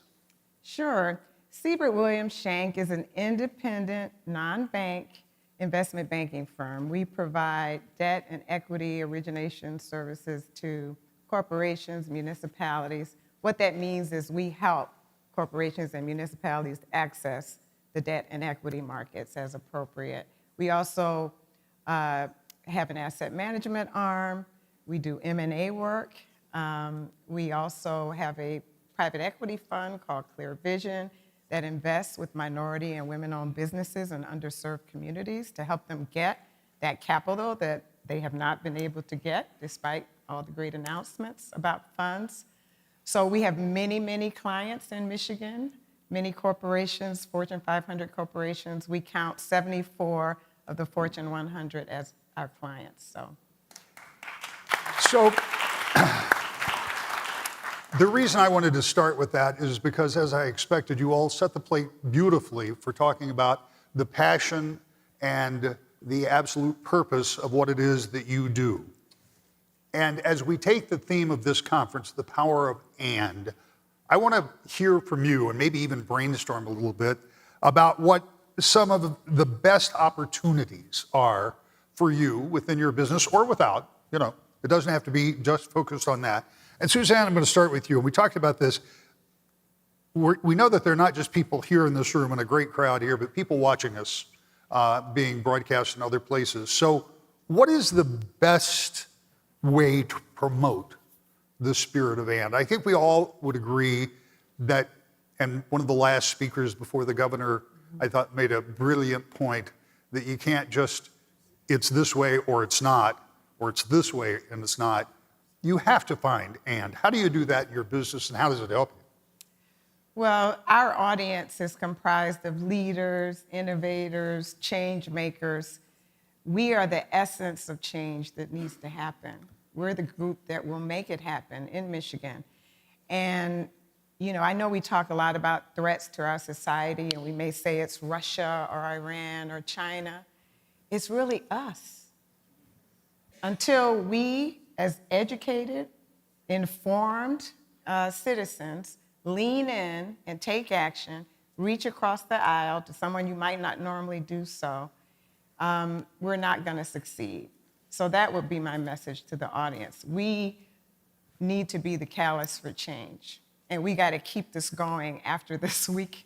We've got to really push forward, or else we're going to protect our democracy.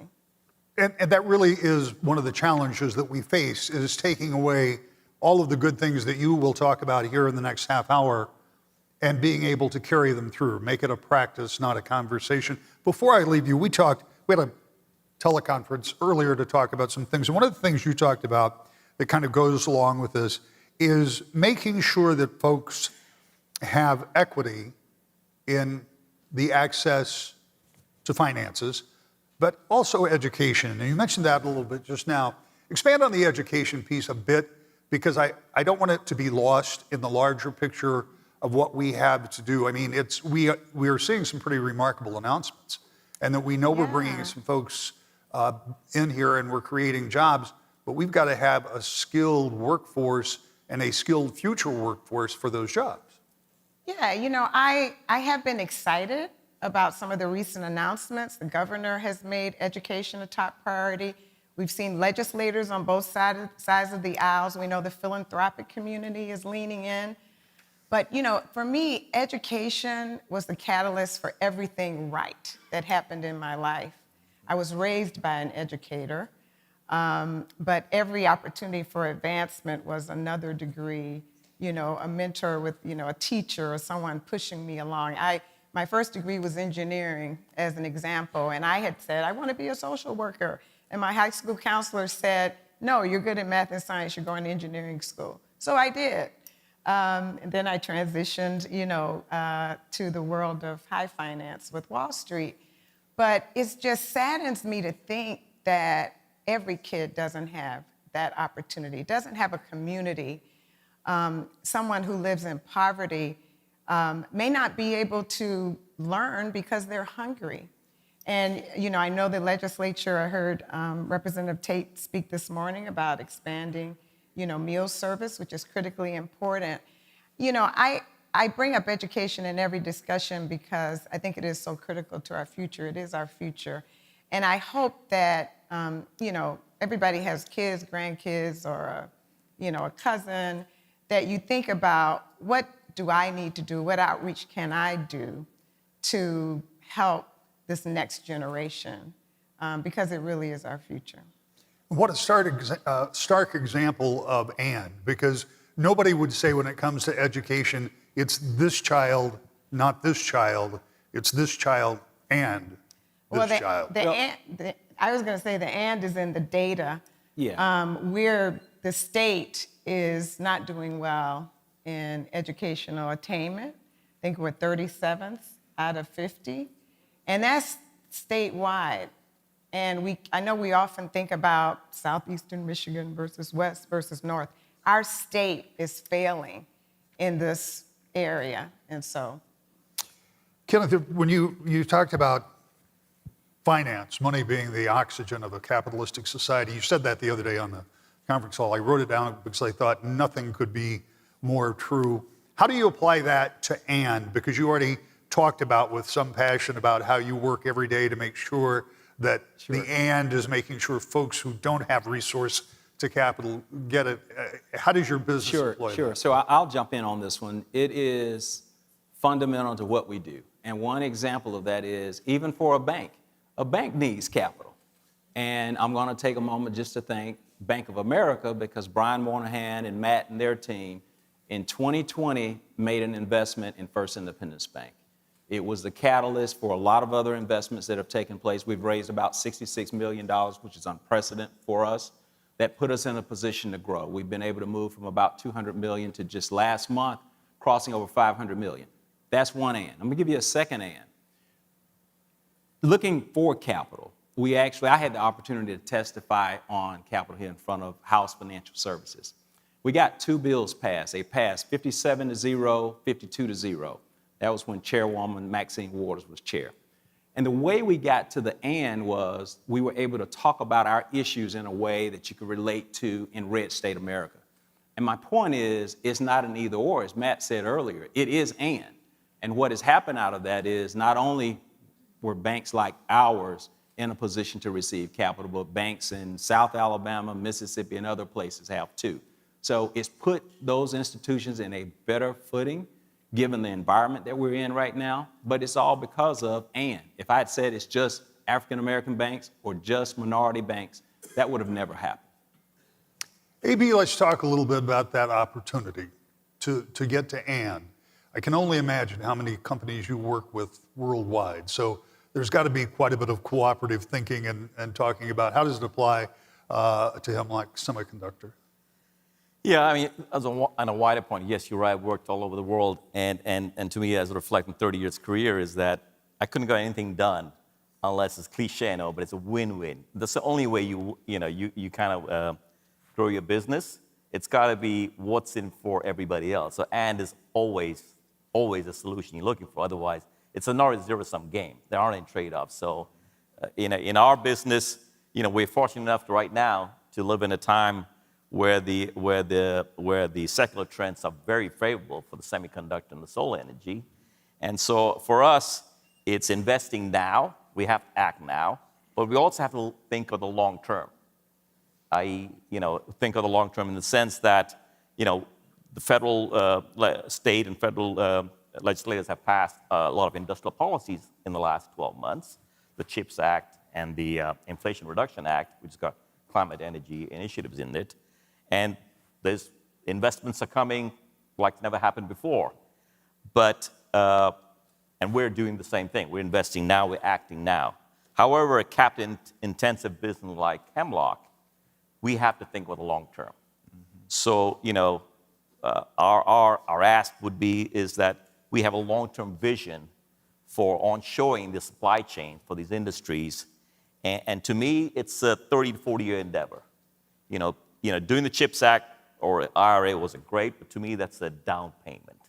And frankly, we have to have a holistic plan if you really want to be have these supply chains residing back over here. So it's not either or. It's got to be act now and think the long term. And I'm interested in that long term. 30, 40 years is a long time to get things built back here, but it took us that long to offshore stuff too. So I assume that makes sense. Right. You've got a business that changes daily, and from the outside looking in, one of the biggest elements of what's going on is the continuing combination of different resources, such as you were just talking about with the new Corewell.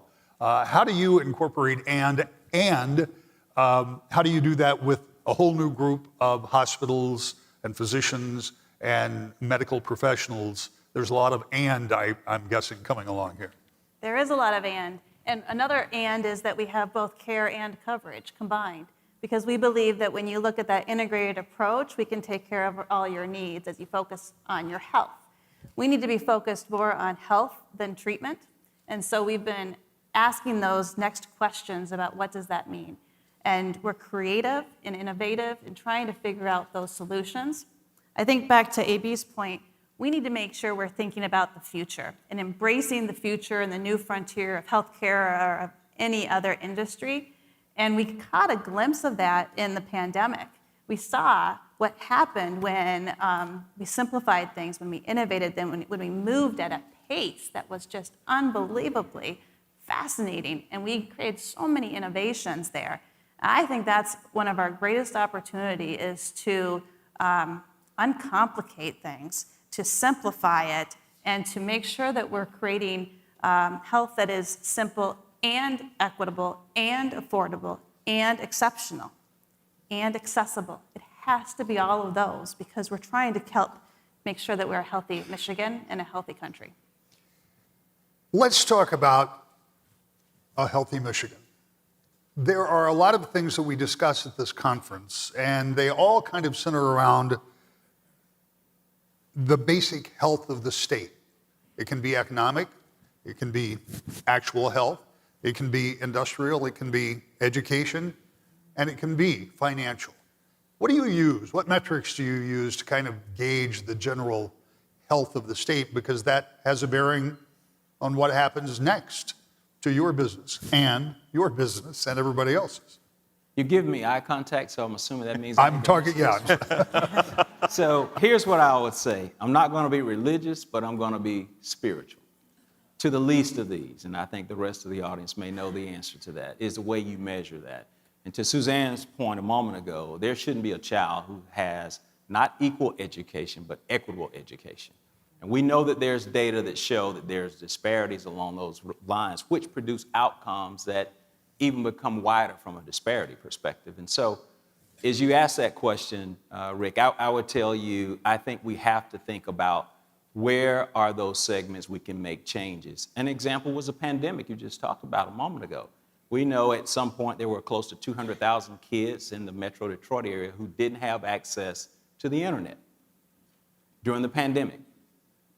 Their education was stunted by that process. Or they go to McDonald's and try to do it, under the lights.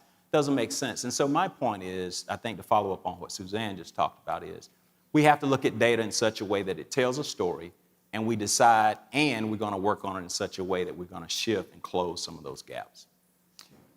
Expand on that for me, if you would, Suzanne, and talk a little bit about how you assess the metrics. What do you look at when you see talking about healthy Michigan beyond physical health? Education I always think about, but GDP. Is our economy growing or shrinking? Are we able to retain our population? Is our population growing? Are we able to keep our top grads from our great institutions, educational institutions, which we know we are not doing as well at? And are we preparing for the future jobs? Our state has always been heavily steeped in the auto industry, and we have a huge opportunity as we transition to EV and renewables. And will we have a workforce to fill those jobs, the skilled workforce? And so I agree with the remarks about investing. And when you talk about population, it's not just about raw data. It's about who makes up that population. Right. I mean, you don't need a whole lot of guys my age because we're not going to be taking those skilled jobs in the future. So you have to be able to maintain, as you say, our current crop of students and those that are graduating from college even in the spring. What about from your perspective, from your business perspective, how do you look at the health of the state and what does it mean for your business? Well, when I think about the health of the state, population makes a lot of sense to me. From an industry perspective, we're looking at life expectancy, but more specifically, we're looking at infant mortality. And I think infant mortality is a good early indicator of how we're taking care of our population, how we're connecting with mothers, with fathers, with babies. And what my dream is that we have many more babies of every color living to their first birthday and beyond. And through specific programs, we've been able to achieve some of those accomplishments, but we have a long way to go in this state. And it needs to be concerted effort with a lot of partnerships, which means a lot of ands. I know, AB, when you talk about the health of a state or the region, what do you use to assess it? Obviously, you have a really big impact. Your footprint in that area of Michigan is really big with the amount of employees. So you have a good opportunity to kind of assess the health of the area. Yeah, I think, assessing health of areas to see whether people are thriving or not, right? And so obviously we've been there for 60 years. We have a lot of STEM qualified engineers and workers who work at our factory. And we're looking for the next 30 to 40 years, we need to make sure we have the workforce that's, has a STEM background. On a small example, I would say, 2 years ago, we helped, along with other donors, to create a STEM center that services 5 school districts in Hemlock. And it was also the home of the first robotics team that wasn't there before. 2 years later, the place is full. And now we haven't expanded even more. So on a very small level, I do know at least the health is getting, the STEM education is getting a little bit better. But we got to do more. But I'm always an optimist. My glass is always full with me. And so I'm always looking at the bright side of how things are going. And that, with the power and we can get further. Well, I can tell you firsthand that first robotics competition can get pretty intense sometimes. So congratulations on being part of that. It's fun to watch that and watch these kids as they learn to code and build and engineering. And if you haven't seen it, it's something to behold. I'm going to stick with you for a minute because my second question about this is, what do you do to gauge the health of your own industry? And I want to start with you on this because you talked about it before. But if we have ever heard more about semiconductors or chips than we have in the past year, I don't know when it's been. I mean, every conversation that I've had with elected officials, we've talked about it on my show weekly. You're right in the heart of that, and you alluded to some of the transformation that's going on. What is the health of your industry, and to the degree that you can see down that 30-year timeline, what does it look like going forward? Yeah, so that's a big question. Yes, I say so. It is. There are a lot more qualified people than myself, but we live in a world where everything's powered by semiconductors, and it's going to get even more so in generative AI and all those things, requiring more and more smaller chips, faster chips. And as people may not know, 90% of chip production resides today in Asia, and actually Taiwan. And so as we saw in the pandemic, the fragility of the supply chain, and that's the reason why the CHIPS Act was passed. But the amount of investment that's going in now, whether it's in the United States or in Europe, is immense. But the reason I say it's a 30 to 40-year journey, because it did take 30 years for us to lose that production. And it's going to take us that amount of investment to get it back. But if you take the 5-year, 7-year arc of that industry, it's very, very strong. And this continuous investment going. So I think the health of the industry is good, but it's going to require us to have a long-term vision to get there. One of the things in a business that we dislike when, that things change so quickly from the government side, right? we like consistency because we got to take a long-term view about investments and things. So, on that side, I think the health is good. In the solar side, it's the energy of the future. It's the energy now. It's not even the future. It's one of the solutions as we transition. And again, onshoring the supply chain is critical to allow us to have the diversified energy mix that we need in this country. It's not and or. It's not a zero sum. We need both. Fossil fuel, nuclear, wind, and solar. And so I think it's a good trend. Kenneth, let's talk about the health, the relative health of the financial industry as you see it, or of your business, because we think about it in the and moment to see how healthy your part of the industry is and all of ours. So we kind of get a sense of where we're going when we leave this conference, because whether it's 30 or 40 years or in the next quarter, it's important to know kind of how we're stacking up. Well, there's a gentleman coming up on stage after this panel who's probably a lot more qualified since he runs a globally systemic banking institution. But I would tell you from my view, the challenge is right now being sure everybody stays and remains calm.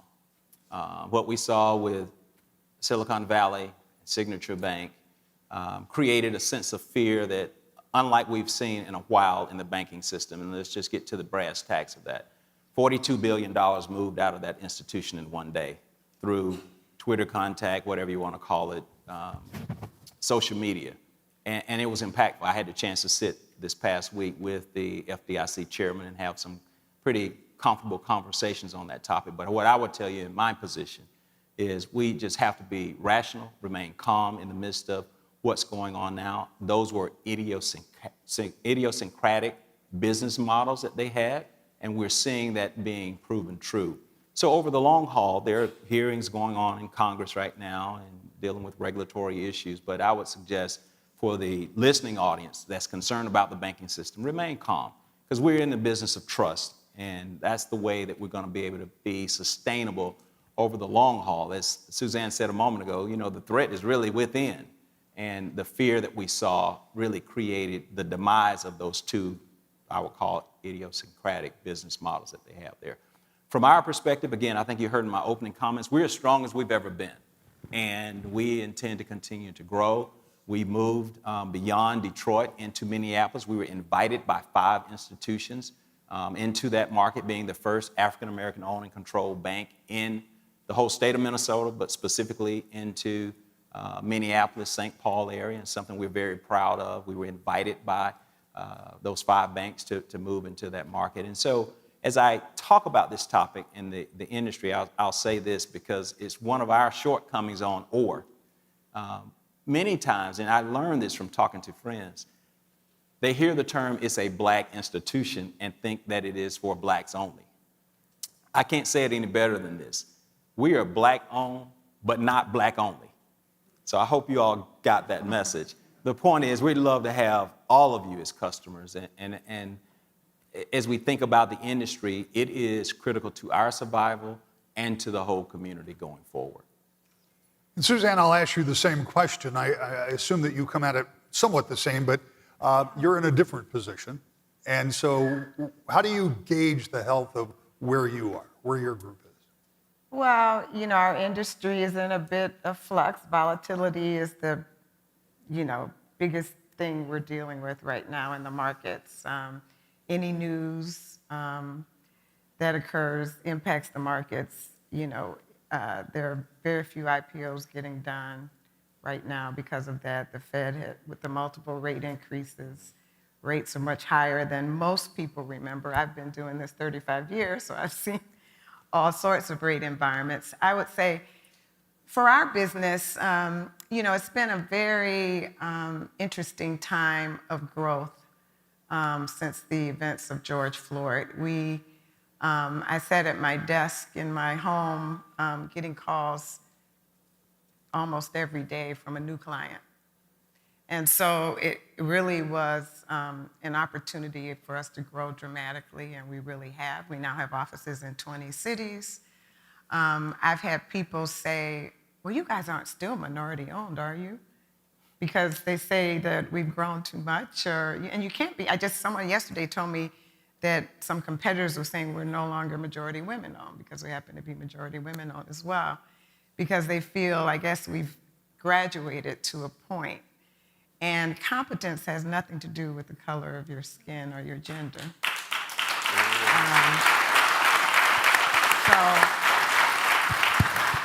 I think we are pretty healthy, but I think we are just at the tip of the iceberg. I think there's so much room and opportunity to grow still.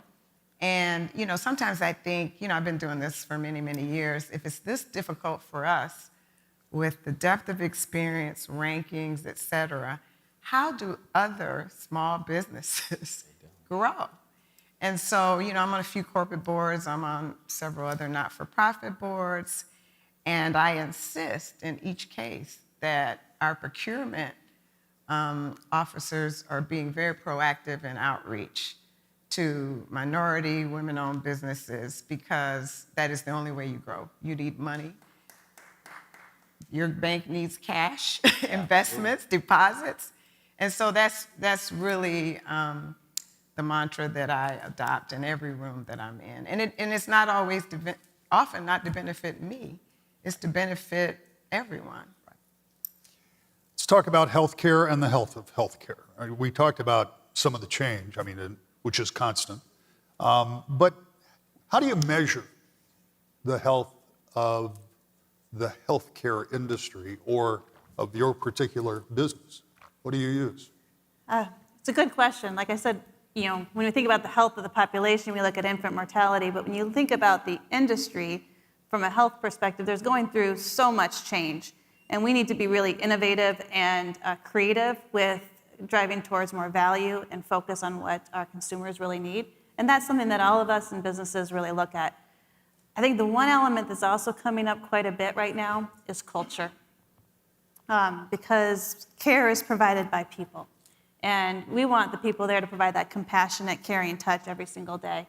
And we need to make sure we continue to invest in our people so that they have the skills, so that they have the ability to take care of their own mental health, so that they can be there for us when we need them. And so we've been doing a lot of investment in our culture across the entire state, talking about who we are, what we stand for, what we're trying to accomplish, and trying to build that up with some resilience and grit, but also making sure that we're creative, that we are curious, that we're listening to each other and listening to our patients and our members to understand what they need. And we're starting to see some of that come through. If I can share one story about some innovation that we're doing. Back 10 years ago, we started telemedicine. We all know it today, but 10 years ago, it was not common. And we had a lot of pushback from our physicians and clinicians, and our patients really didn't know about it.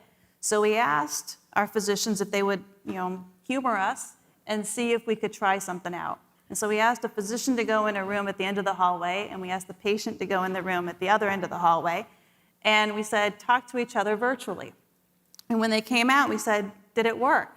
And the physician said, absolutely. I could do everything from a clinical perspective. I just couldn't shake the patient's hand. And the patient said, doctor, you and I have a great relationship. You saved me 2 hours driving to your office to see you for 15 minutes and then to drive back for 2 hours. I don't need to shake your hand. Right? So then that doctor was our biggest champion, and he started to spread it, and we were really well set up for telemedicine when the pandemic hit. Now today, some of our physicians are pushing telerobotic surgery because we know we need to get to have accessibility, especially in the rural areas. And so we're looking at how do we do telerobotic surgery 500 miles away and to do it with accuracy and quality. And we're testing the technology, we're testing the broadband to see how do we do that. And it's no longer trying to get the physicians to want to do it. It's now trying to get everything else to come together. And that, to me, is a change in culture of really pushing the limit to say, this is what we can do because we know we need to get equitable, accessible, affordable care out there. And that's what I'm looking at to see how the industry is improving and advancing forward. We've got a couple of minutes, and I want to go back to the working theme of this conference. And I'm going to throw this out for anybody, jump in wherever you want to. I want to think about the power of and in some kind of particular places. One of the things that we hear a lot about, and it's on one of the themes of the convention here, is civility. How do we use the idea of and to have a more civil discourse? Because one of the things that I think you alluded to, Suzanne, if you're willing to tackle that, is that part of the danger that we face is us if we don't have the ability to be civil and to deal with each other. How do we use and to make that a reality? You know, I think it's like marriage. It's what we all learned about in premarital counseling. If we aren't both good, the marriage is not good. And I think that's the same, you know, as we deal with different political views. You know, if we can't come to common ground, if we can't compromise, we're going to lose. And so I think active listening, I think Matt mentioned that in his opening remarks, to not, you know, put your thoughts into you know, if someone is talking, hear them, think about it, don't immediately react in a negative manner, really consider. And that's really hard for people to do. We think we know more, you know, than the next person. So, you know, it's really a something you really have to work at, I think. Anybody else? I've got another one. Go ahead. No, I was going to say we're in a political environment where it's not and, or, in a lot of cases it's nor. And I think we have to demonstrate that we shouldn't tolerate the nor behavior. We embolden it. The names that you probably know of Congress people on the Hill right now don't represent the values of the folks that are in this room who are truly red-blooded Americans who just pick at people for the sake of doing that. And as business leaders, I think we have a responsibility to not feed into that frenzy. And if we're going to expect to be what we are capable of becoming, then we're going to have to behave differently. One of my favorite movies is Remember the Titans. And it was not because of the adults. They set the framework and the guideline, if you remember the coaches. They watched the kids figure it out. Julius and Bertier, they figured it out and recognized when they got to strong side, left side, that they were on the same value system. And then they even weeded out their own friends because their value system was stronger than all of their past experiences. And I think that's true for business in general. When we think about how do we create inclusion, we've got to put aside some of the past experiences to be sure that we are engaging in a way to say our core values of why we want to do business with you is something that represents me, and it also represents AB and the rest of the team.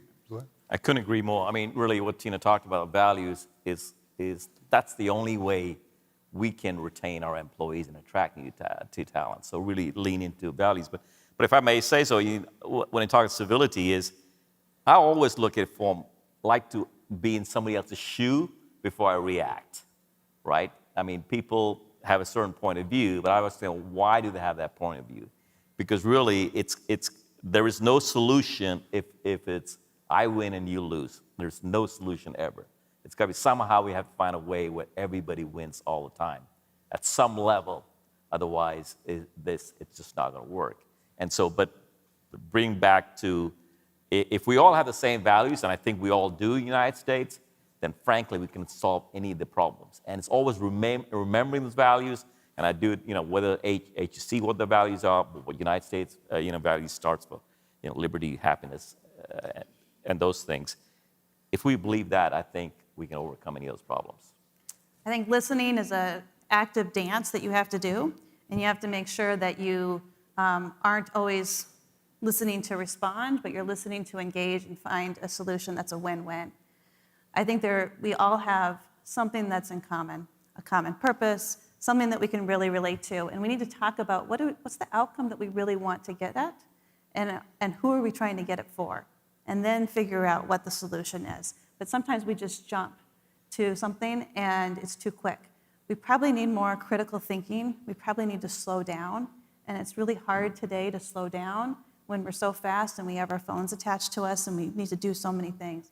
But that art of critical thinking is really important as we get more technology and we get more points of view.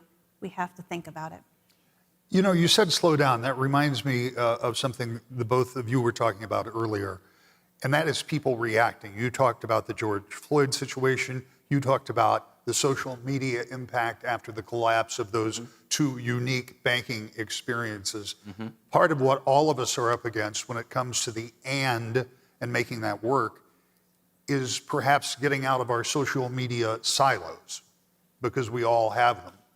And sometimes a popular belief that is inaccurate can be so quickly and widely disseminated to the disservice of all of us.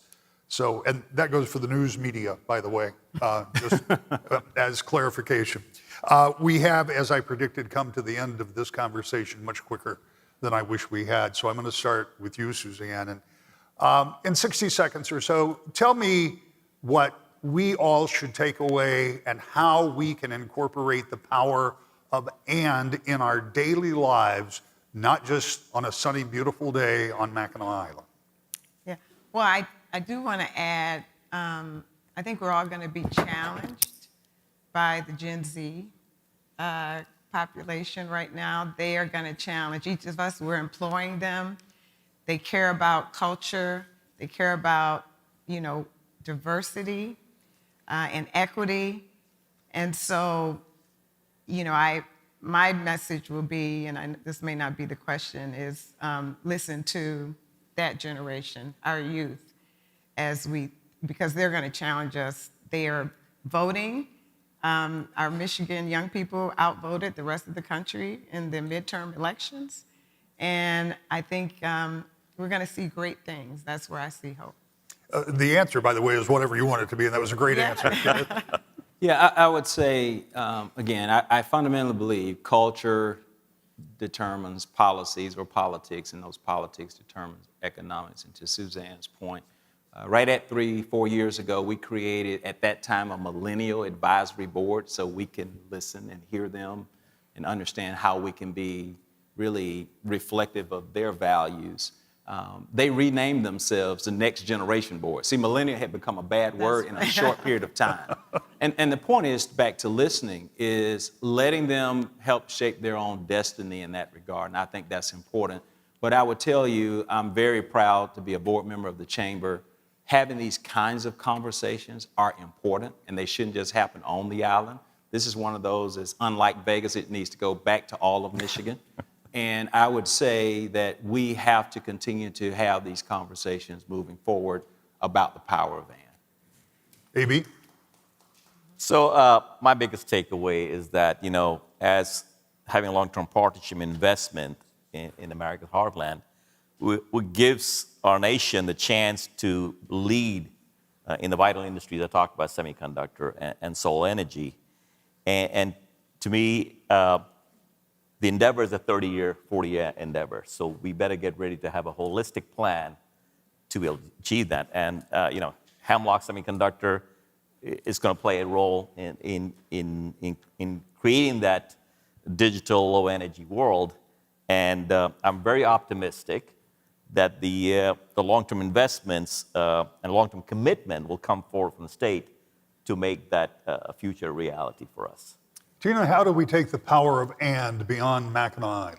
I think we need to unlock our potential. All of us have the ability to change the world. And I think in starting the conversations with and what can you do here is really important.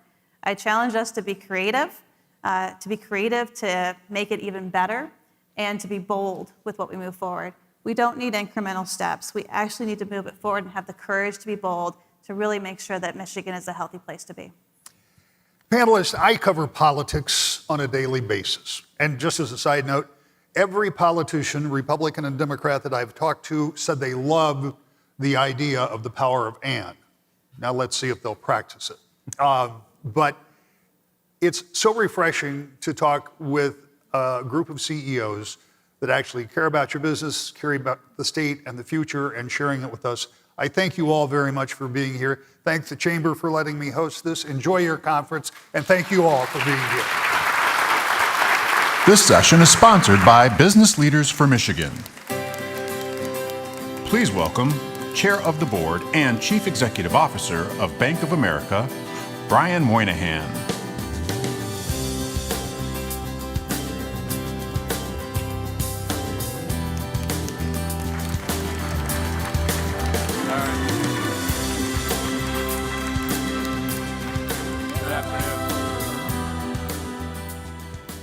Good afternoon. It's an honor to be here. Great to be here on the island at a historic location and for this important conference, and listening to the panel before us, the important issues that they raised will be among the many raised today. It's obviously the first time I've arrived at an event like this in a horse-drawn carriage, so that's a little different, and after a ferry ride and after a plane ride. So I want to thank the Detroit Regional Chamber for hosting the event and for the invitation to join all of you. I want to thank the Detroit Regional Chamber CEO, Sandy Burraw, and the choice of this year's conference president, my teammate at Bank of America, Matthew Elliott. Matt is our president of Michigan, and he leads the teammates across this great state, more than 1,500 of them who look to help all of you be successful in your business. So I also want to thank the Business Leaders of Michigan who sponsored this segment and also the broader conference. We appreciate business communities like that around the country and around the world who help keep states economically healthy and work on behalf of Michigan to maintain its economic health. Our job is to help people live their financial lives, whether it's here in Michigan or around the world. In preparing to join you today, I saw the theme of the conference, and you heard it in the last panel on the power of and. So Matt Elliott exercised his prerogative to help shape the conference as the president gets to do, but he also did it for a good reason. The power of and is a great way to think about how the private and public sector join together and, along with other elements of society, can help us work to ensure that capitalism continues to deliver the results that we all need and want. But Matt also knows this is how we run our company. For a public company like ours, many talk about a false choice, and some embrace it about what we're here to do. People on one side or the other will say we're only here to produce profits and nothing else. People on the other side will say we're only here to produce purpose and nothing else. But we don't believe companies need to make that false choice. They have to produce for their shareholders and for society. These theories have been debated along many avenues, including from an intellectual basis, from a theoretical basis. The stakeholder capitalism theories of Klaus Schwab versus the shareholder privacy theories of Milton Friedman. In fact, at Bank of America, we believe we have to do both. We have to deliver for our shareholders and for society. The great business writer Jim Collins, who wrote a series of books about companies and what made them great, wrote in 1996 the book Built to Last. He wrote that companies need not make the false choice, need not fall prey to the tyranny of the or, but they need to embrace the genius of the and. And that means a company to be built to last has to deliver both profits and purpose. So that's how we run our company. We use the words responsible growth to identify. It's enabled Bank of America to be one of the 4 companies in America that earned $15 billion or more for the last 8 years. It shows up again in the first quarter. We had record operating income. And at the same time, in the first quarter, we delivered record purpose. We direct our talent, our innovation, our resources of our company of capitalism to help our clients and partners in the public sector achieve their goals. And we invest in the partners and programs in our local markets to help create economic opportunity and prosperity in underserved communities where the needs can be greatest. But at the core of this is the conviction that capitalism delivers opportunity for our clients, our teammates, our communities, and for our shareholders. So Bank of America's advertising line is, what would you like the power to do? That's what we position our company. We ask that question of clients, teammates, communities, shareholders, and others. And they give us an answer, and then we try to deliver on it. We are here to serve, and if we do that well, we'll be successful, because all of you are successful. So the question is, what if you ask the world, what would you like the power to do? That isn't a theoretical question. In fact, in 2015, the United Nations did that. In that year, 190 countries signed the Sustainable Development Goals. Society wants sustainable progress, sustainable development. Development is fair for all. But like all good things, that aspiration costs a lot of money. The SDGs cost $6 trillion per year to implement. So how do you pay for that? Well, a lot of people point to charity. Well, charity and foundations have a lot of money, but it's not enough. There's about $1.25 billion of charity given away a year. $1.25 trillion of charity given away a year. That's only part of the goal. Governments run deficits at the national level and struggle to maintain balance at the state and local levels. And your state is trying to maintain that balance. So they don't have extra money to spend. And in fact, we are witnessing a debate at the federal level of the ability to raise the debt cap for another huge annual operating deficit. And we need to get that through and approved so we can go on with it, go forward in the United States. So who has the money to make the SDGs happen, to do what societies want to do? Companies do, the investors in those companies do, capitalism does. So if we think about our company, we do $360 million a year charitable giving. We did $22 million in Michigan alone over the last 5 years. That is wonderful. It does wonderful work, and our partner NGOs are wonderful beneficiaries of it. But we have $60 billion plus in total expenses. We have a $3.4 trillion balance sheet. We have $4 trillion in investment assets. We have $90 billion in revenue. And we have $8 billion in after-tax income last quarter. So how do we deploy all that to help deliver for society, deliver on the SDGs, deliver sustainable growth? Well, we do that through our $1 trillion financing commitment for the just energy transition over 10 years, of which we're 2 years into and $400 billion into. We do it through the $2 billion a year we spend with minority and women-owned vendors. We do it through the $5 billion we invest in affordable housing every year. We do that through our pay and benefits, starting at $22 an hour for an employee at a starting wage. We do that through hiring 10,000 teammates from low and moderate income neighborhoods over 5 years, and now redoubling that effort to do 10,000 more. We do it by hiring 10,000 veterans over 5 years to help those families have the opportunity to re-enter society and join Bank of America. It's the way we bring our entire resources, our balance sheet, our employment, our spending, all to the task. Now imagine the expense base of all the operating companies represented on this island today, of all the operating companies around the world, of all the balance sheets of all the banks represented, of all the investment houses and their assets under management, all deployed and aligned to deliver for society while delivering on the genius of the and for the shareholders. So we just have to make sure those things get aligned. If you take the talent and innovation that the private sector can bring, you back it with a profit-making, sustainable business model, that represents a lot of money, which eclipses $6 trillion a year easily. So capitalism isn't the only system that can do this. It's really the only hope to accomplish these things. So you see that in Michigan, the great U.S. auto manufacturers who have a long, long history here, and their suppliers are leading not only what they did yesterday, but what they have to do tomorrow with a clean energy transition. They're investing in battery technologies and other parts supplies and things that will change the industry and transform it while it continues to do a great job. The power of the and also helps explain how those companies are engaging their own customers, their employees, their communities, and their elected officials to step up and use a perpetual motion machine of the profit motive, capitalism, to help create this great flywheel of progress. So how does that relate to this conference? Capitalism is enhanced by strong public sector help. Public sector help to incent, enable, and speed progress. This conference is a testimony to those goals. So how does that work when you think about it on a global stage? Let me give you an example. I have the honor of chairing a group called the Sustainable Markets Initiative. It was founded by King Charles III when he was Prince of Wales about 4 years ago. It's 200 plus private sector CEOs joined together, all CEO-led across all industries across the world. We work together to increase the pace of the just energy transition. And we think about policy initiatives which could increase that pace. So it's private sector, CEO-focused, and action-focused. However, the King enabled us to speak to the G7 leaders in 2021 and the G20 leaders later that year. On behalf of the CEOs, I had the honor of speaking to the G7 heads of state. And they opened that by saying something they didn't expect. I said in my opening line, we do not need your money. We have enough money. They were surprised because they thought there needed to be more money spent by governments to help the just energy transition take place. But then I said, but here's what we need from you.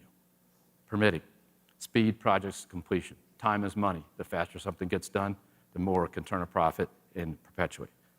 Use government purchasing power. Buy hydrogen trucks, buy electric school buses. Deliver on mandates. They finally, in the last G20, put a line in about sustainable aviation fuel mandates. Before that, the industry put it on themselves. Reform the multilateral development banks. They have a new leader coming on for the World Bank. A price on carbon, any reasonable official price, so we can have a market developed to help the transition take place. And standard disclosure, so we don't spend all our time trying to count the things, instead do the work to get the things done. So there it was, an outline for the power of public and private partnership working together on the energy transition, and it can apply in lots of areas. There it was, the genius of the and. That is how we speed the flow of capital, how public and private sector work together. And seeing the initiatives in the state, I can see outlines of those ideas taking place. In the Inflation Reduction Act, you can see the incentives being put on the table. And there is a price for carbon capture that is increased to make it more economically viable. We see permitting in the debt agreement that's being debated right now. We see European governments doing the same things. And we see Ajay Banga, the new head of the World Bank. So this is how we can all work together. And working together, we can solve the hard tasks that face the world, including a just transition in the energy sector. But it has to be led by the private sector. And I encourage all of you to do that. And we here at Bank of America are here to help you do so. I've been asked in many settings, and even in Congress, am I a capitalist? And of course the answer was yes. How could you not be a capitalist if your sole, being the CEO of one of the largest banks in the world, and your sole purpose is to transmit capitalism from your different sets of clients? But I understand why they ask the question. There's concerns around capitalism and about opportunity it creates. There's concerns around the profits and spoils are shared fairly. There's concerns of whether we're taking interest in things that aren't core to the profit motive. But at Bank of America, we deal with that by focusing in a straightforward way on the genius of the and. And what I say next is capital provides the money, the creativity, and expertise to solve the needs of society. We enable our customers to participate and drive in that capitalist system. Other systems haven't been successful, and you can look around the world and see that. And when I say it, that this is the right system, it's not some plan for tomorrow. This is what we do. The businesses in this room do it every day. It's how you run your company. It's how you commit your balance sheets, how you deploy your expense base, how do you engage your value chains, and how you drive your net zero commitments.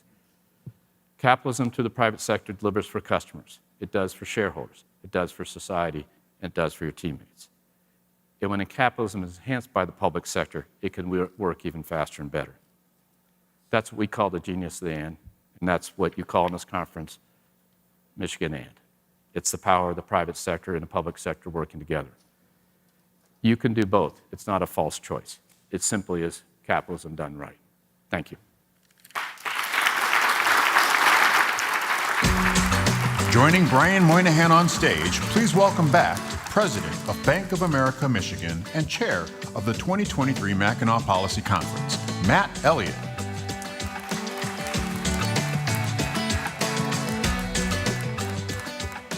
Thank you, everybody, and thank you, Brian, for sharing that information. Also, thank you for taking a plane, a boat, a horse-drawn carriage all the way up here. We really appreciate you being here. Oh, we'll see if I get back at her okay, you'll be okay. Well, I think you said earlier you're going to have one of our teammates take you down on an e-bike, so that will be interesting. That'll be interesting. We'll see how that goes. Well, again, we really, I think you did a great job of framing for the group, how we think of the genius of the and at Bank of America. Before we get into exploring that a little bit more, maybe we should also talk a little bit about what's going on in the banking sector generally. It's frankly a little more interesting than we'd like it to be. So maybe you can give us your point of view on what we see in the sector and what that might mean for our economies. Well, I think you have to start with the banking industry is going to reflect the economy. And we, along with many other economists and our research team, which is the best in the world, has a mild recession predicted beginning in the third, fourth quarter, and first quarter of next year. And then it ends and goes into recovery. And that's driven by the need to get inflation under control and the fiscal stimulus that stopped in 21 and now the monetary accommodations being pulled out of the economy. So we've had that prediction for a long time. People have ebbed and flowed. But the interesting thing is we don't have high unemployment. We have unemployment getting in the high 4s and maybe to 5 and then coming back down. We have the Fed holding rates to offset that inflation through next year. And so that change in economic structure is affecting our industry because banks reflect the economy. And so it affected us on interest rate as interest rates rose quickly, and that affected some companies. It's affecting on the debate about commercial real estate over time and whether it's going to have issues and other credit issues if you have a recession. But these are all things that we've all managed through. And the bank industry really, since the late 80s and early 90s, it has had strong regulation, the core banking industry. And then the 2007 financial crisis was really about companies that weren't banks. And that was kind of an interesting thing that gets lost. But even since then, even more. So they're well regulated, they're well capitalized, they run well, and I think they'll be fine. Yet you had some failures because of the very unusual circumstances of how those companies operated and how the economy affected them. But I think overall you should all feel very good about the rest of the industry and what my colleagues have done and what we've done in the company. That's great. And I think that's the same conversation we have with people, but it's interesting how something can take root and you feel like you have to come back at it again and again and again, and time will demonstrate that. All right, well, let's pivot a little bit back towards the power of and some of the themes that have already been raised by the panelists. One of them is culture. Right? I talked a little bit about culture sort of at the statewide level, but we talk a lot about our culture inside the organization. And I think this is an organization for everyone's benefit of about 215,000 people around the world. Why don't you talk about responsible growth and how we use that as an alignment tool? Well, if you think about getting the organization focused on what we needed to do coming out of the period of time from 2003 to 2009, the company made 6 or 7 major acquisitions that had about 300,000 people in the employee base as the company's coming in. And then we ended up with about 300-some-thousand people in the end. And if you mathematically did all the math and added all. And so that's quite a bit change. That was from the fall of 2003 to January 1st, 2009. Think about that many different companies. So Merrill Lynch, U.S. Trust, Countrywide, MBNA, Fleet Boston, I'm missing something, LaSalle, and so they all came in. So that was kind of interesting. And so as we thought about how we had to shed what we didn't want in the company, we did that. But importantly was how do we have an operating basis go forward, and responsible growth was a way to express the basic concept. You have to grow, no excuses. You have to do it with the right risk. You have to do it on a customer-focused basis. And it has to be sustainable. And this piece, not sustainable in the energy sustainability, but sustainable in that it's got to go on, which means you have to be the best place for teammates to work. You have to share your success with communities. And the last part's the most important part, which you have to drive operational excellence to give us the money to do the first 3, everything else. And that's what we've done. So I repeat that. One of the things I read early on in my CEO career, starting 14 years ago now, was how much you have to repeat yourself. And you should rest assured that I've probably said that what I just said thousands and thousands of times, but you have to make sure your teammates see it, because then that's how you create a culture. So we went from 300,000 people down to 205,000 people at the low point across about 8 or 9 years. And then you had turnover and new hires and all that stuff, and businesses shed and businesses growing and stuff. Yet you had to give people sort of a common purpose, and that's why you have to have a sort of a North Star, and that's what responsible growth has played out for our company. Now, it means something different tomorrow than it did yesterday, because it's not that binding a set of statements, and so you have to make it a little flexible. So we had to lean heavier on growth beginning in the mid 2015, 16, because the responsibility was taken care of and things like that. Yeah, I can say that as a leader here, it's a lot simpler for me to have that framework to work on, because it's more often than not when we're presented with a challenge, that framework makes it much easier to respond without checking with somebody, because we know where we're headed. That's really valuable. So inside of responsible growth, we talk about the 4th pillar, which is we've got to grow sustainably. And there's a few pieces of that, one of which is we want to be a great place to work. Talk about diversity, equity, and inclusion and human capital and how we use that to drive the company forward. Yeah, I think it's a fairly straightforward thing. We have to have a teammate base which is creative, strives for the success of the company and what they can do for customers and shareholders. And you think about it, a bank is really people, buildings, and computers, and that's what we are. We don't have stores of steel we make into a car. I mean, we basically we're ones and zeros and the minds and the talent to operate. So you want to have the best teammates. You want to free them to think widely about anything and challenge each other. Feel free to speak their mind without fear of negative consequences. One of the things we measure deep in our company. You want them to feel they can be themselves. We defined inclusion, 15 years ago, 20 years ago, probably now, 15 years ago, 17 years ago, by saying, that people wanted to hire a consultant. I was the head of diversity before I was CEO, but I was head of the diversity group, and people wanted us to hire a consultant. I said, let's just ask people what they mean by it. And an individual in the company said, I want to be able to come to work and not have to leave who I am at the door. I said, that's a good enough definition. Let's just work on that. So that's how we describe it. And so we save the money on a consultant. But so it's all the consultants out there won't be happy. But it was really a straightforward statement of what you want, which is somebody has to. The world has to change from representation to I can be who I am in the company.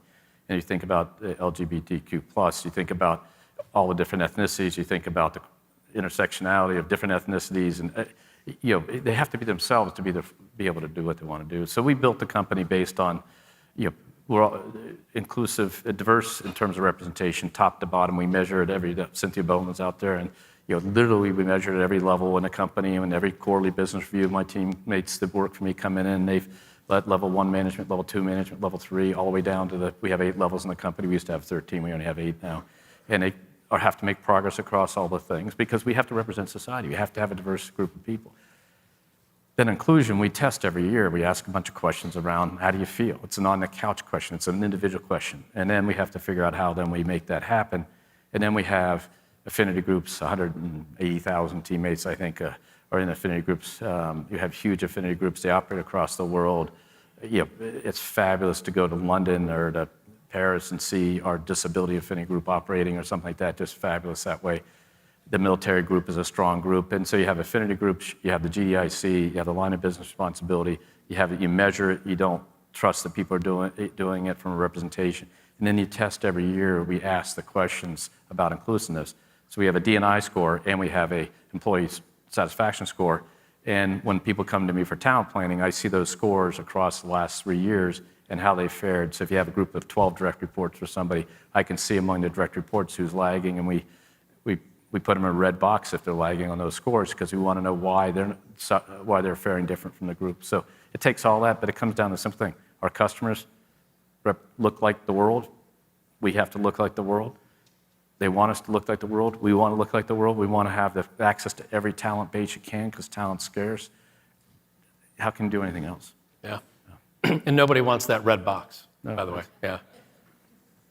Let's expand the lens a little bit. Well, they don't have it for long. Yeah, that's true. That is true. Let's talk a little bit about expanding the lens on sustainability. You mentioned your role with the Sustainable Markets Initiative. When I've now changed my role inside of B of A, my line of business life, I'm spending a lot more energy around sustainability. And it's interesting how a lot of people come at this from one of two ways, and in very much an or fashion, right? Like you have to divest yourself of your assets, of your investments in, say, oil and gas, or on the other hand, you need to not do anything about climate change. Walk us through how that conversation has gone with your fellow members of the SMI and how you walk the line and stay focused on the business case for all of this. Well, most of the groups I feel are successful in this have the private sector leading because this is a question of, it's a business question. You go from here, you want to go to there. And then how do you have all the pieces fall in place? Now, it's a lot of people in place. And so we've done it. But as we think about it as a participant in the economy, we need to help the transition take place with our clients and customers. If an oil company is making a transition, we got to be there with them to help them make that transition because we need the energy of society. We need electricity. We need cars to move. We need trucks to move. We need stuff to move. We need cement to come out. Can we improve how it's done? 100%. But right now we need it to survive. And I think, so the idea is how do you have that but make progress? And that comes down to having plans and having commitments. And so the net zero commitment, by countries, by businesses, by sectors, by states, by cities and towns, covers a large portion of the economy in the world, 95%. So one of the interesting things that Matthew works on for us is, and Paul D'Onofrio and our group, is we've been having this conversation with clients saying, if you're in the supply chain and the net zero has been made by somebody you supply, that's going to affect your business at some point. So figure out what that all means to you. Because it's probably an opportunity, because if the person has two suppliers they can look at, and one's net zero and one's not, and they're trying to be net zero, they're going to pick the one that's net zero. I'll give you an example. We were in a meeting in January with a group of companies, and one of the companies who was in the logistics business had trucks, electric delivery vehicles. And they said, our problem is the winter snow tires, as we call them, they call them winter tires in Europe, are not net zero, so the whole truck can't be net zero. Believe me, they're going to find a supplier of net zero winter tires. The summer tires are fine, believe it or not. It was just the winter. So I think the impact on our clients is as this goes through the system. And so the CEOs understand that. They made commitments and they're trying to live up to them. And they're trying to get their supply chains organized. And so we're trying to keep the focus away from the scope 3 because that's just hard to measure and manage. Scope 1, 2, what I do in our company to consume, and then what I have more direct control over. So in our scope 3, we disclose our scope 3, our controllable scope 3, for example, our employees flying. We can make a choice. Do they fly or not? And then do we offset that with sustainable aviation fuel purchase and stuff like that? We can make a choice. There are other things. We finance a car.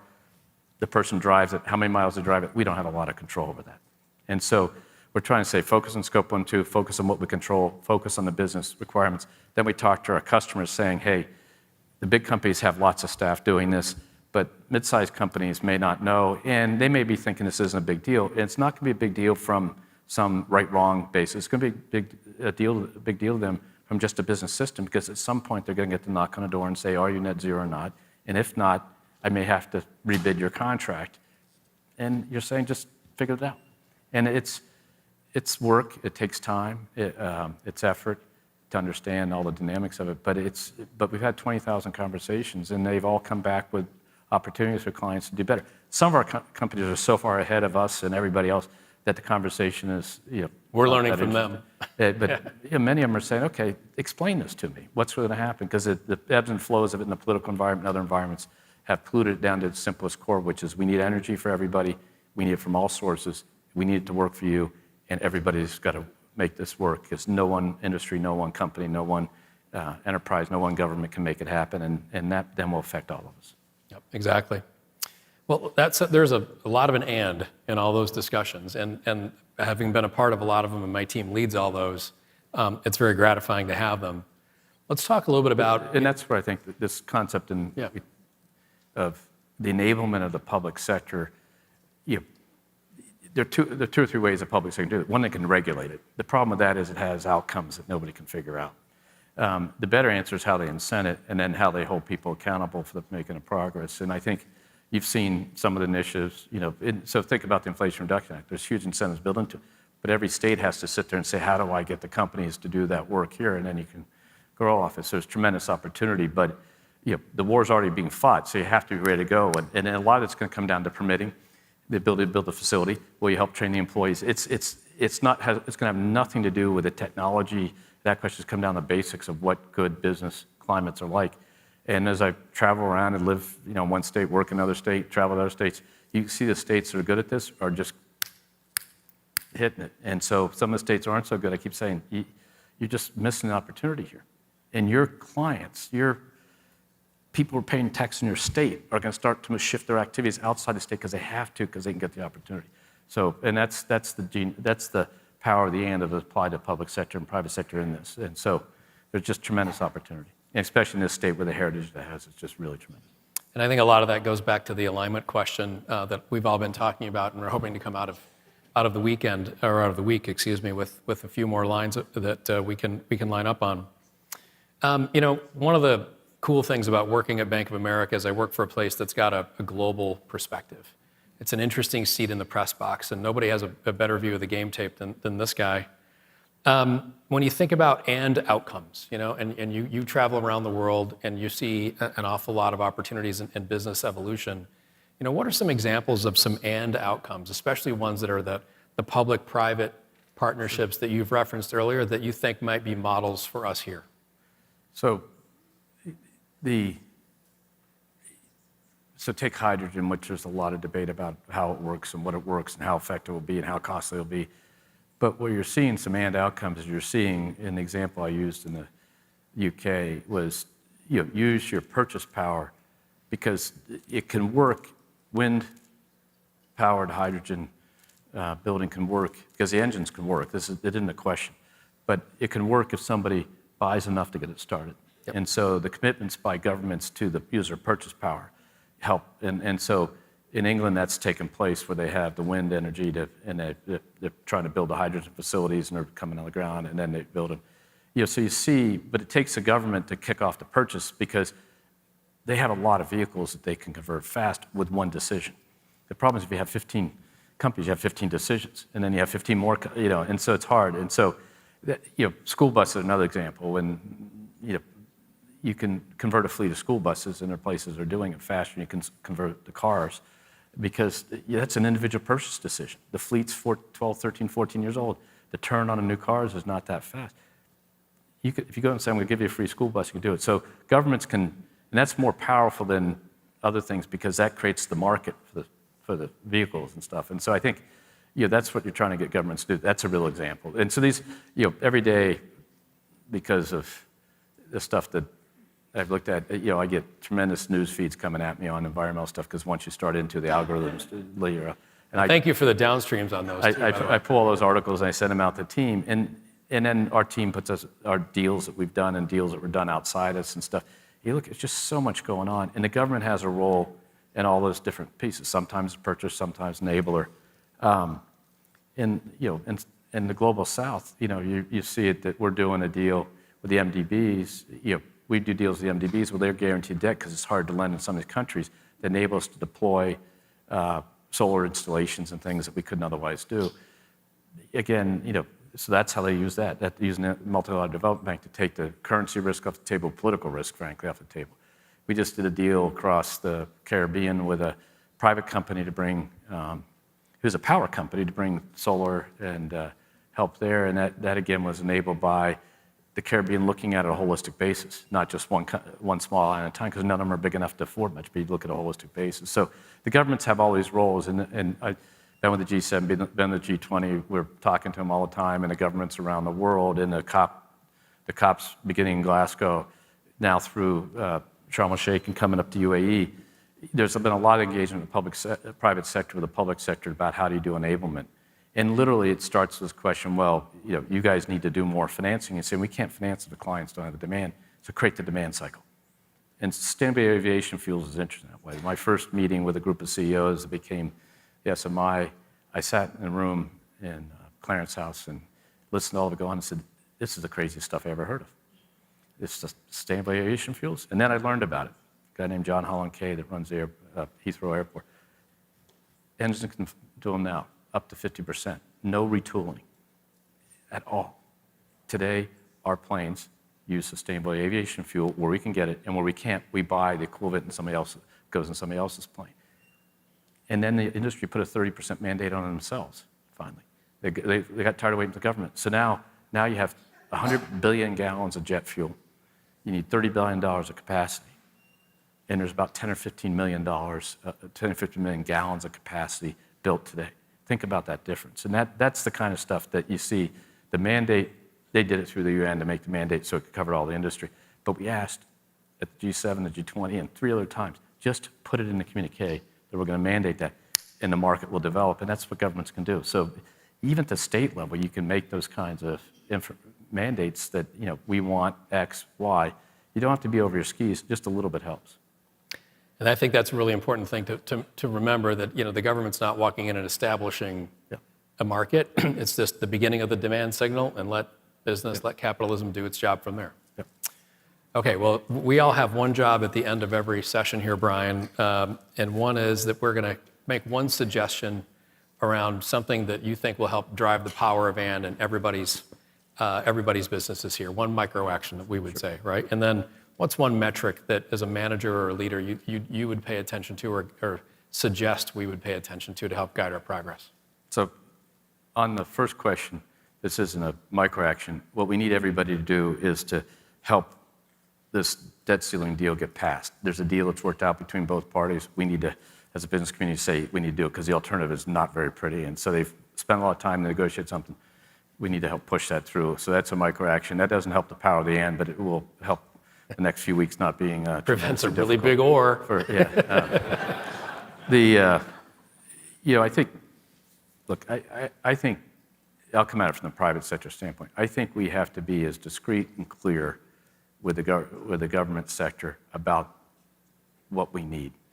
Is it permitting, and what do we mean by that? Is it market, whatever it is.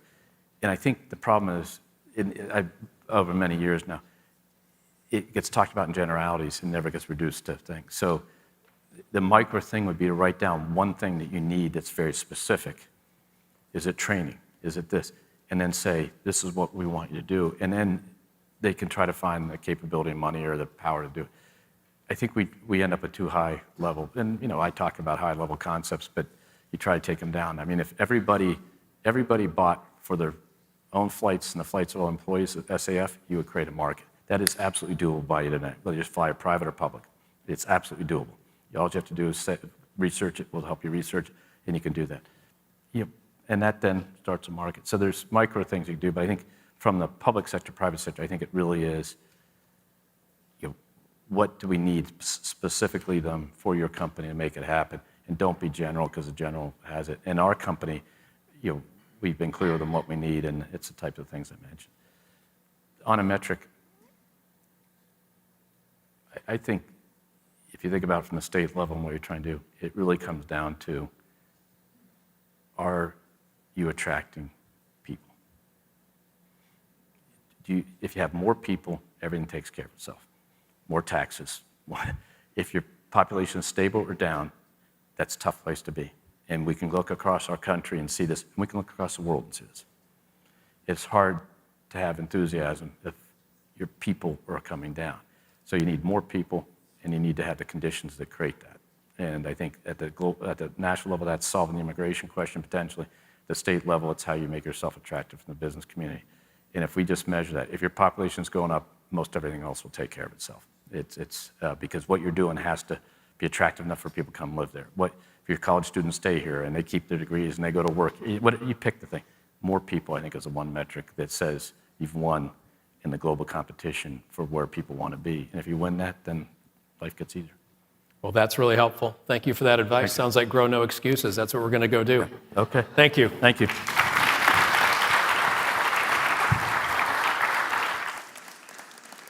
This Mackinac Moment is sponsored by Comcast Business. Please welcome Chief Executive Officer of Automation Works, Ida Bird Hill.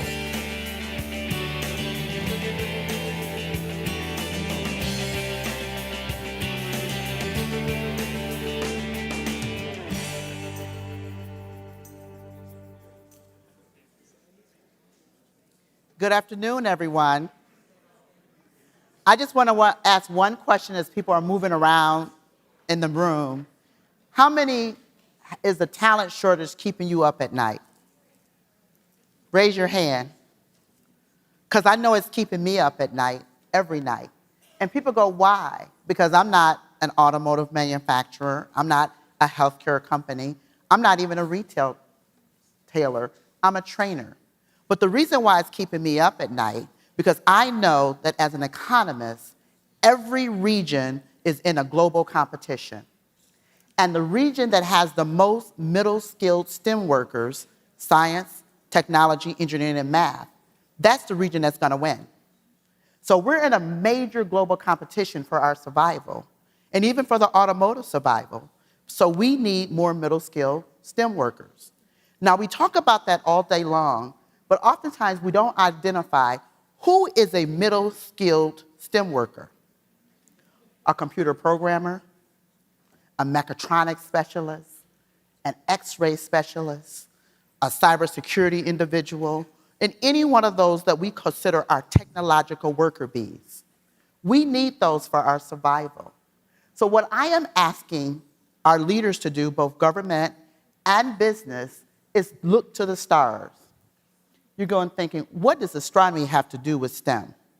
I'm not asking you to look to the sky. I'm asking you to look to individuals who are skilled through alternative routes. Yes, there are a lot of individuals who are getting their training from other places. In fact, I am one of those individuals. While I have 2 degrees, a bachelor's in economics from the University of Michigan, go blue, and an MBA, I began my career as an individual who got skilled through an alternative route. And let me tell you my story. First of all, I was born to 2 high school dropouts. I have to make that important because I have 2 degrees. But my parents made sure that I had a great education, K through 12, so I can launch to college. But what was interesting, because I'm a poor student, the way poor people do things is a little different than the way rich people do things. See, we don't have money sitting aside when we go to college. We have to make our way there. So I knew that very early on. So I decided, you know what? I'm going to spend all my time at the library. But just so happens while I'm sitting at the library, I discovered the library had something called a library page. So now I could spend my time at the library and get paid for it. Isn't that ingenious? I thought so. So you know what I did in order to get the interview? I studied the card catalog.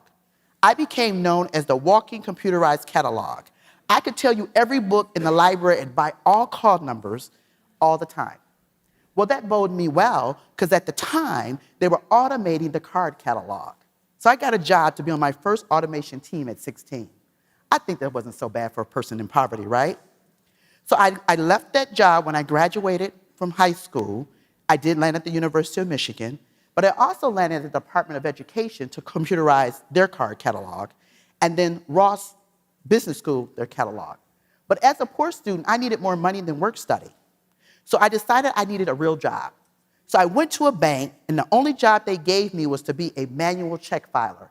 Yes, there used to be people who filed your canceled checks. They filed them into a drawer, they stuck those checks into your statement and put them into an envelope. What a terrible job. It was horrible. But then I heard a manager who said that they were going to automate the check filing system. So I volunteered. And they looked at me and said, why?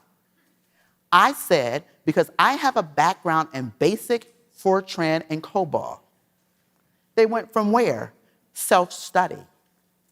You know why I did that? Because those were the dominant languages at the time, and I had planned that I was going to do business and technology at the same time. So after testing my skills in COBOL, because that's what they were programming in, they let me onto the team. But let me tell you what I learned when they let me onto the team. First of all, skills pay the bills. Because unlike my rest of my friends who were in fast food restaurants, I made 3 times on that team than what they made per hour. So we know skills pay the bills. The second thing that I learned is degrees is not skills. See, we talk a lot about people having a degree, but while I do have 2 degrees, a degree does not give you skills.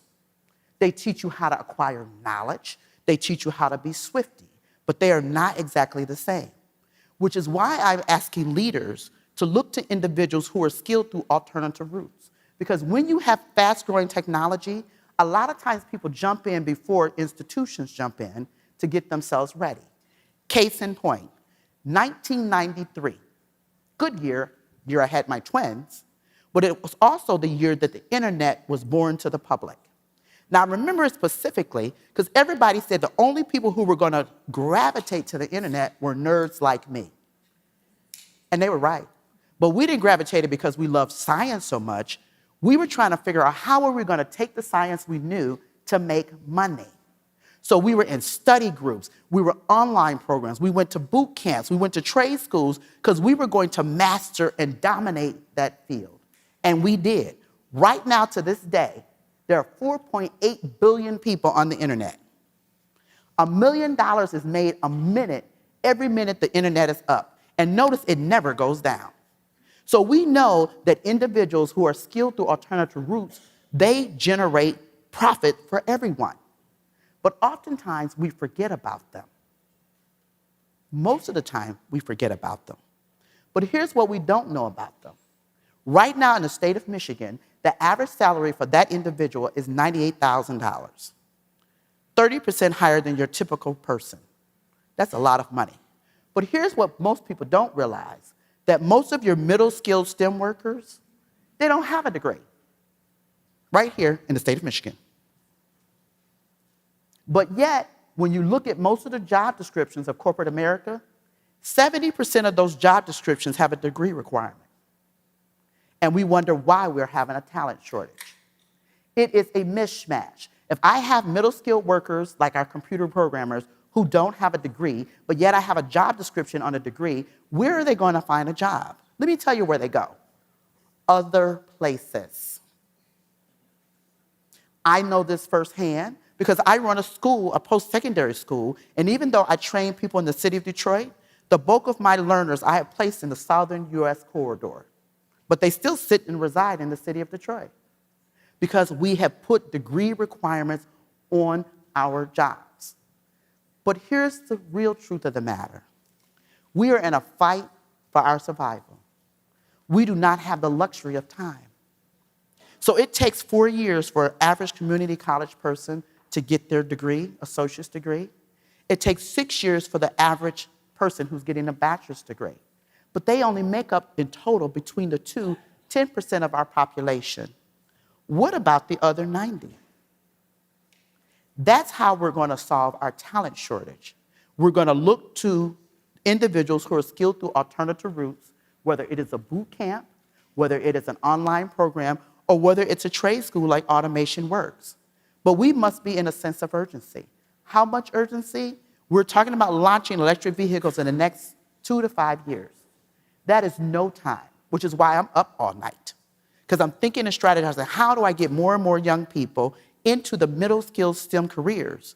But part of it starts with us leaders making a change in who we're looking for middle skills. And we should be looking to individuals who are skilled through alternative routes. And as you can see, there's a lot of people who are in that position. But here's what I need you to do. The first thing, before you leave today, I want you to call your HR departments and find out what percentage of jobs you have in your database that have a degree requirement. Remove them. Let competition bay and be able to check out who has the skills. Number two, what I want you to do, I want you, the government leaders, to look at funding a little differently. See, at one hand, we say we want middle-skilled STEM workers, but on the other hand, we're not funding for them. The bulk of the money goes to college institutions. Very little goes to funding institutions who are grooming individuals who are skilled through alternative routes. If we're going to challenge this talent shortage, we're going to have to leave status quo and move to a higher, faster-paced model. We're going to have to scale. And that means we're going to have to look at some things differently. So I am asking our leaders, all of you in this room, to look to the stars. Individuals who are skilled through alternative routes. I'm looking for you to be able to understand that skills do pay the bills, whether they're from an individual perspective or whether it's from you as a company, because the company who has the greatest number of skilled workers, that is the corporation who wins. But more deeper, the corporations make up the state of Michigan, and those that have the greatest skilled workers, that's who wins. So I'm asking you to understand that skills pay the bills and to make some changes so that you can be able to groom the skills within your area. Thank you.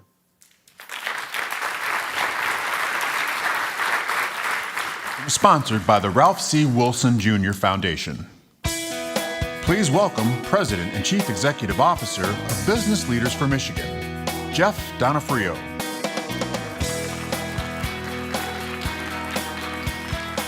Well, good afternoon. Good afternoon, everybody. Thanks for joining us here today. I'm here to give you a little bit of a deep dive into our education system, how things are going, but also how we're doing on the path to becoming a top 10 state. So I want to take you through some quick data before you get to the wonderful leaders that are going to come up after me on the next panel. You know, when we look at how we get to a top 10 state, it's something that Business Leaders for Michigan has been really dedicated to on a daily basis. And our board members, made up of Michigan's largest companies, the CEOs and chief executive officers, really are focused on how it is that we close the gap with other states. And back in 2009, when we were formed, that was a pretty heady task. You look at where Michigan was ranked in most categories, we were 49th and 50th. We were really, really behind the 8 ball. This is a good example of it, business climate perception, where in 2009 we were ranked 49th in the country. Now, through a lot of hard work, through Democrats and Republicans coming together, we've seen a tremendous amount of progress in a whole bunch of different areas, including business climate perception, the ranking of CEOs around the country on if Michigan is a good place to do business. But that hasn't come by accident. It's because we've been deliberate about it. It's because we also want to make sure we don't slide backwards in this business climate perception. But when we broaden the aperture a bit, we look at labor force participation, we look at GDP per capita, household income, poverty rate, population growth, what we see is that Michigan has gone from the bottom to about the middle, 31st in the country. Now, that's good that we've actually made a lot of progress, but to get from middle to top is going to take a heck of a lot more. It's going to be harder. It's going to mean that we have to overcome some things that Michigan has had a hard time doing over the last few years, really the last couple of decades. Being persistent, having a strategy that's widely agreed to, that outlasts a term of office. We've heard about that power of "and" this conference. And it means that we can't just do one silver bullet thing that wins a press cycle. It has to be a 10, 15-year approach to how we improve our metrics and get to be that top 10 state.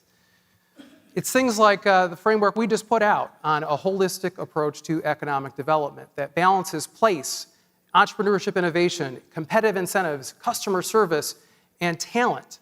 That says we have to do all of this together and all of it well if we really want to be one of the top performing states in the country. And education is one of those critical places. So let's look at where we are in education. 9 years ago, we were 32nd in the number of individuals in our state with a post-high school credential, a degree, certificate, something else. Fast forward to today, and unfortunately we've fallen to 37th. It's not that we haven't grown, it's that our competitors have grown faster. So we are going to have to find ways to come together around initiatives, goals, and I think strategies that are going to get us past our competitors. And unfortunately in the Great Lakes it means we're last in education. And education is so important to our state's future. We all know this. Income and education go hand in hand. And if you look at a person with an associate's degree, they get a 20% pay increase compared to someone with just a high school diploma. A bachelor's degree, almost a 70% increase. And it's one of the reasons that Michigan has fallen off in terms of its average per capita income. The U.S. started growing faster than Michigan around the 2000 era. It wasn't the case in 1980, around the time that I was born. 1980, you could walk off a stage with a diploma from high school, and you could get a really great job. You could live a middle-class lifestyle. You didn't have to have that education. That is not the case today, unfortunately. And what we see is that through recession, through disruptions in our economy and transitions in many of our industries, that's been even more so true. That Michigan's income, unfortunately, has been below U.S. So it's also our education struggles has led to us really missing out on some of the knowledge economy growth that has happened throughout the U.S. For 20 years, the U.S. grew at about a total of 35% in the knowledge economy jobs. Michigan, during that same period of time, grew 0% in professional services, one of the biggest categories in the knowledge economy. And talent is seeking out those knowledge economy jobs and those hubs of knowledge economy growth. 9 of the top 10 destinations for individuals moving from Michigan are top in knowledge economy growth. So how do we change our trajectory? Well, I would propose to you that education has got to be the centerpiece of how we do that. And when we look at the foundations of education, where 20% of our population, those under the age of 18, 2 million people, are going to start their journey, that's in the K-12 system. And the K-12 system today, if you ask the average Michigander how we're doing, they say, we're doing all right, we're about average. We asked them twice last year, they said we were 26 out of 50. The reality is, unfortunately, though, that we're 40th in 4th grade reading, we're 42nd in high school graduation rate, and we're 40th overall as systems ranked across the country. It's not because we don't have good teachers and good administrators and they're not trying their best. Our education system just isn't designed for the economy of today and of the future. And it's long past time that we do real systemic reform in education. We look at community colleges, of course, and if our education system and the K-12 system isn't performing at peak performance, well, it's going to make the lives of our community colleges a bit harder. And community colleges really represent a needed piece of our competitiveness. They strengthen that talent pipeline. They solve for those talent gaps that we see in local communities. They support economic growth. Just ask Tennessee, who puts a community college campus alongside many of their developments. They can lower the cost of a four-year degree, and they can create equitable pathways to apprenticeships, to certificates that really lead to middle-class lifestyles. But unfortunately, we did a study with Boston Consulting Group that said that community colleges struggle. They've seen a 56% drop in 10-year enrollment growth. They have a 25% graduation rate, and that's led to about 1.2 million Michiganders with some college and no degree. So they've gone to college, they've made that expense, they've taken out debt, but they haven't achieved that certificate or degree. And that puts us at a place where we're uncompetitive with other states in our community college system. We're 49th for enrollment growth, 48th for six-year completion, and 43rd for the number of people with some college and no degree. So we're going to have to wrap our arms around community colleges and the higher education system to help them, to make sure that we can be competitive in the future. And we know that four-year universities are critical here too. They inject billions of dollars into our economy every year through research and development. They graduate something like 80,000 people a year with advanced degrees. And they're helping build businesses, they're becoming entrepreneurs, and they're adding to the middle-class lifestyle and really the economy overall every year. But we're still losing more college graduates than we attract or retain every year, losing about overall 14% of our college graduates. So we need to do better to make sure we can reverse the brain drain as well. Now, I'm going to tell you why, though, even though those numbers are sobering. But I would guess that most of us who have been to a Mackinac Policy Conference have probably heard some of these numbers before. But there's optimism for the future, and I'll tell you why. Leadership matters in this space. Leadership at individual institutions, at schools, I think leadership in the business community, and all of you who are gathered here today who, frankly, have the solutions to many of the problems that we just discussed. But I would say there are things happening right now that we should be proud of. The governor, in her first speech, her first State of the State speech, set a goal of having 60% of our adult population by 2030 with a post-high school degree. That target has helped us put together various programs and initiatives, not just in state government, but in the private sector, in local communities like the Oakland 80 program that Oakland County has put together. But it's led to the Michigan Achievement Scholarship that's helping people go into four-year institutions. It's led to the Michigan Reconnect program that's helping anybody over the age of 25 without a college credential to get to community college tuition free. And that's increasing the number of people who are enrolling in those institutions, and now will be increasing the number of people who graduate.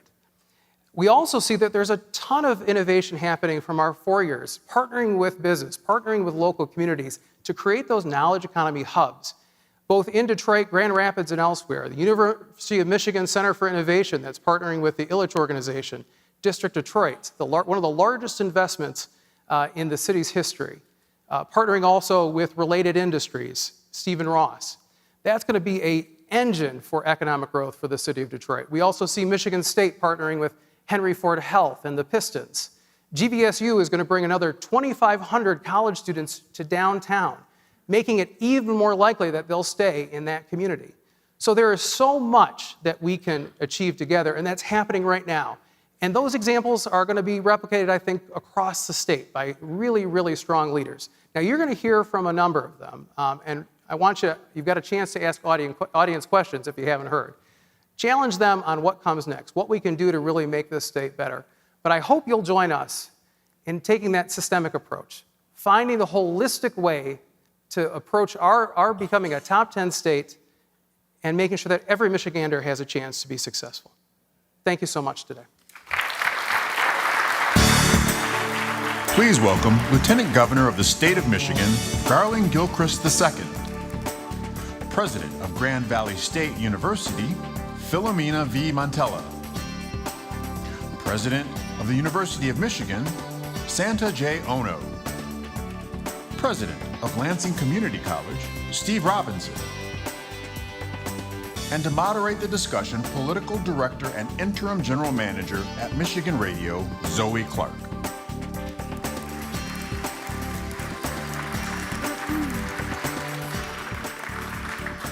Well, hello, everyone. Hi. Happy first official day of the conference. So I'm excited to hear from these folks to my left, but first I want to let you know that we want to also hear from you all. So I'm going to be asking some questions over the next 40 minutes or so, but we really want to hear from you all too, right? This is your opportunity to get to ask these really smart folks some questions. So how that's going to work is everyone's got one of these, and you've got the app.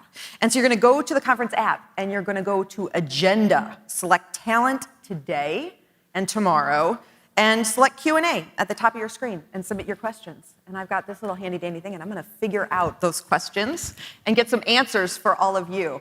But first, I think we've got to start with the data that Jeff just sort of teed us all on, and it's a little dire, right? But we're gonna figure out how to be optimistic here. So I think I want to first, before we get into too many details, set the level and just understand better from the folks at the higher ed institutions here. President Robinson, how does the relatively poor K through 12 results impact your institution?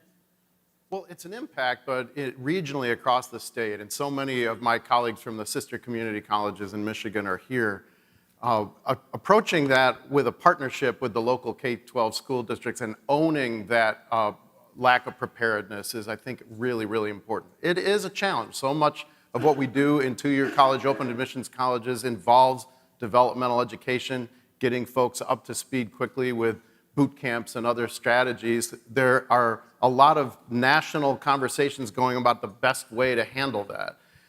I can tell you what we shouldn't do, and that is to point fingers at the K-12, many of them under-resourced, because we take everybody. We are open admissions institutions, and it's our responsibility to meet students where they are. So it's an issue, but it's what we've been designed for and what we've been dealing with since we were founded. President Ono, how does it impact the University of Michigan?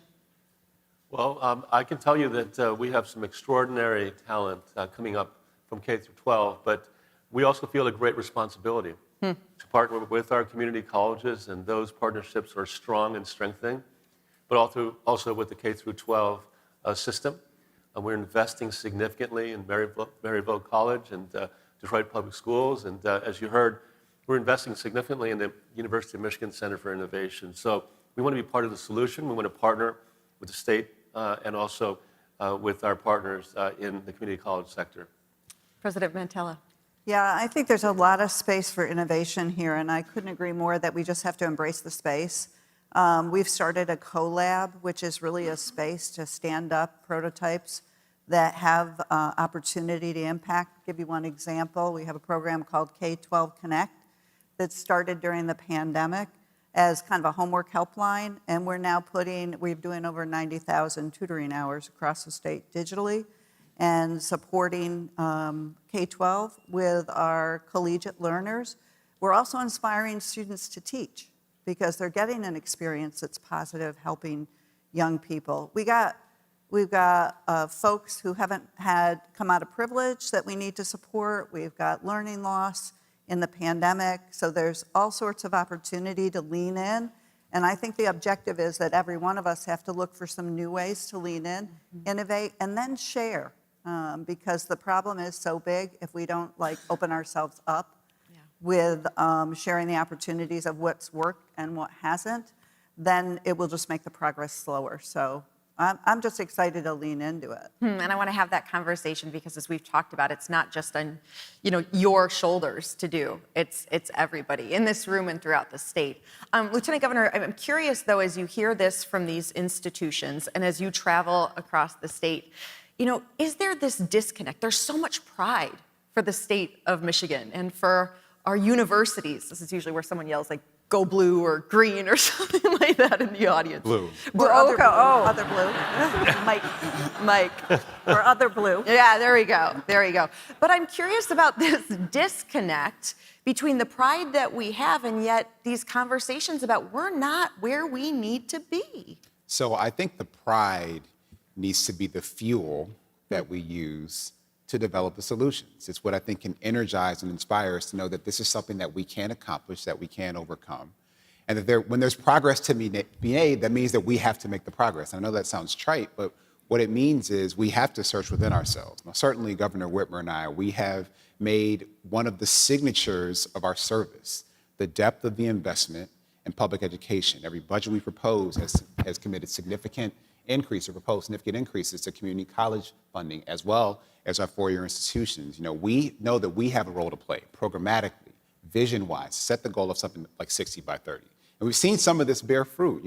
We talked about the down enrollment over the last 10 years for community colleges. What we have seen, though, since the full implementation of the Michigan Reconnect program, we've seen community college enrollment jump 19% between 2020 and 2021. So we have work that shows that we can make progress if we continue to be committed to it. But this needs to be all hands on deck. And so we're going to continue to be creative, but innovating in this space means people looking within themselves for new and different and better ideas that create more value. That is what innovation is and what it means, and all of us are capable of it.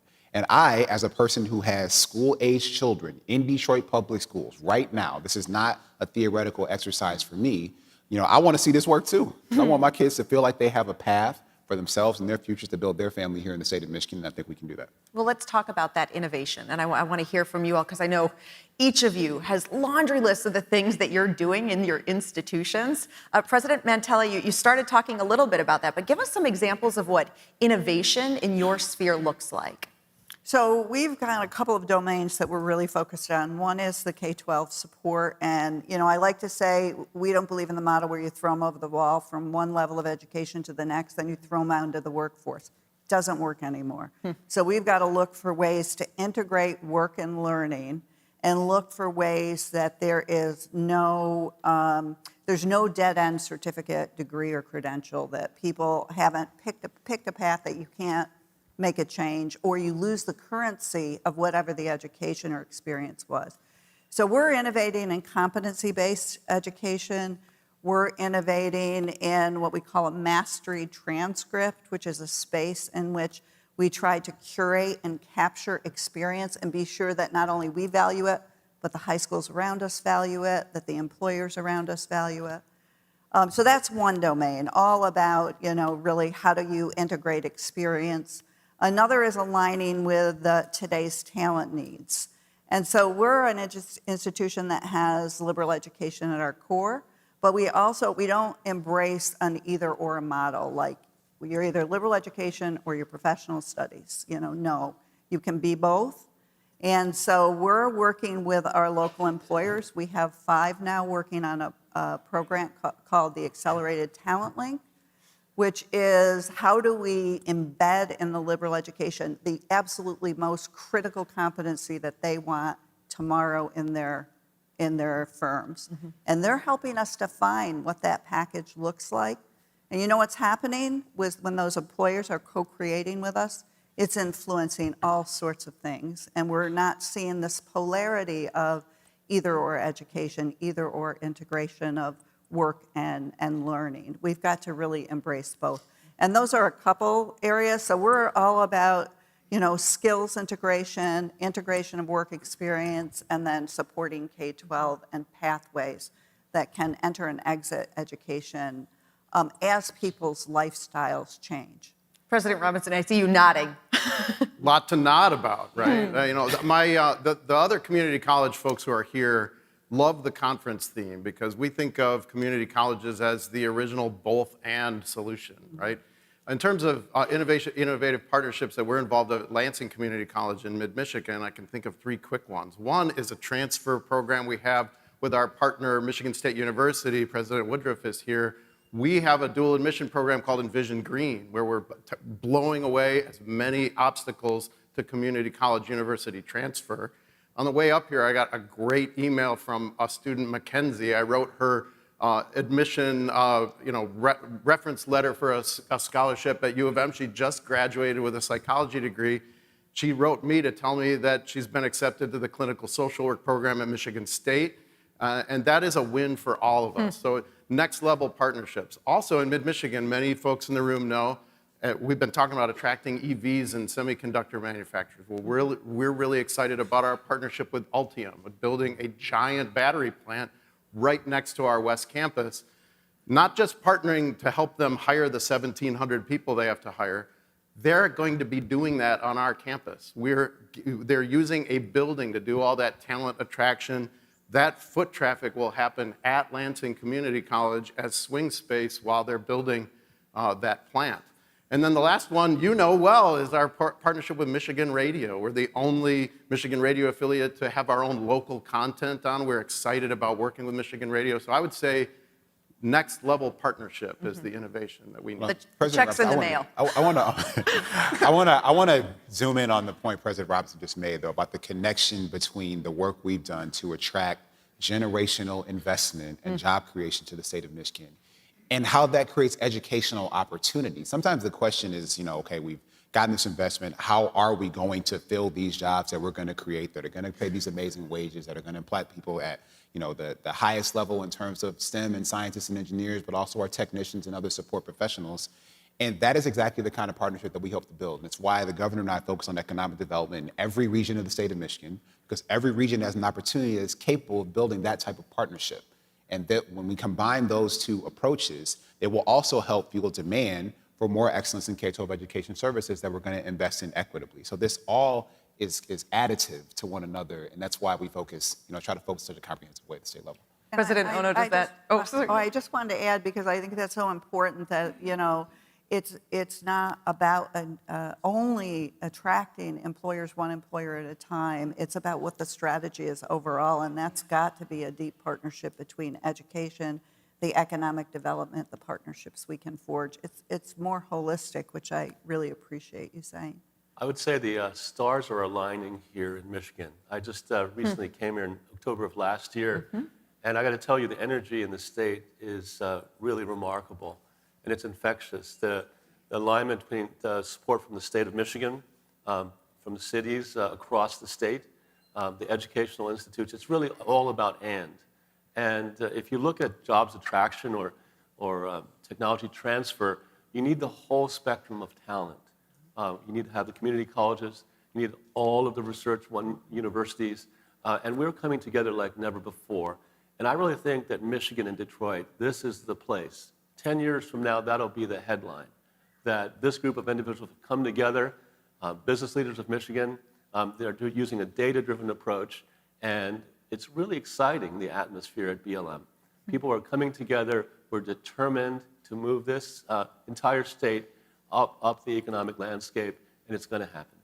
Well, so much of the conversation this week has been teed off by this report from Citizens Research Council about population, right? And that's so much about what we're thinking about is growing the population. President Ono earlier used, we need to become more sticky. I like that metaphor of to keep people here. So we have an audience question, and I think it aligns directly to this, which is how can our state colleges, universities do a better job at keeping the thousands of students attending those schools stay in Michigan after graduation? Let me take that one. I want to hear from everybody. Not a lot of people know that this region is near the very top of the country in terms of the number of graduates, highly skilled individuals. And we want to change everything so that people don't actually leave Michigan. We want them to stay here. We want them to fuel the startup companies. We want them to be the talent that attracts major companies to the state. And all of that is happening. All the conversations at this conference are happening so that we make it sticky for them to stay. We want to staple H-1 visas and green cards to diplomas. And we are talking about how we're going to do that. And it's really, really exciting. There's no reason we can't do that. The conversations are happening, and we have to welcome them, all of the students, when they arrive, whether they're from the state of Michigan or somewhere else in the United States. And we also have to make sure that every summer we maximize the number of them doing internships in companies here in Michigan. So when they decide where they're going to work, Michigan is at the front of the list. Another aspect of that is to put community colleges at the center of what you're talking about. Every Michigander is a commuting distance from one of the great community colleges here, and far and away, community college graduates stay in the communities where they get their degrees. So putting a lot of emphasis on the entire infrastructure of higher ed, and particularly that front end for certificates and associate degrees at our great community colleges. Lieutenant Governor, getting people to stay, it is part of the administration's goal. I mean, it should be all of our goal. I think that alignment here, I think, is what's unique about the moment that we're in. And this is personal for me. I was one of those graduates. I was a double engineering major graduate at Michigan who wanted to be a software developer in 2005. And I went to the West Coast, and then I went to the East Coast, and I came home ultimately after 9 years to build my family and my future here. If we are successful, people will not feel driven to make that choice regardless of the industry that they choose. That is the goal of diversifying our economy today and making sure we have educational pathways for people to pursue that will prepare them for a diverse set of experiences and potential careers. And so we need to invest in all of that, and the types of partnership that we have to identify, that we can identify in conversations like this, I think will help us. And at the state level, we certainly are going to work to make sure that we are resourcing these types of programs. And I think it's time for the public and the private sector, frankly, to continue to resource it as well. Like the reason I became an engineer, for example, was because I was part of the Detroit Area Pre-College Engineering Program, DAPSEP. That program was funded by higher education, it was funded by private sector, philanthropy, public sector. That funding from the private sector pretty much went away in 2008. It hasn't returned to the level that it did when I was a child. I think it needs to. We say we want more talent, everyone needs to put up and invest. And I think that's the opportunity that we have, and everybody in this room can make that happen. I would just like to add, I think the internships are very important. I think experiential learning across the board, getting students in with the local businesses. 40% of our students come from the east side of the state, being sure there's experiences across the state for students to partake in. We have about 86% of our students that stay in Michigan, and we draw from every county in Michigan. So we're really a place that I think the part of it is building the college experience that people see the community, feel a part of the community, a sense of belonging, feel supported, and feel that their career can be here. And I think, opportunities for us, a place we can do better is importing more students into the state, because I think we can make the same impact for students from out of state coming and having that very same experience and not wanting to leave Michigan with their career. Philly, you're absolutely right. One of the things we have to do is to sell how wonderful it is to be in Michigan, how beautiful the state is, all the cultural attractions, and just having moments where we bring the students together and articulate that unabashedly. To be proud Michiganders, it's incredibly important. And I think that all that is happening as we speak. The placemaking investments, I want to comment. I do think the placemaking investments that we need to make collectively will help with that. We know that we need to build communities that people want to live in, that people want to come to, that people want to raise families in. And so, that certainly means there's a piece of that on affordable and available housing. There's a piece of that on transit and transportation. There's a piece of that on supporting our cultural institutions. And these are things that we all want to invest in, our arts and cultural economy, and I think that can help, again, have a collection of attractive communities that exist all across our diverse state, in both peninsulas and every region. We have a place that's amazing to live. And that will, I think, also help us keep folks here who come here for a college experience at any of our sort of institutions and want to do their first thing here, start their first business, have their first job, file their first patent, whatever it may be. They can do their first thing in Michigan and do it better. And that really, in some respects, is the power of and. It's not either or. It's not just the higher ed. It's the community, too. And I think folks are really aligned with that here in the audience, because the next question I want to get to is, what efforts are underway to align your institution with community development and how we can work together? Important call. You want to take? I mean, it'd be kind of, who is it? Who's calling? Tell them hi. Sorry about that. Okay. Maybe it's a community member calling to answer this exact question. What are each of your institutions doing to partner with each of your communities, right? Like Grand Rapids, Ann Arbor, Lansing. These are thriving, cities. And I'm just curious what that can look like for our cities. Well, it's interesting. I came to Grand Valley State University because I thought it was such an interesting place. It had been born of the community. I mean, the community advocated for an educational enterprise because there was an appreciation for how there was this bond in our vitality. And it lives every single day. So we co-create curriculum, as I said. We are very aggressive about the kinds of experiential learning.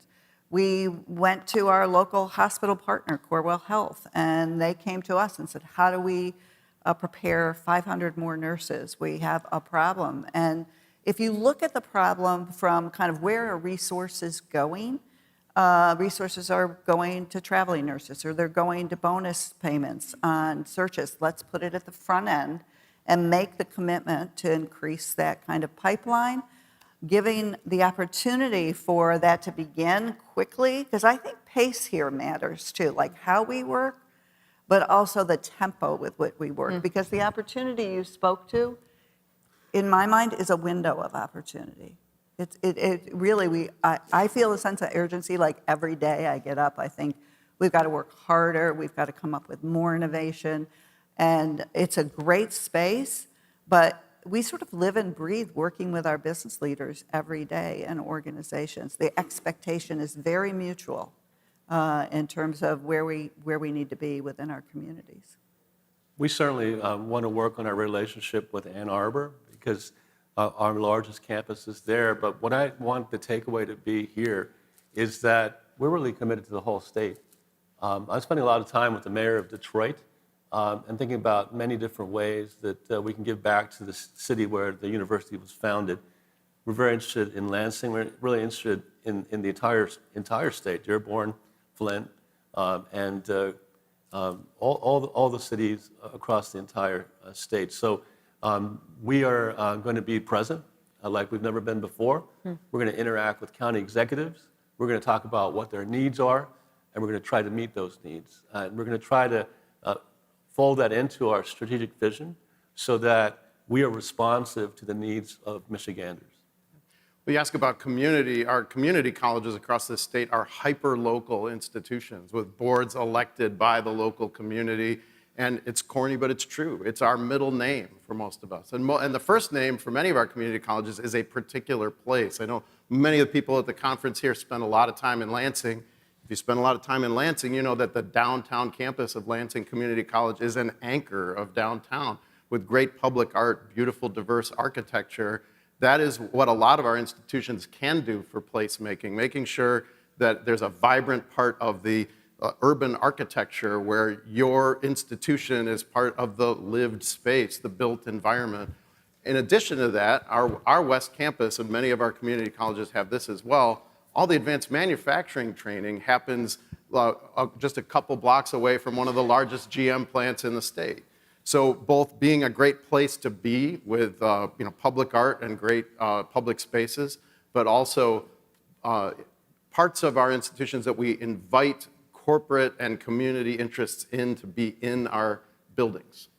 Lieutenant Governor, I'm going to turn to you because this question is directly for you, which is specifically how do we align or realign state and local funding to best support education? And I guess it's both K through 12. It's a big old bottle that I just opened, but also higher ed. Like, what can the state do when it comes to funding to help these workforce development conversations continue and be successful? So I think again, it starts with continuing to articulate how much of a priority this is for the state of Michigan's success.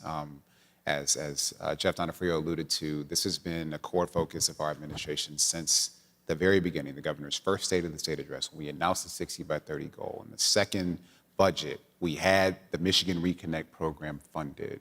In every budget that we've put forward, we have had record high per pupil spending in K-12 education. We have proposed these increases. So I think at the state level, our priorities, frankly, are pretty clear. What we hope to have made true is also that there has been more equity in recognizing that different parts of our state need different types and levels of funding because they have different needs and have historically gotten less, and so therefore need to get more. That kind of partnership will then help us position more students to be successful as they enter into institutions like yours, because they will have been better supported. They will have been, frankly, trained by better supported and better respected educators, as we seek to make sure that we can reset people's understanding and relationship and expectations of our education professionals. And frankly, I think that's the role that we have to play. We have to sort of set the stage and create the environment. And then it's up to local leadership. It's up to, our local business communities and our respective local economies in Michigan to be partners, not be adversaries of your local educators and education systems, and understand how can you support, what can you do, what programs can you help to enable within those districts to help students become more successful. And I think that we have a really big opportunity right now to do that. I just want to say that our recent efforts, supported by the state of Michigan in semiconductors, is really a great example of how we're all coming together to really leverage that, our alignment and support from the state for federal funding, for example, in the CHIPS of Science Act. So these investments that have been made in creating global semiconductor strength in the state of Michigan are an answer to that question. The state is doing it. I got to tell you, I've never been in a state where more individuals from state government want to talk to me about how we can work together. And it's a really wonderful thing. Very true. And there's a really long porch. Perfect for that, so I've heard. President Robinson, I want to ask all of you this question because I think it's really important, and it's something that Matt Elliott, the chair of the conference, is really digging into, is specifically talking about what success will look like, right? So we can all sit around here and kind of talk about, here's what we'd love to see, but this idea of how do we measure it, right? And so when we're talking about, again, building this workforce for the jobs that the state needs to be economically successful in the future, how are we going to know if we're successful in that? How should we go about measuring it? So in the community college space, a number of us who've worked with the Aspen Institute define this as Community College 3.0, which is holding ourselves to a higher standard of post-college success. Not enough to get an associate's degree, get a great degree and a grade, and then go to GVSU or U of M. We want to keep track of you and make sure that you finish. That's why I literally did a fist pump when I heard from Mackenzie, who graduated from Michigan. Congratulations, MSU. Mackenzie. And that's what it is. It's post-college success. It also looks like transforming the communities that we serve. Our institutions, the two-year college institutions, really exist for two purposes. One is social mobility for Michiganders and their families, and economic development and prosperity for the regions that we're in. We're all in that business. And so having key metrics about making sure that we're adding value after students leave. As community colleges, we're a bridge, not a destination. Our students come, they want a great job, or they want to go and be with you all. And we want to help them get there and keep track of them as they achieve those things. The metrics are pretty simple for us. We have about 21 startup companies, 500 inventions a year. We want to see more of those startups stay here. And those are the destinations to make it sticky for our graduates to stay here and to attract more students to come here. And as those companies grow, so we'll measure that every single year, thanks to BLM, we will be able to show progress over time as a sector. And the alignment that you're seeing on the stage, which is really reality, will bear fruit in the near future. Yeah, I too think the metrics are quite clear. I mean, one is a growth metrics, growing enrollment, and that means growing graduates, particularly in the knowledge economy jobs. I think that even though we focus on the demographic decline, there are plenty of students that we're leaving behind that have promise, they have aptitude, they have interest, so we can do more there. Jeff presented our adults with some college. Then we need to be able to top off and upskill those. So knowing our metrics, where we're at with that population, seeing the growth. And then, as I said, I think Michigan's a wonderful draw for education. And so we should be able to have growth metrics across all three of those vectors. I also think we have to be bold around realizing that all of our businesses have a tech underground through line. And so we're going to need more engineers. We're going to need more computer scientists. We're going to need more skills that we don't even define yet. And we got to make a commitment to, like in Grand Valley's case, we're making a commitment to 3x those over the next 5 years and find the way to add to the resources. Can't all come from the state. I think it has to be private business. I think it has to be partnerships, has to be new ways to reuse dollars that are out there in the system. But we're going to have to fuel those growth objectives because we can't just watch the decline line, which will happen if it's business as usual. Lieutenant Governor, I mean, 60 by 30, that's a metric. That's right there. It's true. I think that one's important. I am really interested in college completion. We have done a lot of work on access and affordability. Again, the Reconnect program, tuition-free pathway over 25. We proposed lowering the eligibility age to 21, and instantly will make 300,000 more people able to go to community college tuition-free. The Michigan Achievement Scholarship, 4 out of 5 graduating high school seniors will qualify for a scholarship. 2 out of 3 entering college freshmen in the fall will be able to go to college tuition-free because of the Michigan Achievement Scholarship.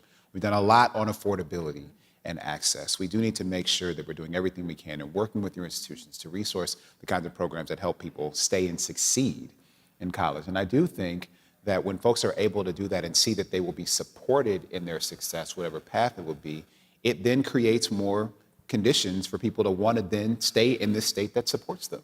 To know that when you want to start that first business, that you will have things like the Michigan Economic Opportunity Fund available to you, the $10 million fund that we launched earlier this year for women entrepreneurs, Black entrepreneurs, people of color, people living with disabilities who were not able to get a bank loan, but now they can get a loan from the state of Michigan.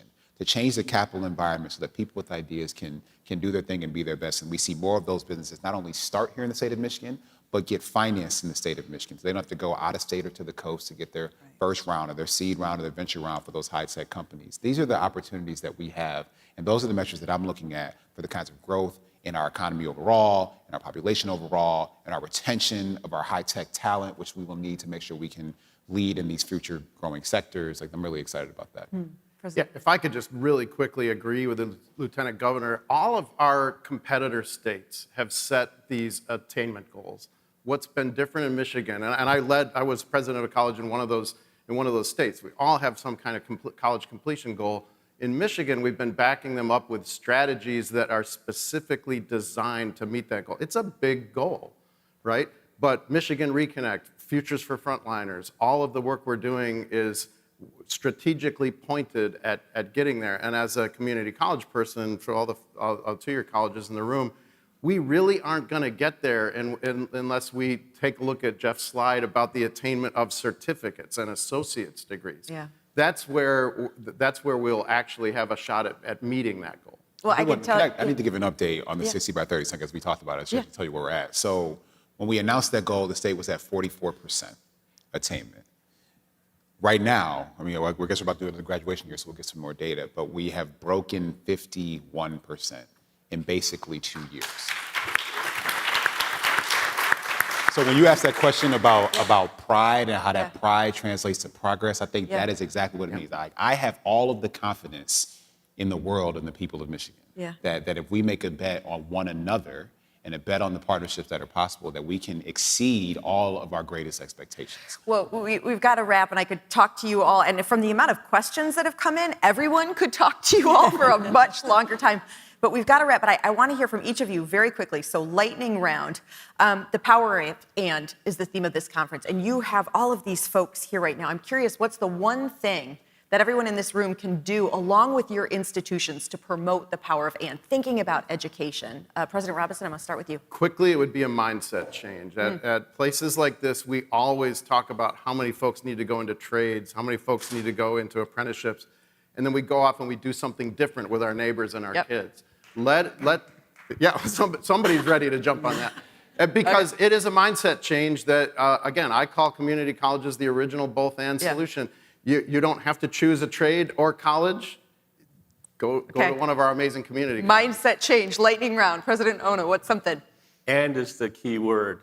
Business, government, and the educational sector have to come together like never before. Okay, President Mantella. So I think as education constraints, we can't compete and do public harm. We've got to lift up what's working and what's not working. We got to share it so that we work on the problems together. Okay, LG? You have to be part of the solution, not just complain. We're going to leave it there, everyone. Thank you so much. President Robinson, President Santaono, President Montella, the Lieutenant Governor, round of applause for their thinking. And you are watching live coverage of the Mackinac Policy Conference here on Detroit Public Television. So this week, we are talking a lot about the power of and some folks who aren't just thinking about the power of but they're actually doing it are here right now. We've got Jeff Boehm. He is chair of the St. Clair County Commission. We've got Randy Myers, president and CEO of the Community Foundation of St. Clair, and Josh Chapman, president and CEO of the YMCA Blue Water. Hello, you three. Hello. Hey, thanks for having us. us. So good to see you all here. So, Jeff, in the Blue Water area, you're really leaning into and living this theme already of the power of by using public-private partnerships to benefit your community. Can you describe what this actually looks like in your community on a day-to-day basis? So it started back in like 2009, 2010 when we really figured out no one's coming to save us. You know, it ultimately came out of the height of the economic downturn. So we got a lot of the community leadership. There's 35 to 40 of us that meet every couple months. We go to larger planning sessions. Where we have, 80 to 100 people to actually vet different projects, and really just a great collaboration. I know it sounds somewhat cliche, but we actually do it, we live it, we breathe it in St. Clair County. And I think if you look at just with like the policy conference, we have 20 people from St. Clair County that represent the, private sector, the nonprofits, foundation, so on and so forth up here. Yeah. Randy, does that resonate with you, this idea that no one was going to come save you and you had to do it yourself? Yeah, ironically, it was a great turning point. Yeah. Looking back, we realized that if we look at each other in the face and we realize we're the ones either going to make it or break it, we got to take ownership of it. Yeah. We got to start sharing more, communicating more. And it really was a turning point for us. Josh, you wrote about this work recently in Bridge, Michigan, and making sure that you're getting the right experts in the room to do the work. Yeah. So there's the initial sort of step one, which is realizing there's a problem. Yeah. Then there's the step two of who's going to be there at the table. How does that work, and who are the right people to make this public-private partnerships actually succeed? Yeah, so I think that's the beautiful thing is that there's no ego, right? So Jeff is looking at a child care center. He calls me. And we start chatting about it, and he's like, "Well, I just thought you opened up, we drop our kids off, and you go, right?" So there's no ego in the process of what we do. It's we find, we vet, and we bring the best to the table, and we get stuff done. Yeah. So you also talked about making sure that the room is a safe space for honest conversation.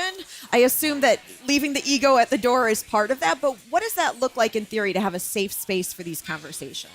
Yeah, so it doesn't do anybody any good if we come in and we don't tell each other our honest opinion and perspective. That's why we're there, and I think again that speaks to why we've been so successful. We have the tough conversations. We call things like we see them. We don't always get Christmas cards, but there's no hurt feelings and no ill will. Yeah. But it's important to put everything on the table. You can't solve it unless you know what you're dealing with. Randy, that feels like building some new muscle memory. I know you've been doing it for more than a decade, but that's not always the first way folks come to a table. Yeah, it's culture change, right? It's organizations have to be willing to share what our strategic priorities are. Where do we find overlap in priorities? Agree we're going to disagree at times. But like at the conference here, you can disagree and still be respectful about it. But it is culture change. It's system change. It's muscle memory, right? You've got to do things differently. You can't hide in your office when things get bleak and wonder why things don't change. You've really got to get out. So it does take repetition, getting together on a regular basis, talking to people like Josh over daycare, housing, talent attraction, and being honest. So, Jeff, if another county or institution or group came to you and said, "Oh, Sage, where do we start? How do we even begin this work?" It's funny you say that because we have had other communities to reach out to us because we've had some pretty good publications that have talked about our Blue Meat Screen and some of the things that we do. And I think we're small enough that it's manageable enough too. And I'm not, throwing stones, but it's not too big that we can handle it. We put some of the brightest minds in the room, and to reiterate what Josh said, I mean, there are just some good, hard discussions, on different things, and it doesn't get offensive. I'm an idea guy. I always say, I got 10 ideas, 2 or 3 of them are really good. Mm-hmm. 2 or 3 of them are okay, and 2 or 3 of them are really bad. So, but, just to get that dialogue out there and to have that conversation, it's important. It's the biggest thing that has helped change St. Clair County's path. Huh. And I've been on the board 18 years. Yeah. I've seen the siloistic approach when everybody had their own money, nobody had to play nice together, so on and so forth. And ironically, probably one of the best things that came out of the bad economy was this, our Blue Meets Green group, which these guys are, part of that group, and really has set the tone moving forward in our county. Yeah. Randy, same question to you. If someone said, how do I start this tomorrow or yesterday? Yeah. What do you tell them to do? Yeah. Well, you've got to be willing to have county leadership and business, private sector recognize philanthropy, right? And if they don't, then philanthropy needs to reach out. So we have community foundations all over Michigan, all over America. You need to reach out to leaders in the community and say, I care about prosperity. I care about growth in Michigan. I care about population and talent attraction. Let me have us out at the table. And fortunately, in our region, we have spots at the table for the voices. Josh, how do you go about finding those folks, right? Like you've decided this is what I want to do, but how do you find like-minded folks and stakeholders to come to that table with you? What should someone do? Yeah, so I think going on the approach of we don't want necessarily everyone to be like-minded, right? We do want to have a shared vision and a shared goal, but it's okay to disagree. And it takes the 5 extra minutes, right? So it's easy to pick up the phone and call the person that you always work with or the person that you always deal with. But taking those 5 extra minutes vetting and doing some research, and it doesn't need to be you, right? So pick up the phone, shoot the text, call somebody and ask for help, and you'd be surprised what people will do for you. Well, it probably builds a more interesting table then of stakeholders too, because it's not a bunch of folks just thinking like you are or doing the same work that you're doing or look just like you. Yeah. And I think we've all had these conversations over the years that the more diverse stakeholders, the richer it's going to be in practice. Yeah, I mean, you're absolutely right. It's as the relatively young delegate in the room, many times, the challenges on childcare, for instance, or K-12, is much more felt in my home than it may be in Randy or Jeff. So it's looking, when we look at diversity, looking at all of the dimensions, right? And because really that gives us all the perspective. So when we put together our strategy and priorities, we're successful coming out of the chute. Yeah.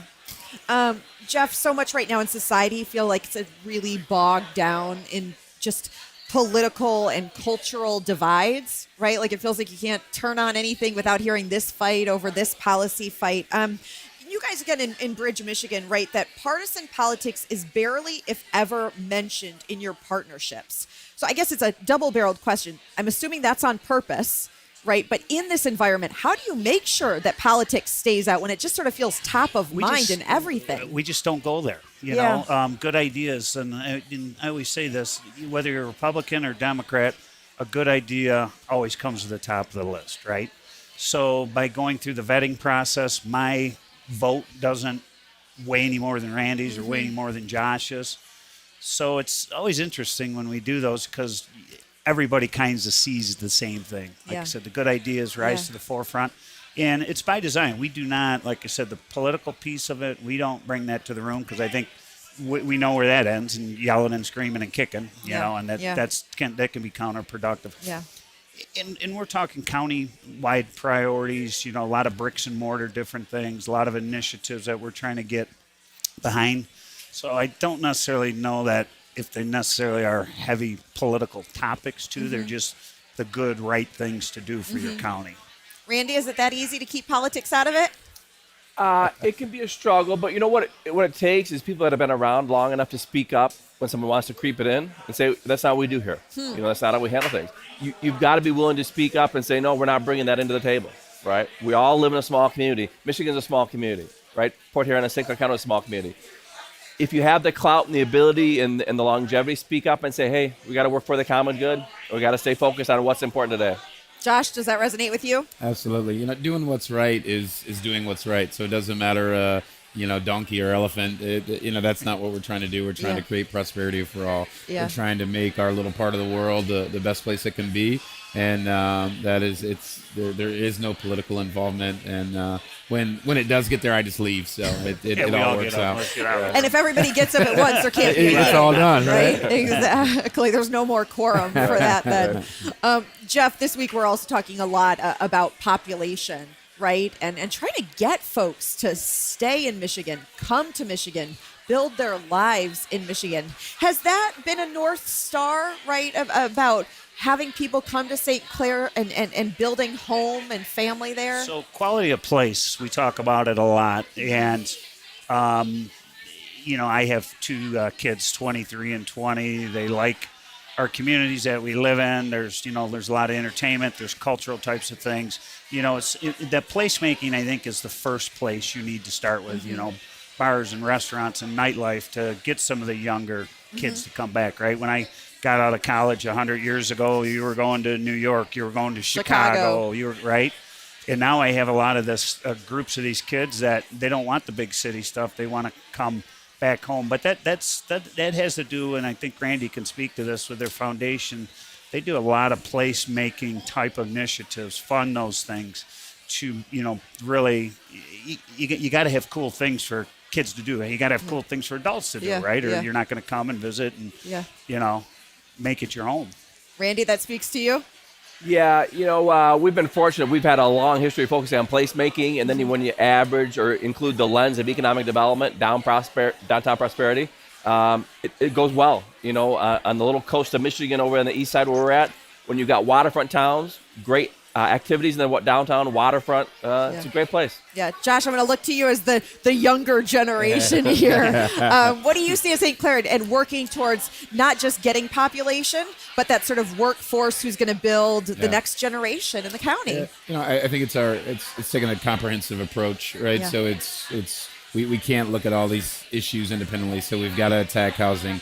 We've got to attack the education system, pre-K to graduation. We've got to look at placemaking. So, I think it's the continued effort of bringing the players to the table and ensuring if they're successful, if you build it, they will come. So I think it's building all of those different things that people want. Well, as we wrap up here, quickly, I want to ask all three of you. Josh, I'll start with you. Are you optimistic that other regions, other communities in Michigan could adopt this model and be as successful as you all are? Absolutely. If you want to be successful, I think we've laid out a great blueprint, and we've got a track record to speak to our success. So the proof is in the pudding, as they say. So, Randy? Yeah, I think we're already seeing the Houghton Hancock area, the Saginaw Bay, Bay City, Midland area, Flint, Northern Michigan. They've all reached out to us at some point. I definitely think collaboration as a region, a natural, organic region, is the way to go. Jeff, you optimistic? Hey, I see Macomb County, their leadership right there. Don Brown, the chairman, he can lead them to the promised land. I've got some confidence in him. But we have it's funny because we have a great working relationship with Macomb County. Yeah. It's so important for Macomb County to do well, for St. Clair County to do well, because a lot of our people live there, but, almost 40% of our people seek employment outside of, and then they come back. So it's kudos to the guys from Macomb County and doing everything that they are over there. They're a big part of our success. Jeff, Randy, Josh, thank you for the time and thanks for the work that you're doing. Thank you. Appreciate it. Thank you. Thank you. Okay, we're going to take a quick break and we'll be right back.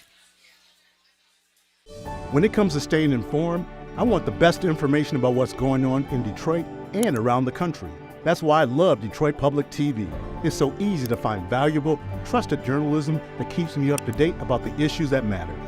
Whether I'm on my laptop, phone, or smart TV, I know it's available right at my fingertips. And as a Passport member, I get access to even more exclusive content. It is all on the free PBS app and at dptv.org. From Delta Faucets to Behr Paint, Masco Corporation is proud to deliver products that enhance the way consumers all over the world experience and enjoy their living spaces. Masco, serving Michigan communities since 1929. The DTE Foundation is a proud sponsor of Detroit Public TV, among the state's largest foundations committed to Michigan-focused giving. We support organizations that are doing exceptional work in our state. Visit dtefoundation.com to learn more.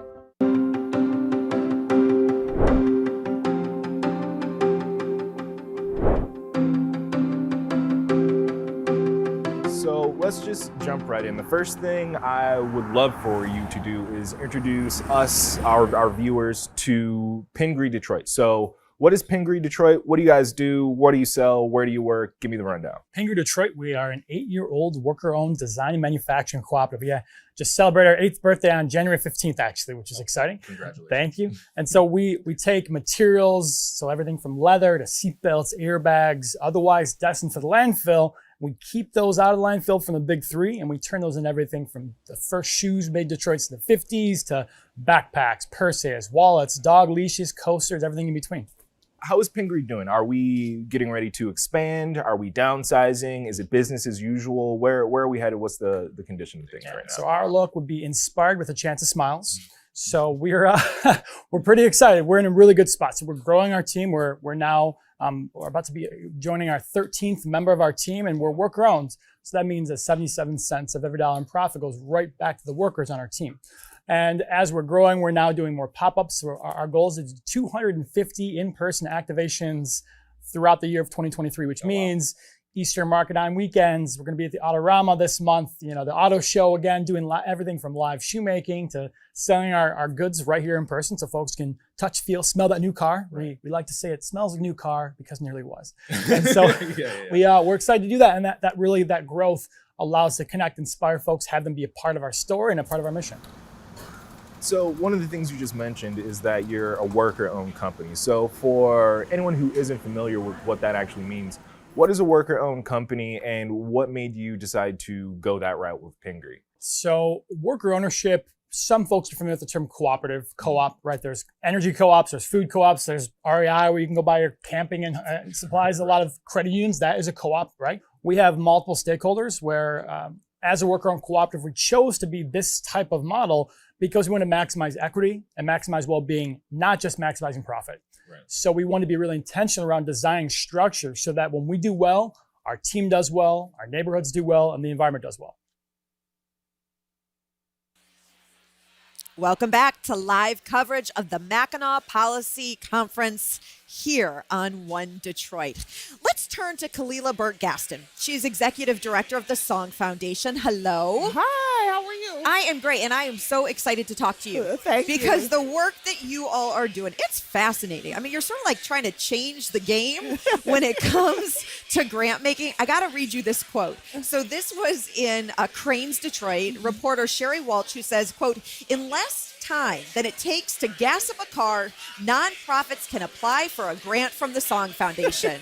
That's really changing some things up. Yeah. Well, I think Sherry gave us a little bit more credit than probably we deserve. So maybe a really big gas tank.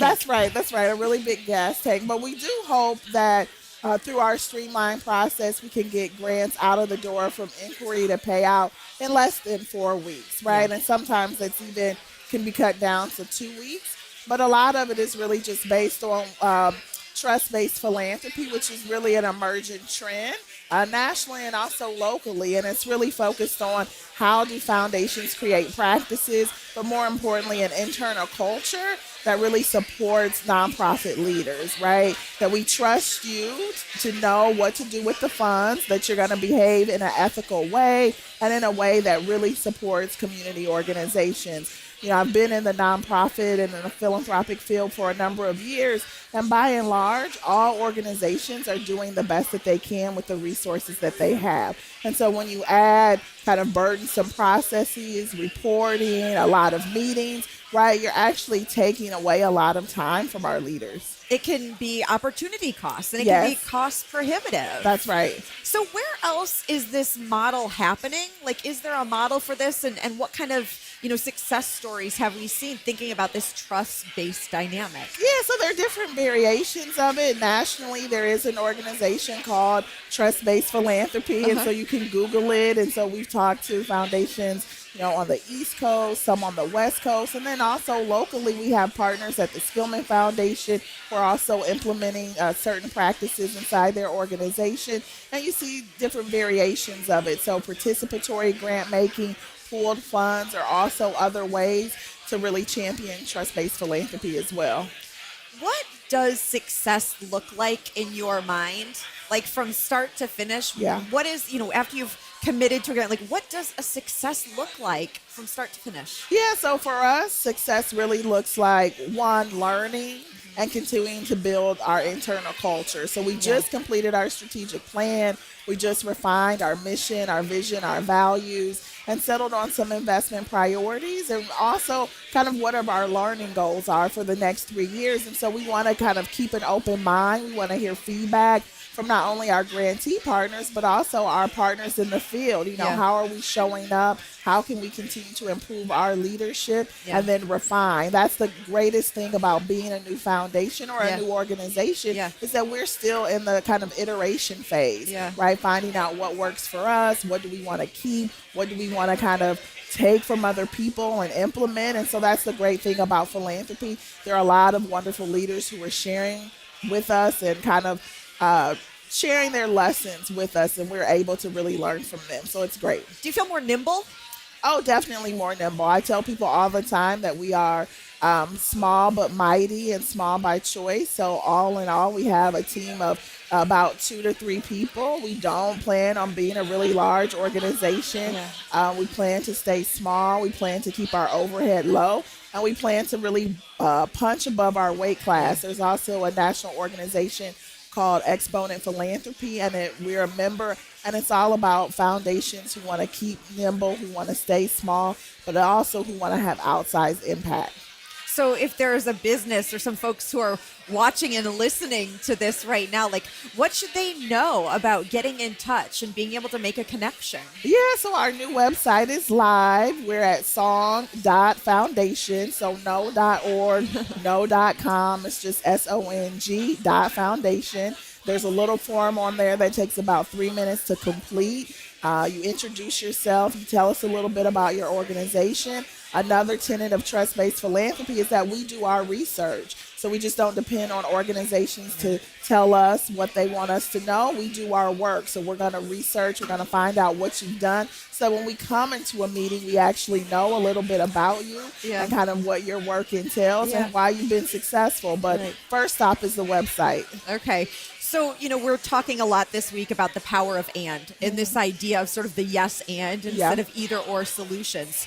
This feels like it sort of fits into this and, right? That there are these foundations that are well established, doing amazing work. And this can be the sort of, and we've also got this model. Yes, that's right. Our policies and our practices aren't kind of in response to what any other foundations are doing. It's really just based on the culmination of our collective skills and experience. So I have been a nonprofit executive. Our board chair is an entrepreneur, and so he's been able to make quick decisions about investing in companies. And he was like, why does it take so long, right? We also have board members who've worked in government and also who are attorneys, and they said, hey, can we do this quicker? And I said, we sure can.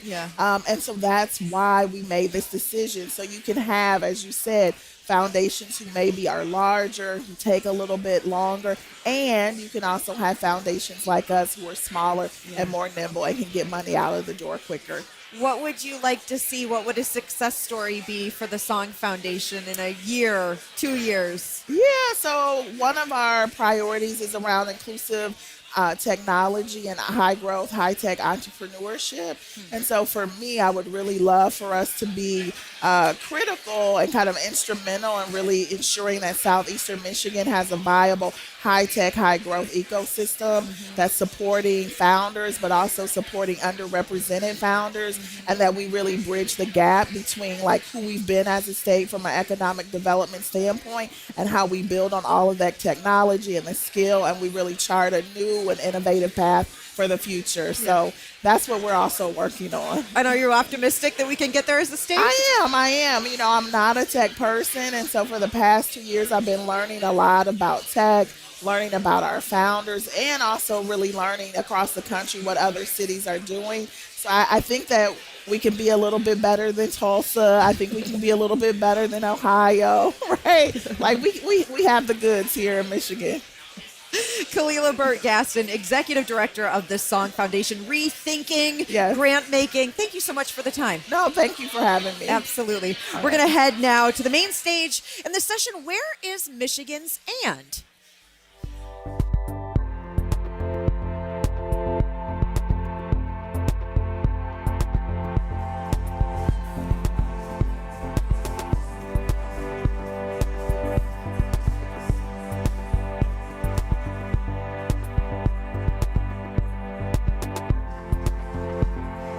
Distinguished guests, please welcome President and Chief Executive Officer of the Detroit Regional Chamber, Sandy Barua, and President of Bank of America Michigan and Chair of the 2023 Mackinac Policy Conference, Matt Elliott.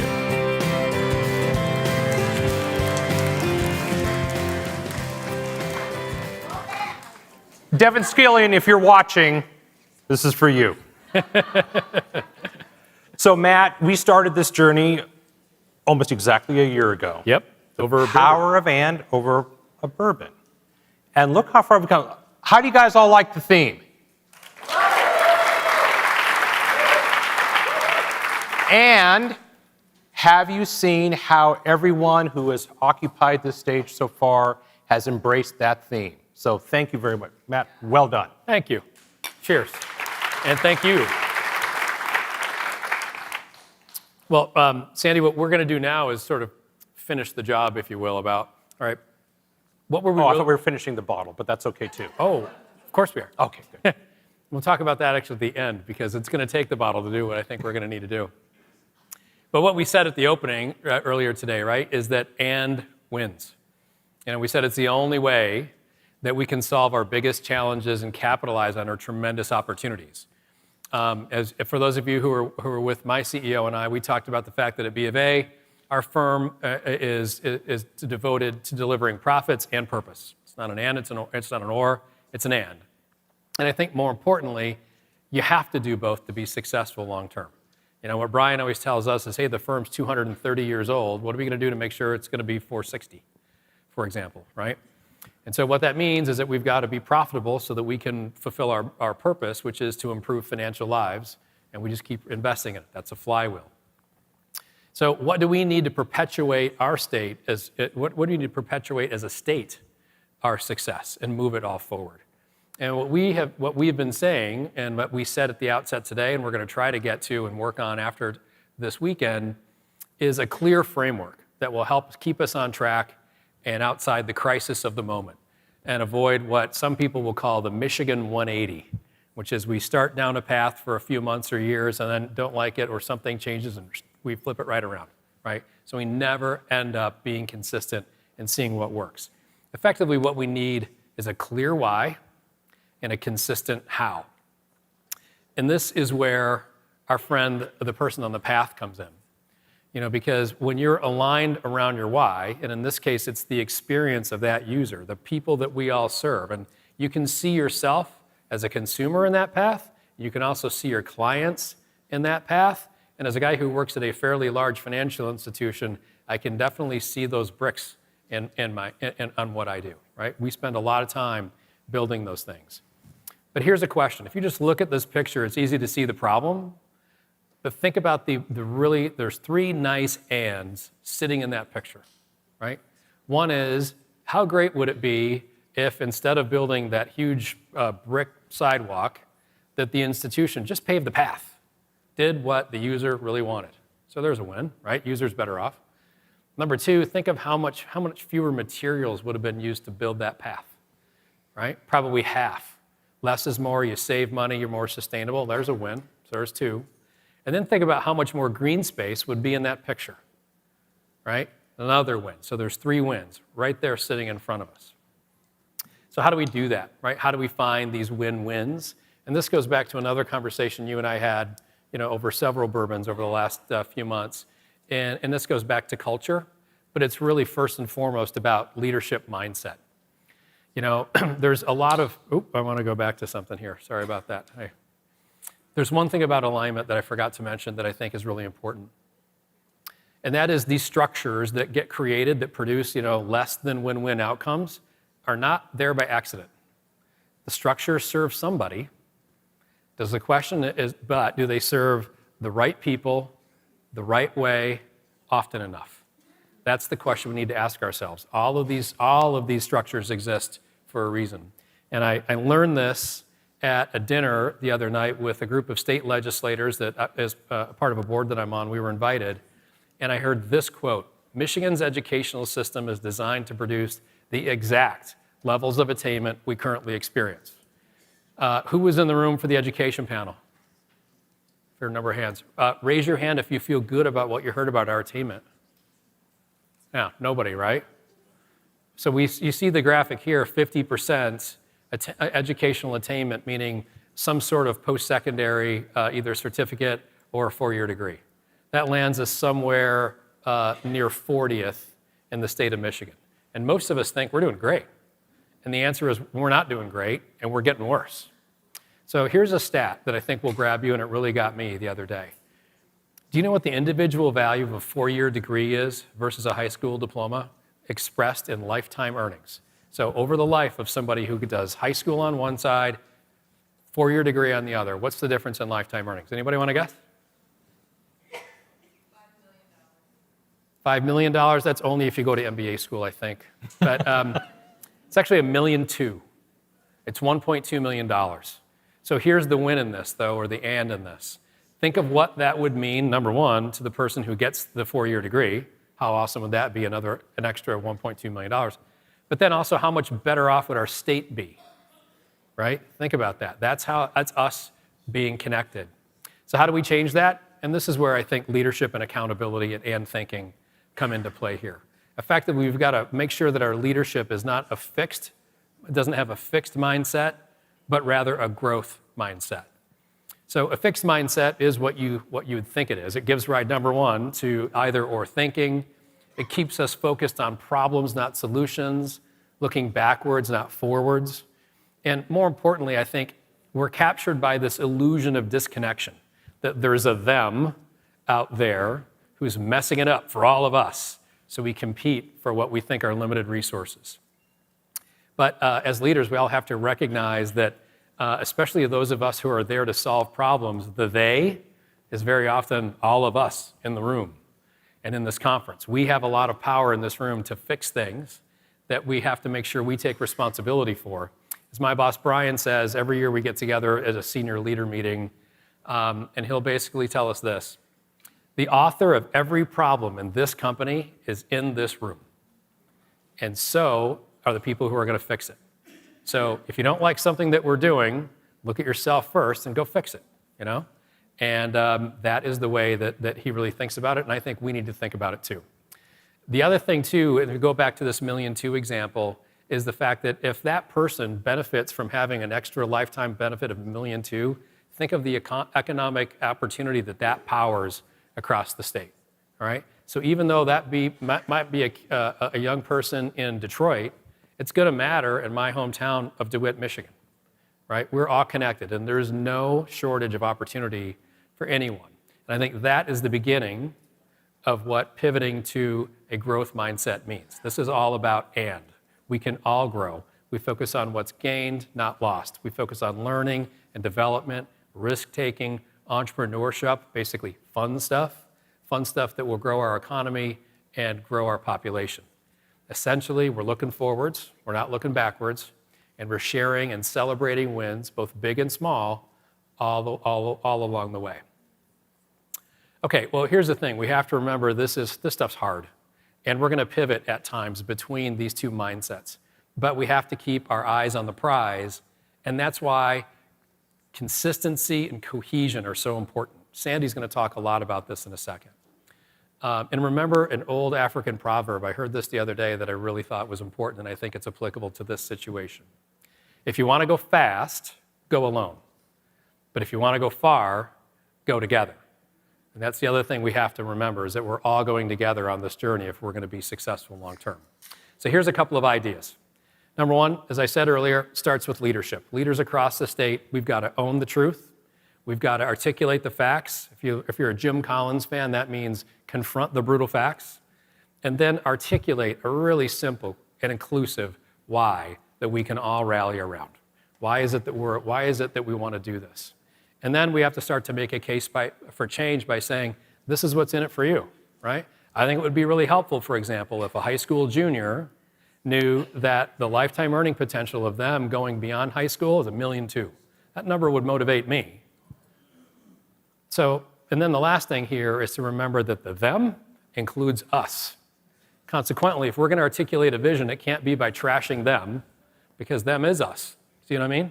So too often when we hear, especially politicians, talk about a vision, it starts off with party X is wrong because of Y, right? That doesn't work. We've got to do something that aligns everybody. So we focus on growth, we focus on education, we focus on development, and we focus on winning together, right? Okay, easy to say, probably harder to do, but Sandy is going to go a layer deeper with the why and help us get started on the how. So Sandy, over to you. So all I have to do is fix the how problem. So let's talk about this for a second. So as Matt and I have been talking about the power of and how we get there, it's really important to understand where Michigan voters are now and what they're thinking. So just to kind of set the stage, no pun intended, here's what our chamber polling, our statewide chamber polling with the Glenn Gariff Group is showing. When we ask Michiganders across the state, who do you trust? Not surprisingly, almost at the top of the list are our neighbors. Makes sense. Close to the bottom of the list are voters of the other party, which strikes me as a little odd because unless you live in a very unique neighborhood, I'm sure you have neighbors of the other party. When you look at how people feel that they're doing economically versus how the economy is doing, the disconnect couldn't be greater. 72% of Michiganders say that they are doing as well, if not better, than they were a year ago. And this is a number that actually has stayed relatively constant since the dawn of the pandemic. But if you look at the University of Michigan Consumer Confidence Index, in May, just this month, it was at 59. Right before the pandemic, it was 101, and 100 is considered healthy. So the same people who are saying, hey, I feel good about my economic situation, and only 17% say that, oh, I'm worried about losing my job, which in Michigan is a fabulous number, by the way, but people feel very, very sour about the economy. So they're not translating how they're doing with how the rest of the economy is doing. Is Michigan and the U.S. on the right track or the wrong track? Well, not surprisingly, based on the University of Michigan number, a majority of people feel that we're on the wrong track. But in Michigan, people feel that we're 42% on the right track, and those same voters said that the U.S. is on the right track at only 18%. So it's interesting. Is Michigan that much different than the rest of the nation? So again, we have a very different perspective as Michiganders about how we're doing locally versus how others are doing. To expand on Matt's point about educational attainment, when you ask Michiganders, is college very important for a successful job? Only 8% of Michiganders say yes. Now, as we have heard from our last panel and our Mackinac moment, certainly we're not arguing that everyone needs to go to college. There are multiple pathways to a successful life that don't include a formal four-year degree. But 8% strikes me as a relatively low number, especially when you think that those same voters say that 80% of them support state support for tuition support for 2 years of additional training beyond high school. So there's a great well of support for the policy initiatives that we all want to enable here. This EV1 is interesting. So here are our companies working around the clock, betting the farm literally on the EV revolution.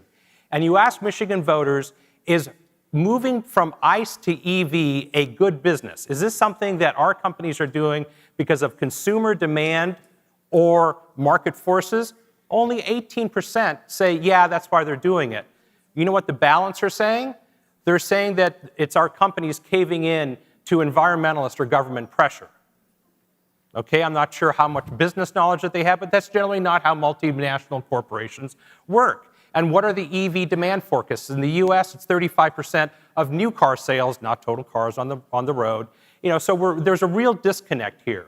And when I look at this EV number in particular, one of the reasons why my wife Lisa and I moved here over a dozen years ago now was my love of cars. I'm a car guy. I love the auto industry. But I grew up in the Pacific Northwest. And when I grew up in the Pacific Northwest, it was timber country. But when I was growing up there, I don't recall people saying that, oh, gee, I wish we could go back to the days that we were a timber community. And it was kind of a mindset difference that I found interesting coming here, where, in other parts of the country where people are kind of looking forward, what's the new technology? How can we embrace it? How can we adapt it? What can we do? Here we've got to get over ourselves and figure out what is new and exciting and get excited about it. So, what do we need to do? So, I talked about 5 C's at the opening. Here's another 5 C's: cohesion, collaboration, consistency. We talked about the Michigan U-turn, right? I just thought that was a traffic thing, but apparently it goes more than that. Compromise, we certainly need, and common sense. So 2 things. These are the 2 takeaways I want to leave everyone with. Number 1, we need to figure out how to move from a strictly programmatic approach to any of our challenges in Michigan to an alignment approach. Too often, we are so busy, setting up new initiatives, new entities, not reforming the old ones, not updating old institutions to meet modern problems, and we're arranged in silos like it is, on the left-hand side of the chart. Good initiatives run by good people trying to solve the right problems, but they're not aligned. And what we really need to do is get alignment so the programs and initiatives, either that they're corporate supported, nonprofit, philanthropic, government supported, that we're aligning all of our initiatives and our programs in the right direction. And then finally, and this is what Matt talked about, is that we really need to think about our culture. We need to get positive about our culture. We have such a positive future in front of us in Michigan, and we're just not embracing it. The same things that made us great, the same things that built the middle class, leadership in mobility, leadership in technology, leadership in innovation, are the same things that are going to drive our future. And that's what we need to do. So we need to, again, the they is us, as Matt says. So we need to figure out how we get, how do we get better aligned, stop having a programmatic approach. Let's reform our old institutions to make sure that they work, and let's get a positive culture going. Thanks so much. Matt? Well done, sir. Thank you. Thank you. All right. I'm taking the bottle home. Any final thoughts? Well, I think I know what I'm going to do now that I'm going to be the chair of the chamber. Starting July 1st, we're going to finish the bottle and get to work. All right. Thank you all. Thanks, everybody. You got it? I am taking this home.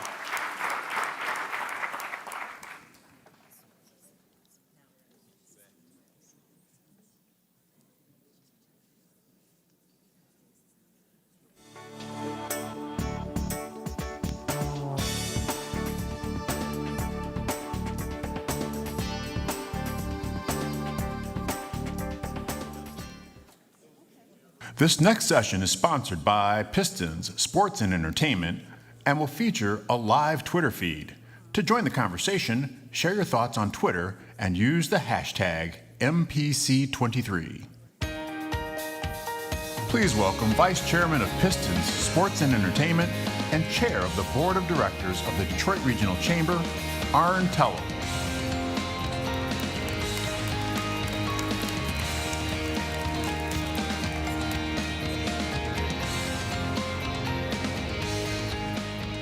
Take your seats, please. I was hoping there'd still be bourbon out here. Anyway, good afternoon, everybody. It's an honor for me to introduce our next speaker, Mark Cuban. I can't believe we got him to come to Mackinac Island.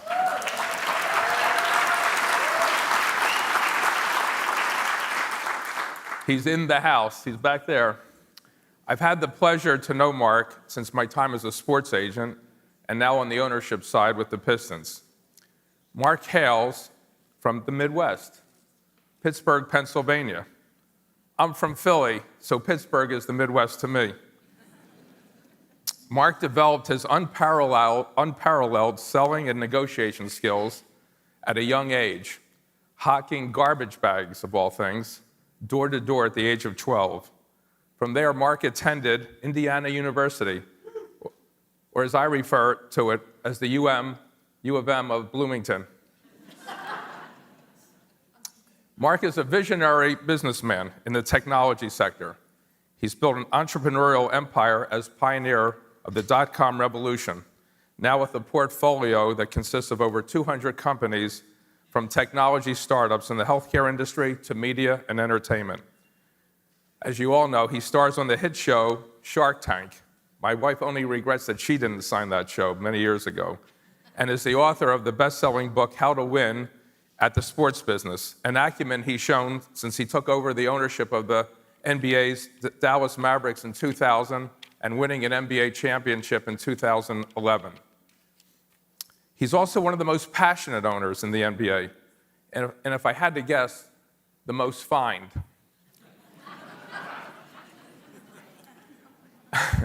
He's a fixture in the Dallas community and nationally through his work with the Mark Cuban Foundation, which, among other programs, provides free artificial intelligence classes to underserved high school students across the U.S. I'm thrilled that Mark is joining us today, and I know we all look forward to hearing his many insights. Joining Mark on stage as moderator is Casey Crane, the president and CEO of Crane Communications. KC oversees the day-to-day operations of Crane Communications and their family of brands, including Automotive News and Advertising Age. KC, like Mark, lives by the ethos of doing well by doing good, recognizing the responsibility of giving back to society and the community, which he does by chairing the Detroit Children's Fund. He's a great friend and golfing buddy of mine. Recently, he invited me to play with him, and Scotty Scheffler joined our group. Not too bad, huh? Not too shabby. Anyway, please join me in welcoming Mark and Casey to the stage. Thank you.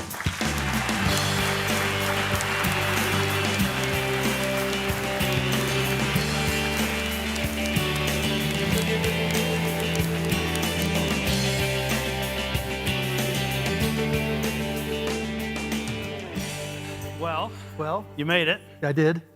Ladies and gentlemen, welcome Mark Cuban to Mackinac. I'm still picking bugs out of my mouth. A couple of bugs on the ferry. It's an experience, you know? I love when Orange tells people, come to Mackinac, it's beautiful. It doesn't tell you about the trains, planes, and automobiles you got to take to get here. Oh my God, it was biblical. Yeah. Okay, so they're not giving us a lot of time. I'm going to jump right into it. I got to tell you, I was a little bored over the weekend, so I read your book. Okay. And it was quite fascinating, to All be honest. 64 pages All of it? 64. He's not giving me any credit for it. Who else read his book over the weekend? No? So what was fun for me yesterday as I was preparing for this was asking everybody, how do you think Mark Cuban made his money? And not a lot of people knew. They knew you were a wealthy guy, you owned a basketball team, but it had something to do with computers. I love the story of how you got into broadcast.com. I mean, obviously, it's a very long story and a lot of pieces. Getting fired from your business software, not your business software, but a company called Your Business Software. Just reading about the heyday of computers was fascinating. Give us a real quick recap. How you got in, how you saw it, and to be able to sell for over $5.5 billion to Yahoo. It all Say that seemed, again? Yeah, it all seemed pretty nice. Yeah, 5.7, I believe. Yeah. Basically, a buddy of mine, Todd Wagner, that I went to Indiana University, with, came to me. We just had a really funny interaction with the president of the University of Michigan not long ago, so we'll save that one for later. But anyways, he came and he said, look, this new thing called the internet, this is late 94, early 95, there's got to be a way we've got to be able to listen to Indiana basketball over this internet thing. We were in Dallas, and the way we would literally listen to a game is somebody buy a 12-pack, we'd go to somebody's office, we'd get a speakerphone, and we'd call up somebody in Bloomington who would put the speakerphone next to a radio. And we'd listen to Don Fisher make the call, right? That was the only way back then to be able to do it. It seems nuts. Well, but the beer was cold. And so... There's a lot of that in his book too, by the way. A lot of it. So I was like, okay, look, I'm a tech guy. Let me figure it out. And so we started pulling pieces together, and we added a station and created this website called audionet.com and added a local radio station, KLIF, and figured out how to put the radio broadcast, it wasn't live then, on demand on this website called AudioNet. And that was 1995, and that was the start of the streaming industry. And it was called network broadcasting back then, or internet broadcasting. And we just built that up and built that up and built that up until effectively we were, the YouTube of 1998. We went public in July of 1998. It was the biggest IPO in the history of the stock market at the time. And then a couple years later, Yahoo bought us for $5.7 billion in stock. Billion. Yeah. Back then, that was serious money. Still is. And so that's the short of it. But and people forget it. Back then it was, it was easy to talk about. But yeah, we literally started the streaming industry. And for the finance geeks in the room, that collar deal you did looked pretty smart too. So when we sold to Yahoo, we sold for stock, not cash. And everybody else was like, the internet stock market's going to keep on going up, keep booming. And I'm like, look, I want to keep that B next to my name. So I'm going to do something called a collar. So I went to my broker and we sold calls and bought puts. And when the internet stock market crashed, I literally made a little bit more money and protected myself and was able to turn my share of that into cash. And it was called one of the top 10 trades of all time. So that was nice. Yeah. I wasn't complaining, yeah. A billion here, billion there. Pretty soon you're talking about real money. It adds up real quick. Yeah. I bring up the past, that history piece, only because I think it speaks so much to your personality. And you are an entrepreneur's entrepreneur. So much so that when you were at IU, you started a bar. You not started a bar, you bought a bar. Yeah. Until you didn't. Yeah. Like for me to pay for college, my dad did upholstery on cars, my mom did odd jobs, so I pretty much I got $20 every couple of weeks, and I had to pay for everything or figure out how to do it. And I borrowed money like everybody and got a little bit of scholarship money, but I always had a hustle. My junior year, I had a chain letter where it was one of those things where, you go, it was $100 and you sent 50 to the person at the top of the list. You don't look that old. Yeah. Yeah, but it is what it is. Chain letter. Yeah. Chain letter, and so I had to pay for tuition. And so that junior year I did that. And then my senior year, a friend, Evan Williams, and I, he had some money and I had my student loan. And we took that money and bought a bar and changed it over to a bar called Motley's Pub. And if we didn't have anybody come in the first night, there wouldn't have been a second night, but we just crushed it. Now, what I'm not telling you is when we started putting the bar together, I wasn't yet 21. And it wasn't until right after we opened, right before we opened, that I turned 21. And so I had a lot of friends who weren't 21. And so I would let them all in, and we would have lines to get in. And then one day, this was a long time ago, we decided to have a wet T-shirt contest. And now none of that would fly at all I was today, about obviously. to say, yeah. Not going to fly Hope at you all. enjoyed it. But that wasn't the interesting part.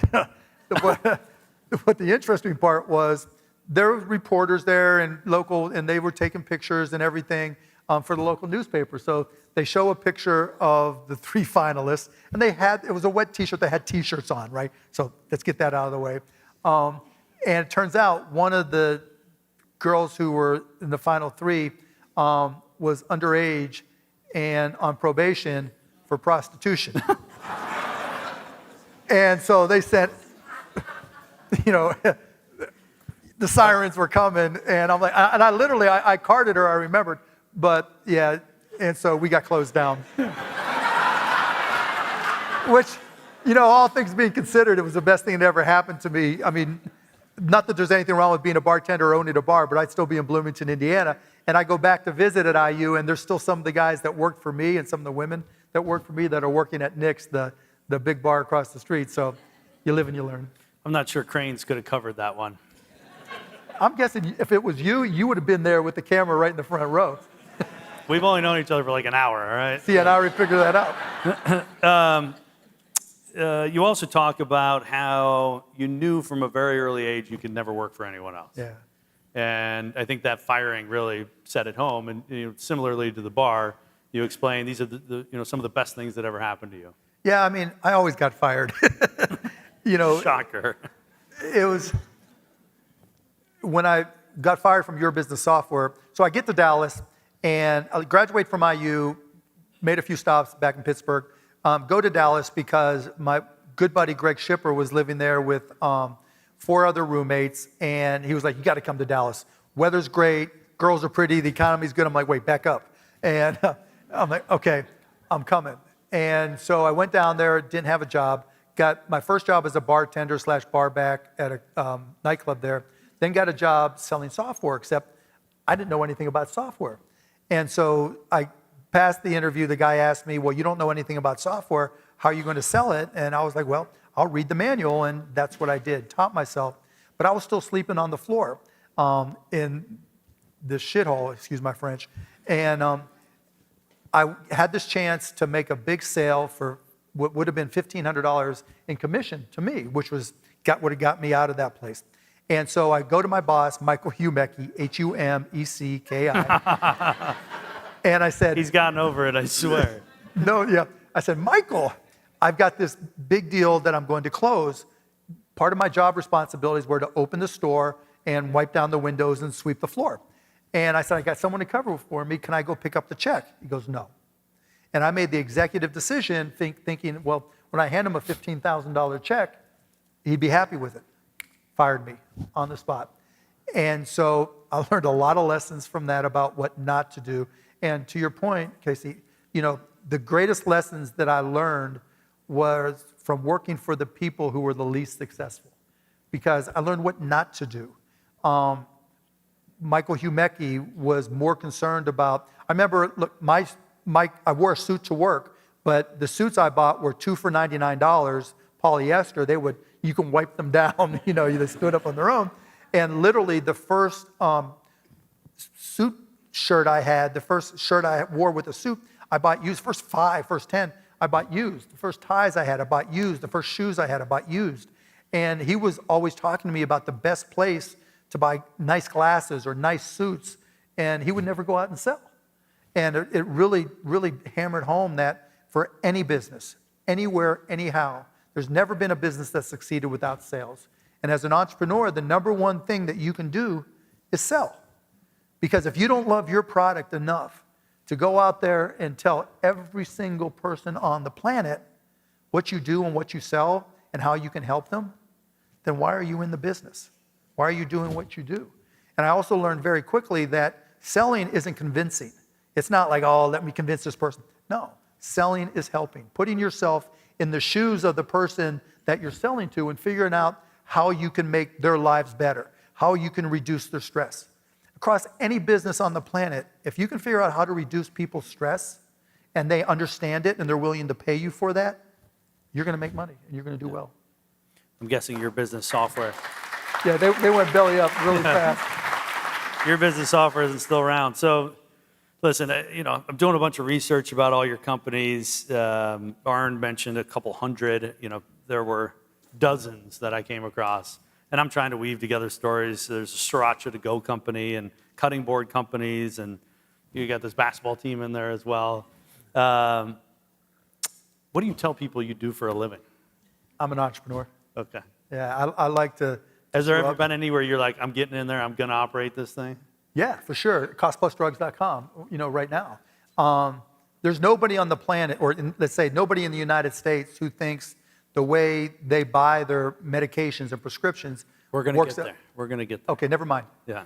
Okay, what was your question? You get that. Any favorites of all the ones except Cost Plus? Because we've got a whole section on that. Because that was my favorite. All right. Second favorite. That I started? Yeah, or you bought into, or you helped grow? I mean, there's a lot of them. I mean, I had a guy one time send me an email, and he sold cookies. And I'm like, okay, send me some of your cookies. And the first thing I do when someone sends me a food product or a beverage product is I look on the nutritional label, right? And I look in the back, it's a cookie like that big, and it's kind of an oatmeal type cookie, and it's got raisins in it. And it was huge, and it was only 190 calories, no added sugar, and it had like 7 grams of fiber, protein. I'm like, oh my God, this is like healthy for you. And so I take a little piece off, and it was like, this is really, really good. And then I go to pull another piece out, and the whole cookie crumbles. And I'm like, all right, now I know what the problem is. I can fix this company. And I gave this guy, I think it was $75,000. Butter, right? What's that? Is that butter? No, I did. So, wait, just hold on, we'll get there.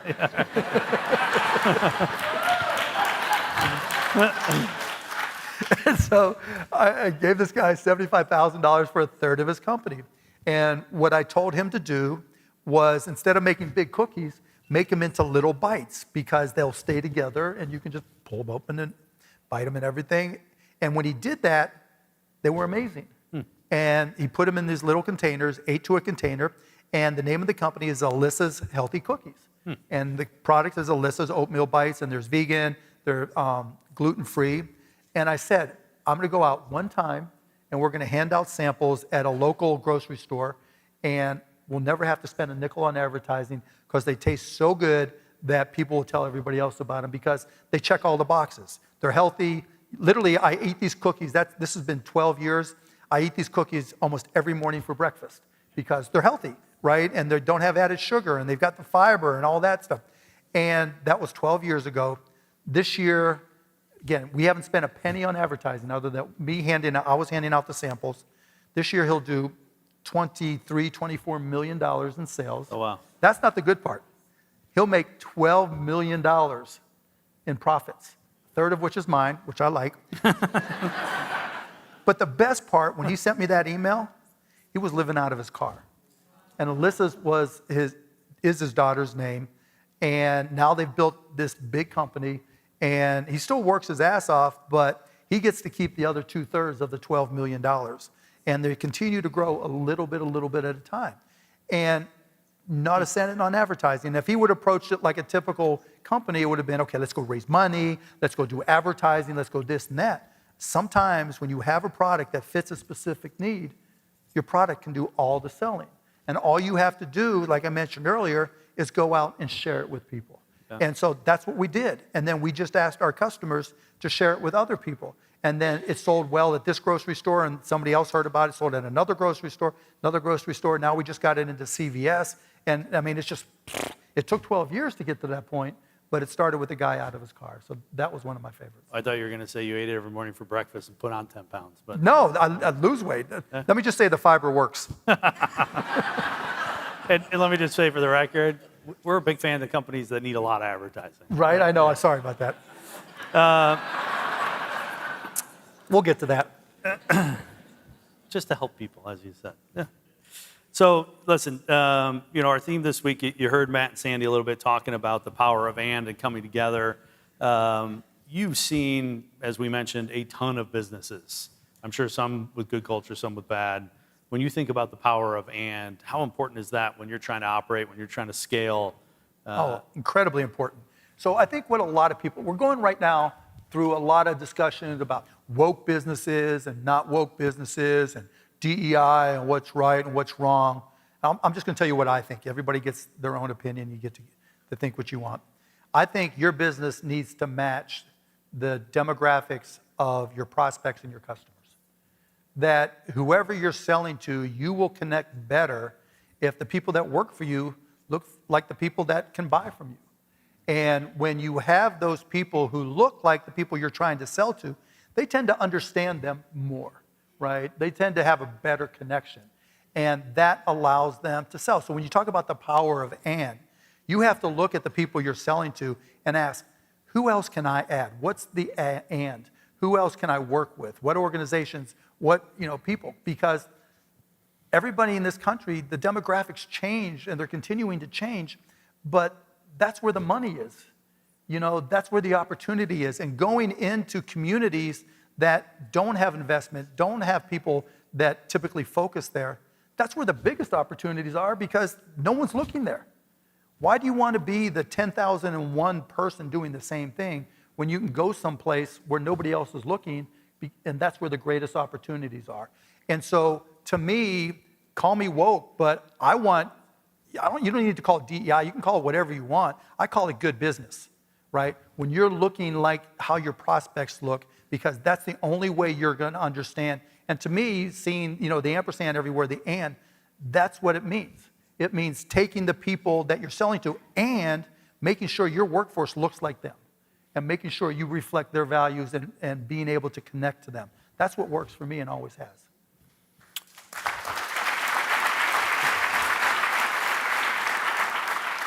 So when you think about, we're at a policy conference, so when you think about public-private, I'm sure, whether with the Mavs or somebody else, you've had to do some deals with government. No? All right. Buy the land, build the building, keep it simple. Yeah, it was built before I got there, but yeah, I try not to work with government. Okay. Next question. I think unless it's cost plus drugs, and then I'm trying to save them money. All right. That was like 3 questions, so we got to get through that. Talk about COVID quickly. You and I had a chance to chat today. We didn't really get to it. I know you're a big technology guy, massive entrepreneur. When you think about what COVID did to consumption habits, to the way people work, how are you looking at things any differently now? Did it see big opportunities for you? There were a ton of big opportunities. There were, amazing businesses started during the unfortunate times of COVID. But, people became a lot more comfortable with technology. People became a lot more literate being online and dealing with their phones and their PCs. Just, you saw broadband uptake just explode. And so just the natural extension of that is you have to be online. And I don't think that's a surprise. And, now we're seeing more things change with artificial intelligence, and there's the back office side, the AI of machine learning and the like, and then there's the prompt side of ChatGPT. And I was telling somebody today, there's two types of companies in this country and in the world. Those who are great at AI and everybody else. And I don't care how big you are, how small you are, you have to learn about AI. There was a time, like I talked about when we were getting started, and I would walk in and say, okay, there's this new thing called internet broadcasting, and pretty soon you're going to be able to listen and watch things over your PC. This was before the phones could do it, over your PC. And they were like, you moron, I'll just turn on the TV. I'll just turn on my radio. Yeah. And so people didn't look forward like that. And it's the same thing now with artificial intelligence. I don't care if you're a one-man or woman show. I don't care if you have 1,000 or 2,000 or 5,000 employees.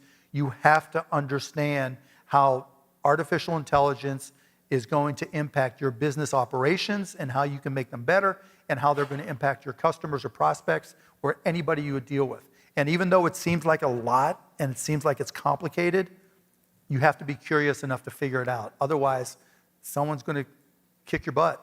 It's that impactful. I had a lot of those meetings about the internet as well. Yeah, hey, I started selling PCs, back in your business software day for Michael Humecki. This poor guy. It was like, people didn't. Did he change his name?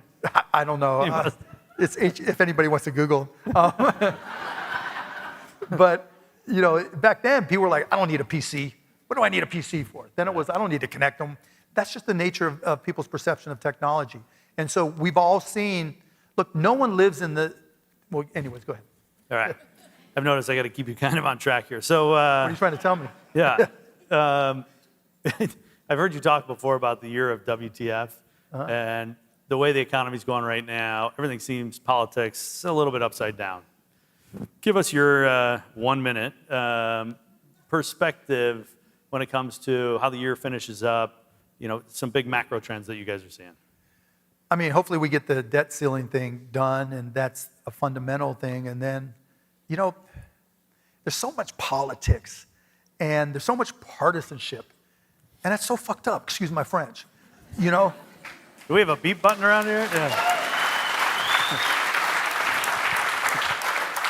I did tell you we're at a policy conference. It's full of politics. And I told you I didn't care, right? I don't want or need anything from any of you, right?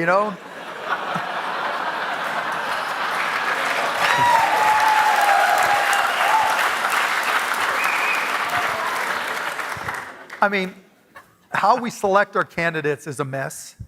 And if that's a mess, everything, all that shit flows downstream. And so we get so caught up in it because and again, it goes, back to technology. Because we all find our bubbles. When we were growing up, there were 3 networks, then there were 57 channels, and then 500 channels and nothing on. Now there's unlimited channels and everybody has a voice, for better or worse. And we pay so much attention to the voices that sound like ours. That's why I think entrepreneurship is so important. Because as an entrepreneur, you can't get caught up in all that. You have to do what's best for your customers, no matter what they look like. Now, it's not always going to work. You're gonna have a Bud Light, thing happen. He said he wasn't going to talk about Bud Light. And you know what? If I had a Bud Light right here, I'd hold it up and make y'all take pictures. And you're going to have a Target thing happen, right? And that's just the nature of our country right now. But you know what? There was the same kind of shit that happened 6 months ago and we forgot about it. And 6 months from now, that's not going to be important to any business any of you run. And when any of your constituents wake up in the morning, they don't think about Bud Light, they don't think about Target, and they don't think about any of the shit on the other side either. They think about how they're going to live their lives and what's going to give them satisfaction. Because where things start to fall apart is when we have an expectation for our lives and we start thinking we can't get there. That's why I do Shark Tank, because I go on that show and the families watch it together, and there are 9, 10, 11-year-old kids. It doesn't matter what they look like, doesn't matter where they live. They can get a sense from watching somebody walk on that carpet that the American dream is alive and well. Not that it's going to be easy. Not that it's going to be easy. Not that everybody's got the same tools or same assets or resources available to them. But somebody from Michigan, from Kalamazoo, can be on that carpet and start a business out of their garage. It may only have $30,000 in sales, but maybe they could get on Shark Tank and something can happen. And if we just think about that, that's why entrepreneurship is so important. And let me take that to the next step. Being an entrepreneur, often where we get stuck is we start thinking, I have this idea, I look it up, you get that feeling in your stomach, you're like, that's nowhere on Google. And you talk to your friends, you're like, that's a great idea. When you're going to start it, you're like, I don't know when I'm going to start it, but it's a great idea. I swear, he did not have any of the bourbon they were drinking before. Yeah. But the Tito's was great. But everybody's had that feeling before, you've had an idea. Everybody in this country is an entrepreneur. That's what makes this country so different from every other motherfucking country, right? We all have that little bit of entrepreneurship inside of us that if we just have that one thing that gets us going forward, we can be that entrepreneur that changes the game. Here's what I tell my kids, and then I'll try to get back to my point. Sometimes I forget. I tell my kids when we're going somewhere, I'm like, look at that, look at that, look at that, look at every single thing that's not organic that you look at. One day it didn't exist. And then somebody came up with the idea to do this, to have those, to have this. And they started a business around it. Why not you? Why can't it be your idea? And when we think about those things and think about where we can take them, right, anything is possible. And that's what makes this country great. And while we argue about who can come in and how they can get in and how they can't get in, when we still need workers, but we won't let people in even though we need workers, and when we argue about, well, they're woke and they shouldn't be woke, so we're not going to let Disney build this, or Disney's not going to build this, and we're arguing about all this bullshit that makes not a damn bit of difference, right? That's why entrepreneurship is so important. And when you talk about the power of and, right, it's that and when someone says to themselves, why not me? Why can't I start this business? Why can't I be in any town in the state of Michigan and do something special and watch it grow and watch it change everything? So I can tell all those dumbass politicians, you keep on wasting your time while I get the shit done. They're literally... If I had a mic, I'd drop it after that.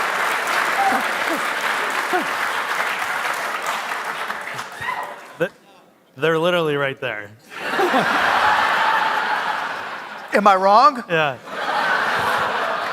Okay. Maybe not a policy conference, but Jim, he'd be great for Crane's business. We'll get him going. Okay, now on to the main event. Cost plus, let's get you excited about something. Cost plus drugs, yeah. Cost plus drugs. I mean, you do seem like a great guy, but it can't be all altruistic. Where did the idea come from? Why does it need to exist? Explain the generics model. Okay, like I said, I'm a salesperson and sales is helping. So costplusdrugs.com, costplusdrugs.com. And what we do is sell drugs. And what we do differently is when you go to the good drugs. If it's legal, we'll sell it. But when you go to costplusdrugs.com, what's different is that when you put in the name of the medication and it comes up, we show you our cost. And then we mark it up 15%. And then if you pick it up at your local pharmacy, there's a local pharmacy fee. If we mail it to you, there's a mailing shipping fee of $8. That'll soon be $10. And by doing it that way and staying outside of the way the system works right now, we're able to sell medications for 90, 95%. There's samples, for high cost generic drugs where we've cut the cost from $30,000 for 3 months to $60 a month. I mean, it's just insane the way the prices are. Because what's happened is nobody trusts the way they buy their medications right now. It doesn't make any sense. It doesn't make any sense. Even politicians have figured that out, right? That the drug industry is really a mess right now. So with costplusdrugs.com, we decided that we needed a way for people to trust the pricing they're going to get and the medications. And the only way to do that was to be completely transparent and to put our costs up there. And that's what makes us different. So if you run a small business or you're responsible for a community and buying their medications, or you're part of that's buying drugs for whoever, if you go to costplusdrugs.com, we're going to save you money. And it's just been insane in how much we've been able to grow and how much we're already changed in the industry. And we've only started shipping a year and a half ago. So I know you're a big branding guy, and you forgot the first part of the name. Mark Cuban's? Yeah, that's the official name. I mean, why was that necessary?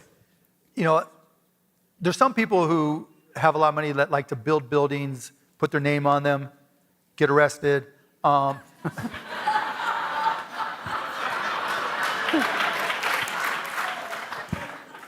And I've never put my name on anything before. Probably a good idea, by the way. I've never Easy to change the internet. I never put my name on anything before, but I wanted people to know that this was important to me, and trust was a key element. And by putting my name on it, it was really, you can trust this company, and that's really what's. So I asked you before, how come nobody's done this before? They have done it before, but what's happened is the big pharmacy benefit managers and insurance companies, they've bought them. If I was 25 and started as 35 and wasn't where I am now, I'd probably take their money and sell it to them too. But my next dollars, I don't need the money. I'm the luckiest MF in the world. I'm not going to lie. I don't put it in perspective. You've invested hundreds of millions of your own money into this? A lot, yeah, a lot. Yeah. Okay. So there's a lot of powerful people in Washington that probably don't want to see this happen. Are you getting any government feedback? No, now people, we know how you feel. You don't need the. No, actually, people in administration love it. Okay. Right?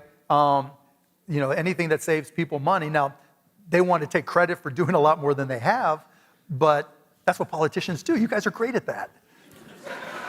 So for the business people in the room, you've got a way for them to save money. So for the business people in the room, for those of you who self-insure, like I'll give you an example at the Mavericks. So when we first got started, I had our HR person go back and take only generic medications that cost more than $30 over the previous 18 months and give me the number, how much we spent. We spent $165,000. Then I had them look up the pricing for cost plus drugs. And we would have spent $19,000. And so if you're a startup, if you're self-insured, if you're working with a benefits manager, have any influence on your healthcare costs at all, go to costplusdrugs.com, costplusdrugs.com, and just compare pricing. That's what we call earned media, by the way. That is definitely earned media. And so that's our mission. We're really trying to completely upend the whole pharmacy industry. We have a ton to cover in a couple of minutes. Okay. You've put some things out on Twitter recently about Twitter and Elon and some of the algorithm issues. current thoughts around Twitter as a platform, one person being in charge of it, and then we'll wrap up with some AI. It's his business. He gets to do whatever he damn well pleases. I don't, I have no say in it. And, do I enjoy the platform as much now as I did then? No, but I just don't think there is much as engagement on topics. But that's just my opinion. And so, he spent his $44 billion. And he, if he wants to have dancing, he can do whatever he wants. Does he respond to you when you make comments? No, he doesn't give a shit what I say. Yeah. And that's okay. I don't really care what he says. Free speech. Okay. I think I heard you say today that one of the most important hires or something everyone should be thinking about is AI. You very clearly explained to me how you think about two different versions of AI when it comes to businesses. Run us through them. Run us through the two. Oh, run us through them? Yeah. Yeah, so basically when people talk about AI, it's not just one big homogenous thing or technology. There's really two categories right now in what people are talking about. On the one hand, there's AI, machine learning, neural networks that are more for optimization and improving how you run your business, how you sell things, how you apply resources. Those are things that's one element of AI that I think people are confusing with what we're hearing about ChatGPT, right? Or Google's version Bard. ChatGPT is something that's prompt-based. Now, ChatGPT is amazing. It really, really is. And if you haven't played with it, you really should. Like my 13-year-old son, kids figure this stuff out so quick. And so he went in there and he's like, okay, I need to come up with a good diss for my friend because I'm a Cowboys fan and he's a Giants fan. So write a script of two 13-year-old friends talking trash about the Cowboys versus Giants and come up with some really good zingers. And it did. I mean, and then I'll play with it, write a business plan, or write a business plan to compete with cost plus drugs. And it came up with, it wasn't a great one, but it started. Now, it's not perfect. It has these things that was called costplusdrugs.com, right? Yeah. Don't forget the .com. And Michael Humecki's not involved, so don't worry. But it's not perfect because it does something with that they call hallucinations, right? Where, I'll give you an example. You might have read about it. There was a lawyer who used ChatGPT to write a briefing for the court. And it literally made up citations for cases that did not exist. So in order that gets interesting, right? So in order to really use it well, you have to have the domain knowledge to know what's real and what's not real. But to put it in context, this is ChatGPT 4. Think about the iPhone 1 and how far you've come to iPhone 14 and those 17. Terrifying. It's exciting and it's terrifying. It's exciting in someone's hands who, is a business person, entrepreneur. You put it in the wrong person's hands, it could be terrifying. And, you guys, be asked questions in your positions as politicians, what should we do? Typically I'd say, I don't know that government should be involved, but in this case, we really have to figure it out because we're competing, and it's not so much what we do domestically, even though that's important, but we're competing globally. And it's not like the bad guys in other countries don't have the same access. Yeah. Now, again, in this country, as entrepreneurs, that's why this is where a lot of this is coming from here. And so we've got to figure out, what the implications are when other countries that may not be our allies get their hands on it. And those aren't easy questions. I don't have specific answers. We're way out of time. I'm going to be in big trouble. The mayor's up next. We'll keep on talking. Sorry, Mayor. Yeah. I'll let you apologize for us. 2 questions, yes or no You really answers. think I'm going to apologize? No. 2 questions, yes or no answers. First one, did Bill Gates really steal your date at a Microsoft party? Not my date, just some girls I was hitting on. Yeah. Got to read the book. And 2, is there another sports team in your future? No, absolutely not. All right. Ladies and gentlemen, Mark Cuban. Thank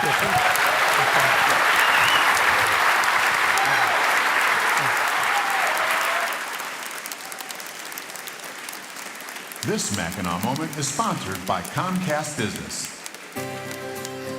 Please welcome Director of Arts and Culture for the City of Detroit, Rochelle Riley.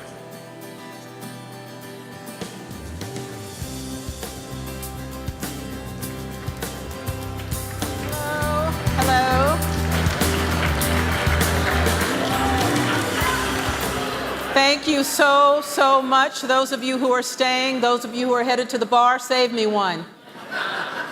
So a funny thing happened on the way to the island.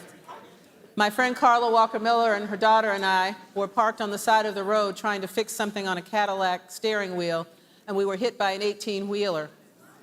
And my daughter said, "Are you at the hospital? Have you gone back to Detroit?" I said, "No, I'm opening for the mayor at the Mackinac Policy Conference." So we're here, we're safe, the car's totaled, but we're good. And I am here to thank you.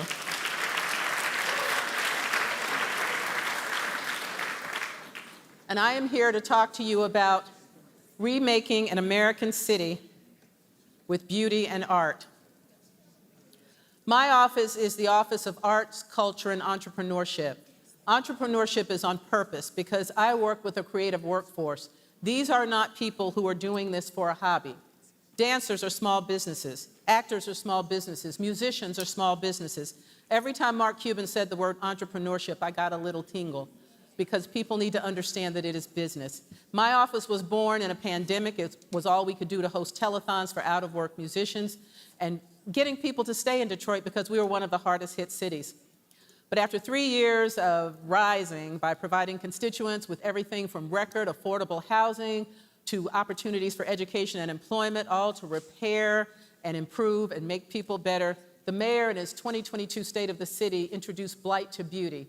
It's a campaign to transform public spaces in Detroit by tearing down abandoned structures, creating beautiful streetscapes, and painting art on everything. We are a part of a national mural movement, enlisting artists to help change our city from gray to glorious, from granite to Capayao.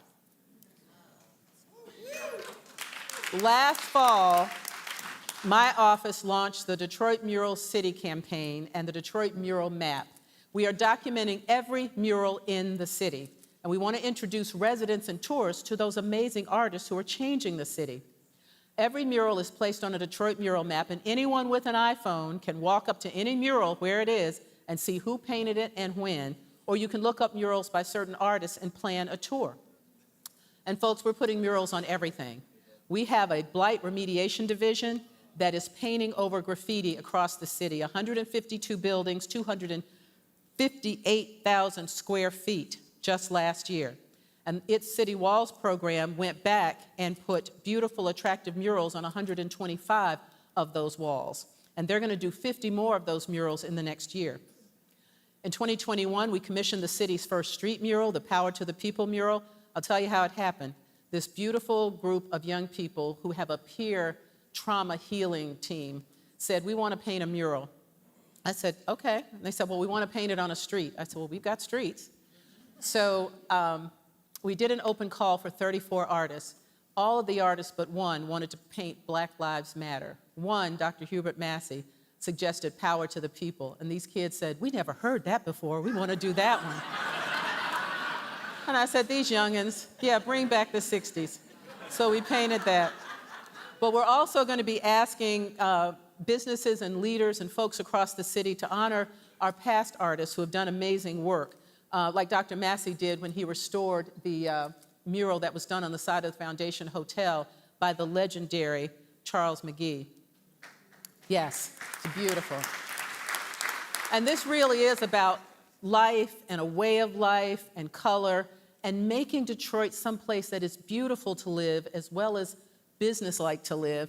And the real excitement is seeing the whole city get into the picture. So we've got color happening everywhere. We're also using arts and culture,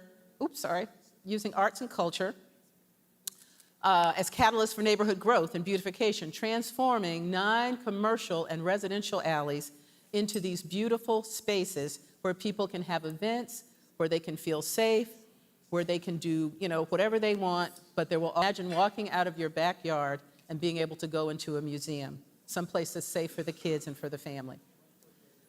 And we also literally are celebrating history. The mayor appointed the first city historian, Jamon Jordan, who works for me, and our first project is we're honoring Lieutenant Colonel Alexander Jefferson.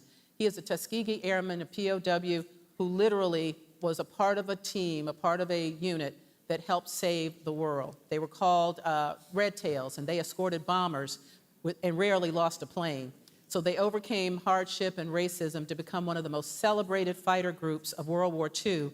We are building a plaza and a statue of him at Rouge Park, and that is the place where he flew model airplanes as a boy. We want young boys to see that and know that they can grow up to help save the world too. We're also continuing to sponsor exhibitions by young artists. Our first one, Young, Gifted, and Woke, was co-sponsored by the DIA. Salvador Solar Pons came, and Gene Gargaro, who's the chairman of the board, came, and Gene bought a painting from a young artist. Mind you, first painting this artist ever sold. He paid him $1,500. Remember, my office is the Office of Arts, Culture, and Entrepreneurship. So I went over to that kid and I said, he just paid you $1,500. That's your price now. That's what you charge. He nearly fainted, but he's doing great. Thank you. We are partnering on 21 projects, either leading or partnering, 21 beautiful projects across the city of Detroit. And to recap, let me tell you, so this is where we came from 2020 to now, when ACE was born in chaos and despair, and we curated the largest arts installation in the city's history, the Belle Isle Memorial, which gave the families of pandemic victims one last look at their loved ones, 15 funeral processions past 924 billboards of victims. Now, we're working to educate, elevate, and energize our creative workforce by commissioning 150 murals in neighborhoods across the city. It's called Honoring Our Neighborhoods, and it's going to be the largest arts training program in the city's history. Dr. Massey is going to teach young artists to create murals, and they're going to do it in a way that makes it clear that it's a job, that you have to know how to find a wall and how to prep a wall, and it's going to be one of those things that we're creating a new generation of workers. But in addition to that, we're creating a training guide for that initiative that offers artists that step-by-step look at how to do that we hope will become a national text for programs around the country to do this with young people who want to be muralists. Thank you. Speaking of Dr. Massey, he's currently completing the largest mural in Michigan, the 1,700-foot Stellantis wall. It's actually a series of murals. It's gorgeous, and it's going to have the Belle Isle Bridge, Black Bottom, Eastern Market, but it's mostly about how people came from the South up to Detroit to work. And in September, we're partnering with Philadelphia Arts. Now, let me tell you, they've been doing murals for 40 years, but they're calling us to partner. We're going to have the first National Street Art Summit right here in Detroit. And you know why? Because USA Today and a panel of judges named us in the top 10 cities in America in creating beautiful murals. I am thrilled by that. We're going to have a lot of plans. We're going to be doing a lot of things. I know a lot of you from when I was a columnist at the Free Press for years and now in this role. So every CEO in Metro Detroit is going to be getting a phone call from me. Don't act like you don't know me. Because we have some really important things that we want to do, but I will tell you what I told a huge audience at South by Southwest, one of the largest arts festivals in the country, when I was there in March. And when I was finished, they said, "How can we get your mayor?" And I said, "You cannot." This was the challenge that I issued them. In Detroit, we use our streets, we use our walls, we use our city for art.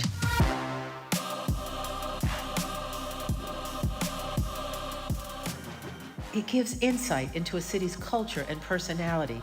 It turns brick into canvas and mortar into museums. Only 3 cities in America do murals better than we do. Now we might be number 4, but we're aiming for number 1. In Detroit, soon you'll be able to use your smartphone in front of any mural and meet the artist who did it. Or you can see the murals without leaving home. Our mural map will show you where all the murals are and let you plan a tour of your favorites. Visit DetroitArtsAndCulture.com.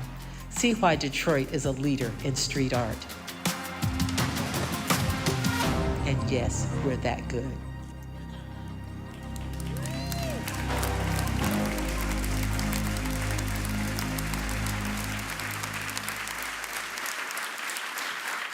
We don't have an opportunity to chat, but I will be on the porch for questions and checks.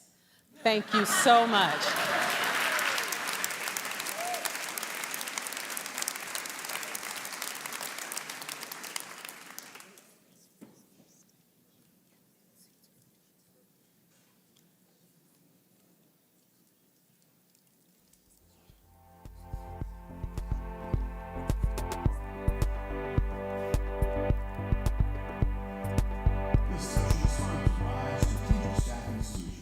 feature a live Twitter feed. To join the conversation, share your thoughts on Twitter and use the hashtag MPC23. Please welcome Executive Vice President and Honorary Consul of the Republic of Lithuania for Strategic Staffing Solutions, Jeffrey Nelson.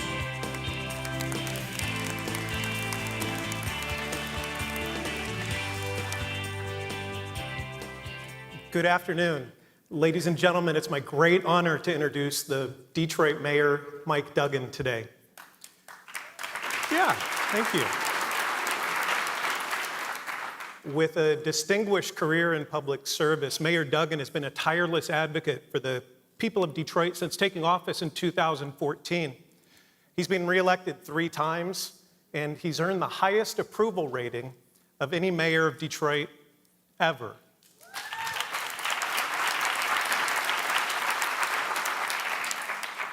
As Rochelle's video just demonstrated amply, his commitment to the city's revitalization has been evident in various initiatives that he's spearheaded, including the blight removal program, the redevelopment of the riverfront, street lighting programs, and under his leadership, Detroit has experienced significant economic growth and has become a beacon of hope to cities across the nation. Today, big companies are making big bets on Detroit.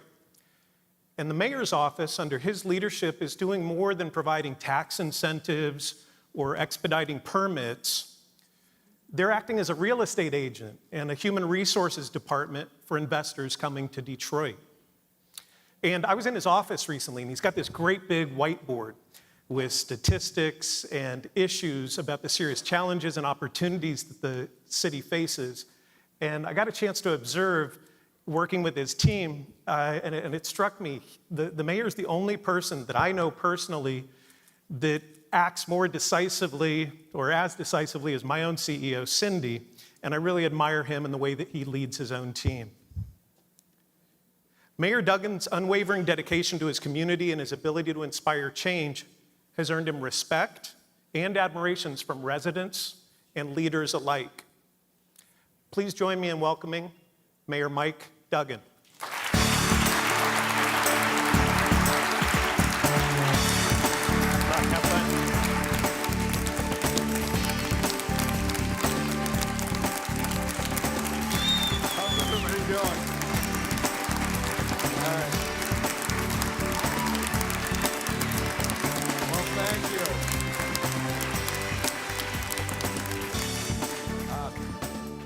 Hopefully they will turn up the volume on the mic.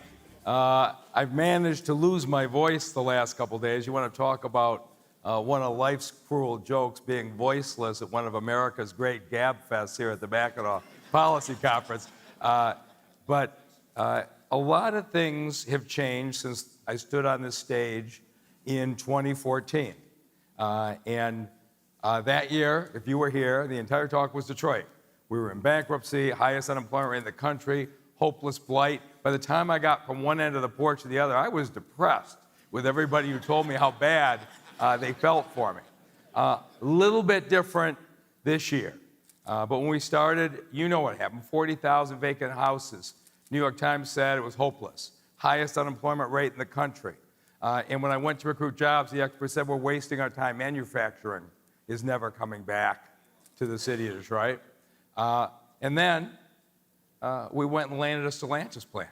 Jeep plant, 5,000 employees, where they said that we couldn't do it. And 4,000 Detroiters were hired through our outreach program. Right? And then GM retooled Factory Zero, where they're making the Hummer SUVs and the pickups. First entirely electric vehicle plant in the country. Ford. Bill Ford, you're going to get a chance to hear from him, bringing 5,000 jobs back downtown. And Dakota builds a dashboard plant. Lear opens a seating plant. All the things we said couldn't do. The banks moved downtown. Henry Ford expanded their hospital. Amazon hiring 1,200 people at their new fulfillment center. And Motor City Match businesses opening up in storefronts from one neighborhood to another. And 81% minority owned. We have people from Detroit starting businesses in Detroit. And with Nicole Sherrod Freeman and the Detroit at Work Center, we're making sure that Detroiters are being trained for those jobs. It's good to have the president on your side, and $100 million in adult scholarships. We are training the folks who have been long-term unemployed with literacy programs, with every kind of training that you could possibly want. And the result? Unemployment's dropped. And I came here today to brag about it a little bit. When I took office, yeah, you can clap. We were at 18%. And I look back in the 23-year history that the Department of Labor reported local city stats, the lowest was 5.4%. You couldn't do that, right? And then, of course, at the height of COVID, at 39%. And they said the cities weren't going to recover.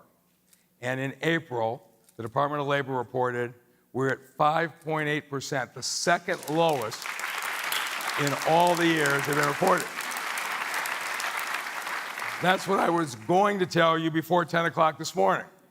And today, the Department of Labor just released the new unemployment statistics.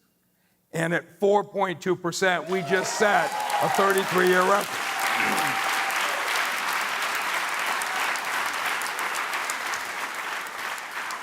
And as far as neighborhood blight, you know I've been obsessed with it, and we can see the end. We started at 47,000 vacant houses, and this year we're down to 6,600. By the end of next year, every land bank-owned vacant house is going to be gone.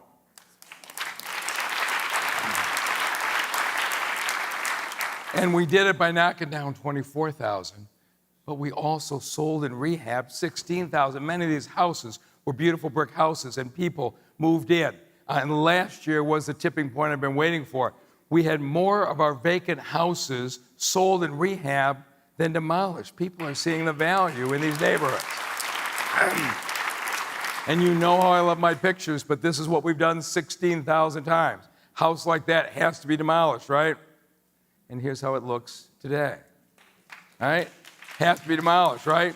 Now I'm not talking about houses anymore, I'm talking about blocks, because now the blocks across the city are starting to look like this, and we have beautiful neighborhoods in every corner of this city today. The Riverfront Conservancy, Matt Cullen, Mark Wallace, built one of the great river walks in America. Right? Southwest Detroit, we took abandoned industrial land, built a world-class Riverside Park. Right? Taking Roosevelt Park in front of the train station and building it into Detroit's newest jewel. The fairgrounds, abandoned for more than a decade, now a place of employment and beauty. 27 miles of the worst dumping sites and abandoned railroad right-of-way in the city, and turning it into the Joe Louis Greenway. When we talk about blight to beauty, beauty is spreading across the city. So, Detroit's recovery is done, right? I can sit down, I can end the speech. Well, we still have a couple problems. And we have one that is a ticking bomb that really does threaten everything else that we're doing. And that's our property tax system. Okay? Everybody who owns a house or has a business in Detroit, you know what I'm talking about.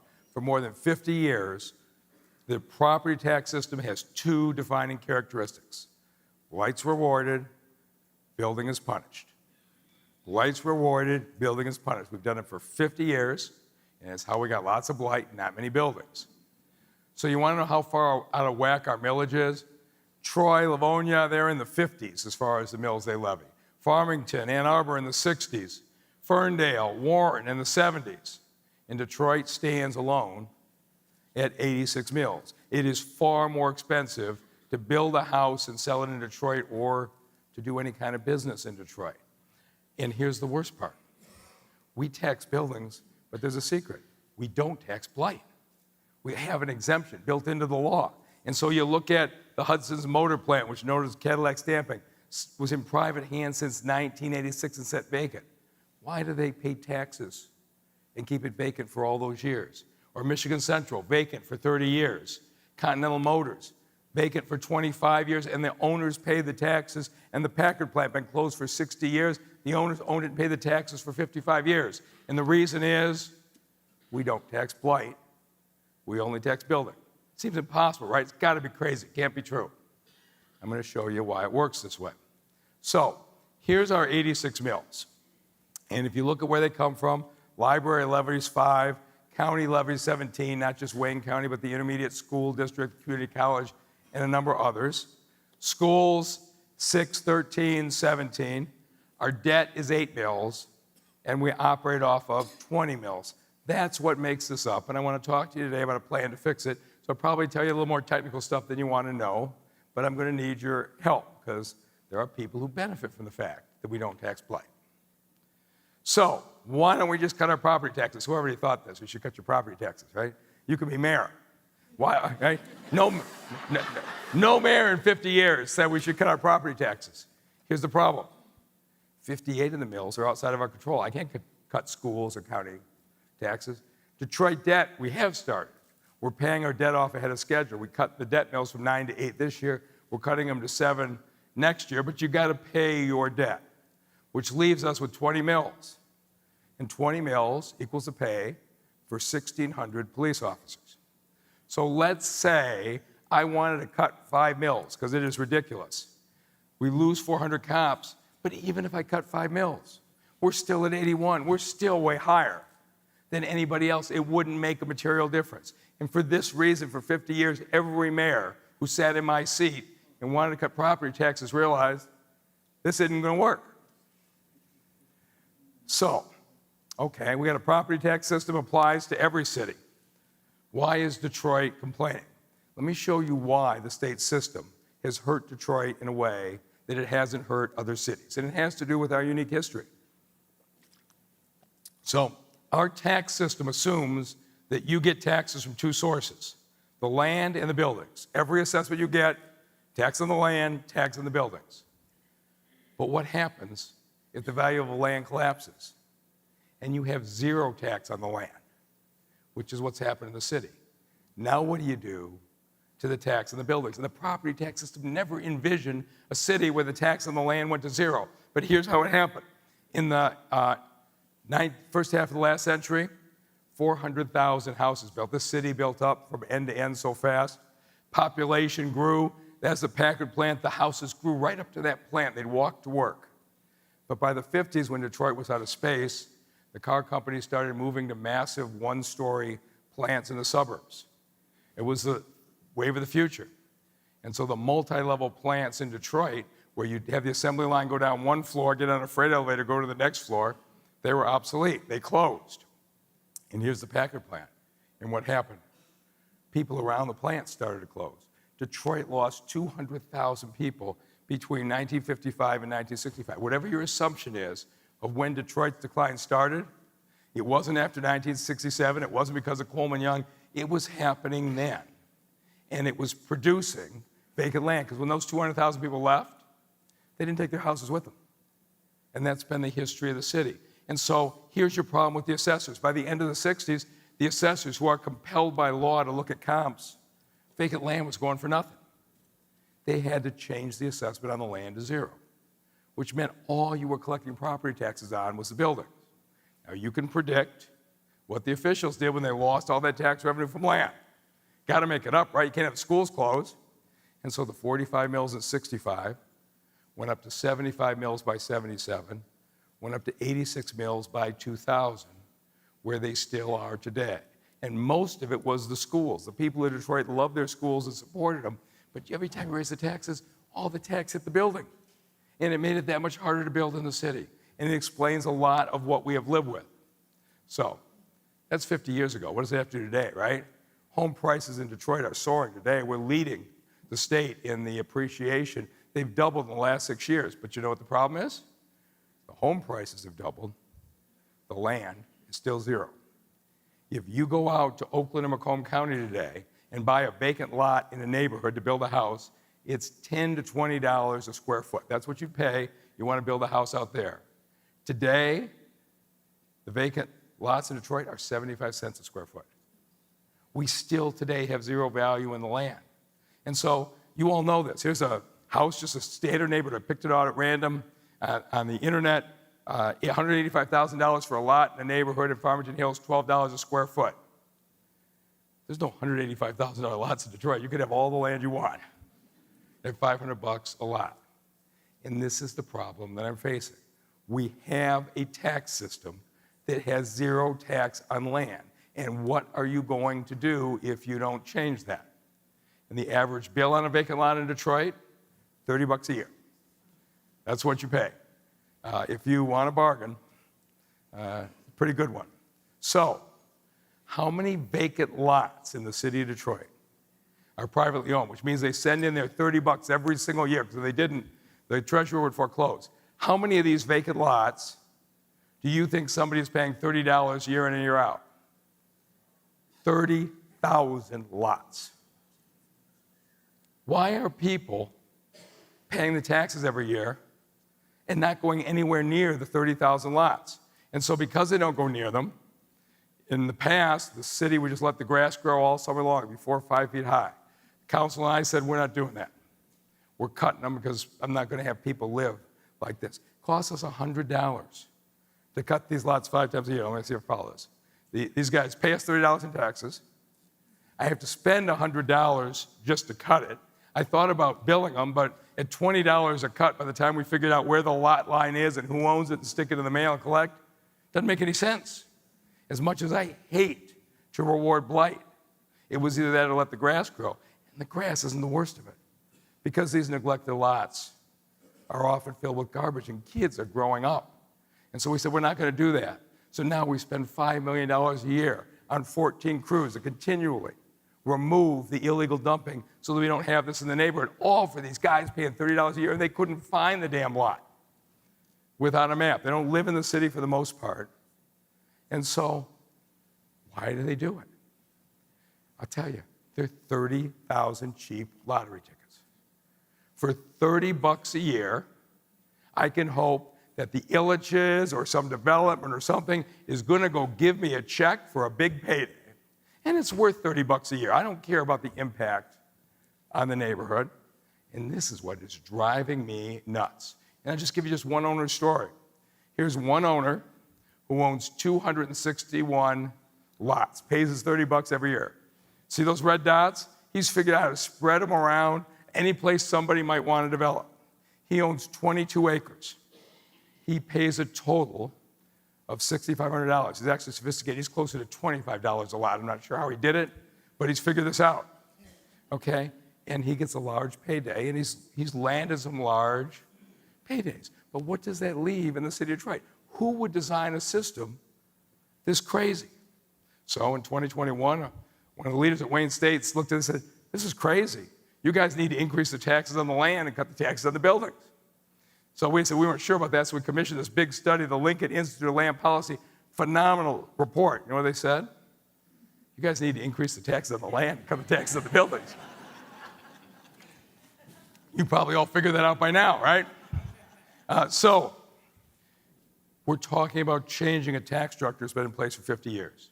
And that means there's going to be winners and losers. And so my first point is that what we do, we're going to give people time to adjust, even those who have been taking advantage of the system. And so what we're proposing is that whether you're getting a cut or whether you're getting an increase, we want it phased in over 3 years. You'll get a third of the cost or benefit of 25, a third in 26, a third in 27. I'm not trying to mess anybody up by flipping a switch overnight, because people have made decisions over a lot of years under the old system. But here's my plan. It's really simple. Cut taxes on buildings, 30%, triple the taxes on the land. That's it, whole thing. Cut the taxes on the buildings, 30%, triple the taxes on the land. So, how do we do it? We take out Detroit's 20 mills, we take out the state's 6 mills, take them to zero, and we replace them with 246 mill levy on the land, but nothing on the buildings. It has the effect of a 30% property tax cut on the buildings. To make up for what we lose on the buildings, we triple the tax on the lands. Sounds horrible, right? How can you triple the tax on my land? Do you know what happens when we put this into place? The guy who's paying $30 a year is paying $85 a year. I'm still spending $100 to cut his damn lot, okay? So it sounds like a lot, but it really, to me, is a reasonable number. Now, if that's all there is, you might wonder about it, but let me show you now. You got a house, right? Your house just got 30 mil cut on your building, 146 increase on your land. You know where you come out now? Detroit blended together is no longer 86 mils, it's 67 mils. And all right, make sense? A little higher than Farmington, a little lower than Ann Arbor or Ferndale, but now the homeowners in Detroit, we're in the middle of the pack. That's where we end up, and we're finally competitive. So what does this mean? This is going to be, if we can do this, the biggest building of wealth of Detroiters in history. And I'll show you why. If your house is worth $50,000, you're going to have a savings of about $463. Basically, whatever you have overall, your tax bill is going to be cut by about 25%. So $50,000 house, you're going to save $463 a year. If you got a $100,000 house, you're going to save $925 a year. If you get a $200,000 house as a homeowner, you're going to save nearly $2,000 a year off of this proposal. Now, all it does is make you competitive with Ann Arbor and Farmington, but it's a lot better than you have today. Couple pieces Detroiters will be interested. Your NEZ homeowners will be about half. NEZs are neighborhoods, which are all the nice neighborhoods that the state already gives you a half a credit. Now, your savings will be equal to everybody else. It'll only save you about half, but the difference is, to have an NEZ exemption today, you got to fill out paperwork, it expires in 12 years, you got to go through all this stuff, which is the way most of the city stuff works, right? You got to figure out who's got the program, how do I fill out the paperwork, where's the website, who would I have to call at City Hall when it doesn't work. This is going to be automatic. Everybody's cut. Don't have to fill out any paperwork, don't have to apply for anything, don't have to renew it. So if you're an NEZ owner, your cut is permanent. And if you have a side lot, and we have sold 22,000 side lots in the city, your tax on that side lot is going to go from 30 to 85, just like everybody else. Now, you're going to save $500 or $1,000 on your house, so you come out ahead, but we're going to make the commitment that anybody who says, hey, that wasn't the deal, I don't want my side lot, the land bank will buy the side lot back for you for the $100 you pay. We'll take it back if you don't want it. Nobody's going to be hurt by this, but I think most people will look at this and say, I'm coming out hundreds or $1,000 ahead, and I like that swing set on my side lot. But if you don't, we'll take it. Who can possibly be against this, right? Well, let me tell you. First one, speculators in the vacant lots. They aren't going to be the maddest. The owners of the vacant commercial buildings. You want to talk about the people who are screwing over the city of Detroit? I'm going to show you who they are. Third, the owner of the scrap yards and the auto salvage yards. Because remember, what do? We today tax building, and these scrap yards and auto salvage yards are spread across the city. That's a great discount. We got no land tax. You can spread as far as you want. And owners of parking lots, and the downtown parking lot owners are going to get hit hard because, no, I'm not trying to be punitive, but I'm supposed to clap. I'm just telling you the truth. I don't have anything against them. They've kept us going. All right, so let me tell you the guys I do have something against, and it's these guys, the owners of the elected commercial and industrial buildings. And you're going to be as mad as I am in about 5 minutes. We've got nearly 1,000 abandoned commercial buildings that the owners are paying the taxes on. I want you to think about that. A vacant building in Detroit that you pay the taxes on and write the check year after year, even though you don't put a cent into it and you don't even visit it. Why do they write the checks on the 1,000 vacant buildings? And they've been abandoned for an average of 20 years. These guys are writing checks year in and year out for 20 years. Who has that kind of money? Well, in Detroit, pretty much everybody does. Because why do they do it? If you let your building deteriorate, state law requires the assessor to evaluate it when it's not usable. They write the building down to zero, which means if you let your building go, the assessor has to make it zero. Now, once the building's zero, what are you taxed on? Your land's zero. The greatest deal in the world is to let the building decline. And so, it's 1,000 cheap lottery tickets. Now, we're sitting here talking in the abstract. I want you to see what's going on. And you think this just started?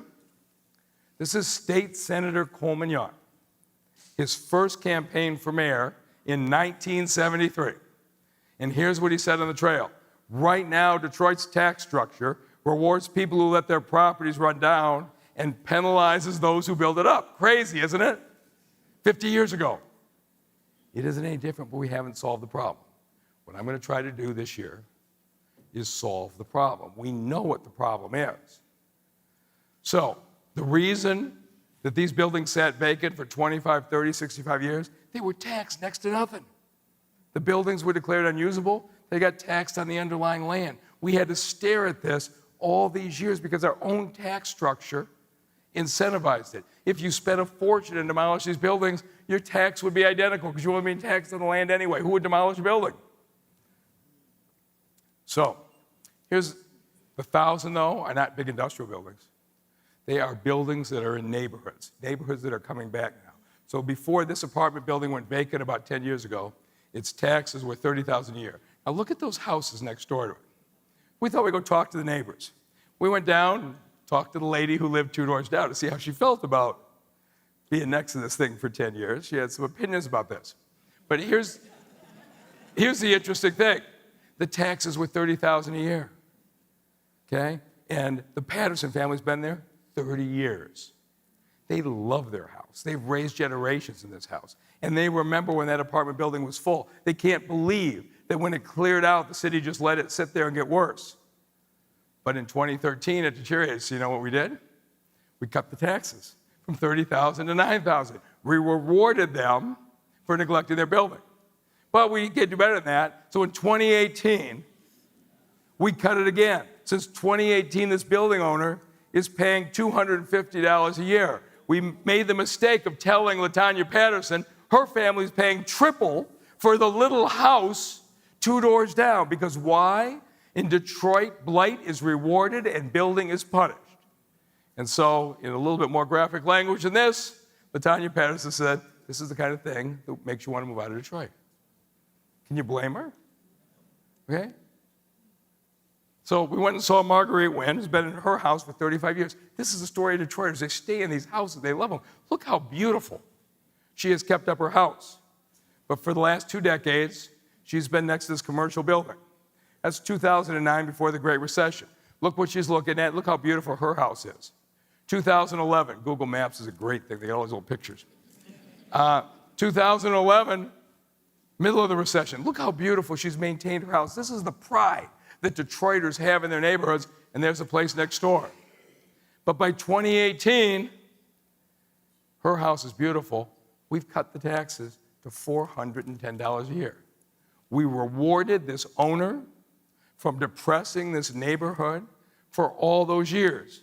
And all she wants to know is, I'm paying twice as much for my house than that big commercial building is taking. And even if you don't live next to the building, I'm telling you, beautiful neighborhoods are spreading across the city. Don't pay attention what the media says, downtown, midtown, not the neighborhoods. Go off the freeway and drive through these neighborhoods. You cannot believe the number of block clubs and neighborhoods that are beautiful. But no matter what you do on your block, if somebody comes to visit you and they drive down Grand River and they pass 3 abandoned buildings before they turn on your street, what are they saying about you? And would anybody in the suburbs tolerate this? So I could do these all day. Vicki Foster, 50 years in the shadow of that 5-story abandoned apartment. It pays $330 a year. She's kept her house and she's paying triple that. Now, you can probably assume that I'm just not sitting by and taking this even before this. These people elected me. The people who stayed are the people who elected me 3 times, the ones who didn't bail out of the city. And so I've been pretty angry. And so we launched a $10 million 2-year enforcement on the exteriors of these things. And we are rolling across the city. We put the violations up. And this Katrina Crowley, boy, she's a far more interesting interview than I am. She is the meanest person in Detroit. And Katrina, it took me a long time. I personally interviewed her. She's got 100 people working for her. and she has no tolerance for anybody.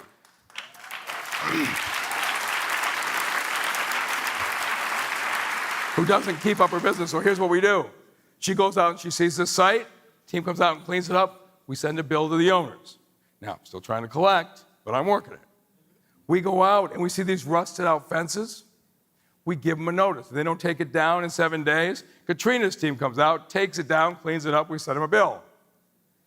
If you've got busted signs in the top of your building, you drive around Detroit, all these old signs, business closed 30 years ago, the signage is still there. We go in and we clean them up. We are going to clean up the exterior of 1,000 dilapidated buildings in the next 2 years. We're going to do this for all of them. All right? That's part of the blight to beauty. But when you clean up the exterior, at least it looks better. It doesn't change the underlying problem. The person who owns the building, they still ain't fixing up the inside. It's still deteriorating. When it becomes declared unused, the assessor is going to reduce it to zero. The taxes are going to go down to a couple $100 a year. It's just going to sit there looking not as bad. And so we thought, what if instead of spending all these millions of dollars to undo the damage our tax system causes, what if we actually fix the tax system? Right? No. And because I'm going to stay on this, because until we get these buildings rehabbed or gone, we aren't going to give these folks real hope. And is tripling the tax on these properties a bad thing to do? I can tell you I got 3 votes for it already when we go to the ballot. So here's the next group that's going to be heard. Scrap yards and auto yards. Because what? We tax building, but land is cheap. They spread across the city. So is that really true? Does our tax system really encourage scrap yards and auto yards? Well, I'll tell you a little bit about the city today. Today in the city of Detroit, we have 53 grocery stores. We have 16 hardware stores. We have 2 operating movie theaters. And in Detroit today, we have 452 auto and scrap yards. Do we have 450 auto and scrap yards because Detroiters needed that many more than hardware stores and movie theaters? No. We tax the hardware stores and the grocery stores and the movie theaters, but the auto and scrap yards don't build. They spread out everywhere. And there used to be 550 of them. But I realized it was so cheap, they were just starting scrap yards and auto yards on places that weren't zoned and were licensed. So I hired another team of 14 inspectors who went out and we wiped out 100 of the illegal ones. And in 2019, I issued a moratorium and said no more, which City Council has now made permanent because I drive down the street, I go down Joy Road, 2 weeks later I drive down, there's a new one. I finally said, who's letting these things happen? And they said, you are, you're the mayor. I said, fine, if I am, give me an executive order for a moratorium. And the damn thing stopped. They stopped new ones. But then we went back at the 100 illegal ones. And these things were all filled with scraps. We cleaned out 100. So now we're down to 452. I actually don't have great problems with the 452 left. They're in pretty good code compliance right now, or they wouldn't be there. But is this the right thing for Detroit? And so for scrapyard and auto yards, it's going to be a 50 to about 100% increase. And I'm going to pitch them to try and support us because it's the right thing for the city. And they all know if they were in the suburbs, they'd be paying 3 or 4 times that because the land value in the suburbs is so much higher. But even people who did nothing wrong, who followed the rules, put their place in the right place, and spread, I want to give them a 3-year phase-in because they aren't people that I am especially mad at. But do we long-term in Detroit want 450 scrapyards, or should we change it? And then, of course, the parking lots, you know what the story is. We have close to the most parking in a downtown area in America. Why? Because we subsidize the blight and we tax the building. These folks are going to go up a lot. And I'm going to sit with them, and I'm going to say one thing to them. If you want to keep parking cars, your taxes are going to go up. But if you want to take your parking lot and develop it, you got a 30% tax cut on that building. You're going to have a lot of developers who want to come in and build on your site. What is your future? And here's why I think the land value tax is going to benefit everybody. You do a 30% cut in taxes on buildings, we will get buildings. What the land value tax does, remember I showed you, it takes it down to the middle. I want to talk to you about new housing construction, right? People want to move to the city right now. Last year, we had 2,000 vacant homes renovated. People move in. Those houses had value. People want to be here. We had 500 new apartments open. Everybody knows this except the U.S. Census Bureau, which hasn't figured it out. But everybody else knows people are moving into Detroit. Why? Because we've got the sports teams, we've got the riverfront, we've got the activities. People want to be in the city. How many new houses built from scratch in Detroit last year? 8. Here they are. Those are the 8 houses. Hasn't been any different in the last 5 years. We've been averaging 8 a year. Now, how can this be? How can 2,000 people buy a vacant house and renovate it, but no home builder wants to build in the city? I'm going to show you. Because we subsidize blight and we tax buildings. So a home builder goes out and builds a $200,000 house. If they do it in Farmington, say they get a 30-year mortgage, 7% is probably a little higher than that, put 20% down, but you get the idea. Your monthly payment will be about $1,000 on that 30-year mortgage. $100 a month in property insurance, and your taxes will be $380. If you build a new house in Farmington and sell it, the person who buys it is going to pay $1,480 a month. But you sit down and lay out your plat map and say, I'm going to build in Detroit. Okay? Mortgage is the same. Property insurance may be a little higher, but it'll be close. But the taxes mean that the mortgage is $200 more a month.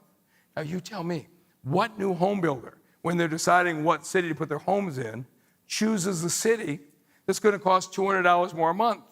There's a reason we only have 8 houses a year, and it's been true for the last 40 or 50 years. We certainly have other problems in the city. I don't want to minimize that. But even to the extent we solve them, nobody's going to build when the mortgage is $200 more a month.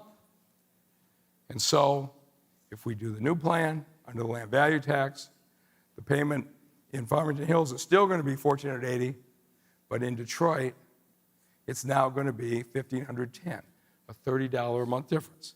Haven't gotten all the way there to Farmington. Given the land price and the deal, you probably get there. But you can see what this does. You'll see homes being built on vacant lots in the city again, because we'll be incentivizing them to do that. And you can see it's going to be better to be here than in Ferndale or Warren, not as good as Livonia and Troy, but we're in the mix, which is where I'd like to be. We're also missing huge development opportunities because we have the highest commercial tax rate in America. Most national developers, they won't even look at us. We're lucky to get Stephen Ross to come back. By and large, this city's been brought back with local developers. We've been really lucky at the quality of local developers. But major cities have developers from all over the country. But you come here, and they look at 87 mills, 86 mills, and they say, you got to be kidding me. And they move on to the next city. So I know I showed you all those plants going up, all those apartments going up. Can't be that bad, right? How could I have done all that? That Jeep plant was easy, right? When I sat down with Sergio Marchionne, when I heard he was going to site a new Jeep plant, I said, I want a chance to compete. And he said, don't waste your time. I said, what are you talking about? He says, I got 500-acre cornfields in 8 different states. He says, how are you possibly going to shoehorn a plant into the east side of Detroit? I said, look, if nothing else in curiosity, at least let me bid. And he said, oh, what the hell, you can put in a proposal. We put in a proposal. We made the cut from 5, we were the 5th. We made the cut to 2, we were the 2nd. Ultimately, I convinced them that they could fill their jobs. But what does it take to land a plant in Detroit? Well, all we needed to do was buy 200 acres of land. He gave me 60 days to tie it down. We had to give him the land for free. We had to set up a $27 million brownfield TIF, $50 million state contributions, get a PA 198 abatement, and resolve a huge on-site water retention. Tom Lewan is probably here somewhere who ran that plan, and we did it. Now, you have the best deal team in America. in the city of Detroit. We can overcome that on an occasional basis. But you're making it really hard. And how about all these housing projects, right? You see them all over the city. They're easy. Here's Sonia Mays. She did this. Good, clap for her. She deserves it. Free lawn at Sugar Hill. Easiest thing in the world. 68 mixed income units in Midtown. Who can't build mixed income apartments in Midtown right now? It's hot, right? No problem. These guys who developed this call it capital stacks, how you get your financing. If you're really lucky in the suburbs, you put in some equity, you get a lender, maybe you have 2 lenders, and your capital stack has 2 or 3 tiers to it. Sonia, on this really easy project, had to put a capital stack together of 12 levels to make this work. Okay? She had money from PNC Bank, she had money from Prudential Financial, she had money from Rocket Community Fund. She lined up 12 different groups for one $38 million deal. This is what we're doing. Donald Rencher and the housing team are phenomenal. You see these apartments going up? Every one of them looks this complicated. We don't need this kind of complication. We need development. And if you think I'm exaggerating, Sonia didn't have it worse. Last Friday, I went over and visited Dream Detroit. They've got the old Lincoln Motors plant that's right near Henry Ford Hospital, and sat with Matt Namey and Orrin Goldenberg. This has been in Matt's family since it was a paint plant 30 years ago, and he spent 7 or 8 years because he believed he could build apartments with maker space for artists and the like. After 8 years of work, he got it done. A 15-level capital stack for a $30 million project. I said, Matt, can you show it to me? I'm going to be doing this speech at Mackinac. I want to tell about it. He said, sure, I'll show it to you. And he lifted his arm. Okay? He tattooed his capital stack on his arm. Now, it really is. If you're in the suburbs and you close a deal, you go out to dinner and have some wine and you celebrate. But in Detroit, you get drunk and have it tattooed on your arm. Now, I probably shouldn't say that because I actually don't know for a fact that Matt was drunk. I just hope he didn't do this sober. But you look at what he built and it's beautiful. But we make it so darn hard with this tax structure. And so what are we going to do? Jay Rising's our CFO. He and, there you go. Kevin Bain, Nick Allen, they brought this whole thing up. They're a lot smarter than I am. But we're going to set some work groups right now because this affects different industries, and we don't want to just rush into this, but we're going to set up some work groups, whether you're people who have warehouses, want to see how it works, your business, how it works. We're going to need Lansing to pass this fall. We're very pleased that Speaker Joe Tate has agreed to lead the charge on this. And once you get it through Lansing, you have to go to the voters. And so we intend to go to the voters if we can get this passed in February 2024 when the presidential primary is, which means if we passed it, we could start it with the summer taxes in 2025. It means we've got to be in a tight schedule to get it through Lansing. So no matter what your business is, whether you own a coffee shop or a warehouse, whatever you own in general, you can assume that when you cut the taxes 30% and your land taxes triple, a few things. Big buildings are going to get big cuts because we're cutting the buildings, right? Neighborhood businesses get cuts. And here's the interesting thing. When I showed you the land tax is zero, the land tax is close to zero pretty much every place except out of downtown, midtown, and Corktown. Those land values have come up. But every place else, it's very small. So any neighborhood business, chances are excellent that the land tax won't increase very much. The building tax will be a cut, which means neighborhood development is what's going to be incentivized to this. The downside is businesses with excess land are going to be taxed more. If you've got parking that you need for your grocery store, we're going to give you the discount to the 60 mils. But if you've got extra land, it's going to be taxed. And so businesses that have a lot of extra land, those taxes are going to go up. We want to give you 3 years. Maybe you expand your business. Maybe you sell it to a developer. And downtown businesses are going to get hit somewhat harder because the downtown values are higher and they're going to triple. If you got a tall building downtown, you're a big winner. If you got a medium building downtown, you're probably a medium winter. If you got a small building downtown, you could get a significant increase. We don't want that to affect people unfairly. So we're going to have work groups that we're going to work through this together. In other cities, as far as we're concerned, we're happy if other cities want to participate or not. It can be a Detroit-only bill, or you can let any city opt in. Whatever the legislature prefers is fine with us. You won't find that many cities it works in because you really need cities where they deindustrialized and the land value collapsed. But from my standpoint, if River Rouge wants to do this, if Flint wants to do this, it's fine with me. So however they do it, it can apply. You won't find that most other cities this works for. But all I can say to you is this. For 50 years, nobody's been willing to take on our destructive property tax system. We can give these homeowners $500 to $2,000 a year in savings. Think about that in wealth building in the city of Detroit, what that adds up to.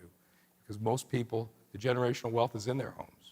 And we can triple the taxes on the people causing their blight. And we can build a system where good investors can succeed without celebrating with tattoos.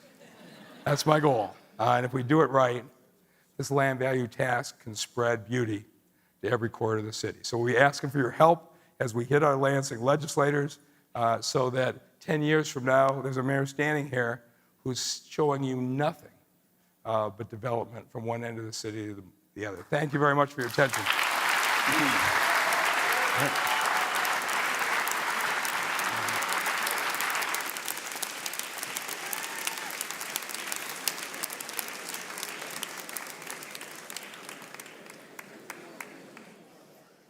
Welcome back. You are watching live coverage of the Mackinac Policy Conference here on One Detroit.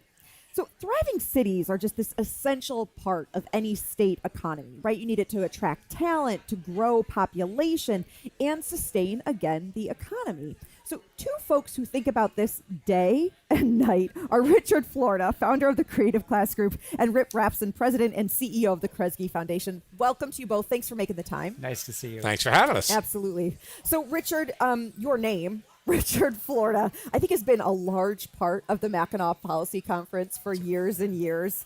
But for someone who is new to your work and who's not sure exactly about what it means to be a urbanist, talk to folks about just a little bit about what your thinking is about when it comes to cities and growth. Well, I'm old enough to remember when cities were taken for dead. I grew up in Newark, New Jersey. I saw that city decline and decay and go into the abyss. And then over the past really 20 years, cities have come back in a powerful way. And my work's been about what are the economic factors that make cities attractive? How do they attract talent? What is it about them and the kinds of talent they attract? And now most recently with the rise of remote work, it's kind of a third phase. Is remote work going to lead to the end of cities? I argue no. How's it going to affect cities and what's going to happen to downtown? So I just feel fortunate to be able to do this work. What's the pitch for strong cities? If someone's, lives in a rural area and is going, oh, city life, it's not for me. What's the economic incentive? Well, actually, one of the things Rip and I have been talking about a lot here and before here is that one of the things that's really interesting about America, but even more interesting about Michigan, is that you have a portfolio of places. There are some people, young people, empty nesters, some with families that love gritty urban environments. There are other people who like a walkable suburb. Still other people, like we're looking right out of the lake, who like to be in a lakefront community. And I think one of the interesting things about Michigan is it has something for everybody. And, we know Americans break down. There are urbanites, there are suburbanites, there are ruralites. And we're not, but the other thing that I find fascinating is sometimes people change. Sometimes you're an urbanite when you're young, and maybe you want to go to a suburb when you get older. And maybe when you're older, you lived in a suburb, you want to go back to an urban area. So I think what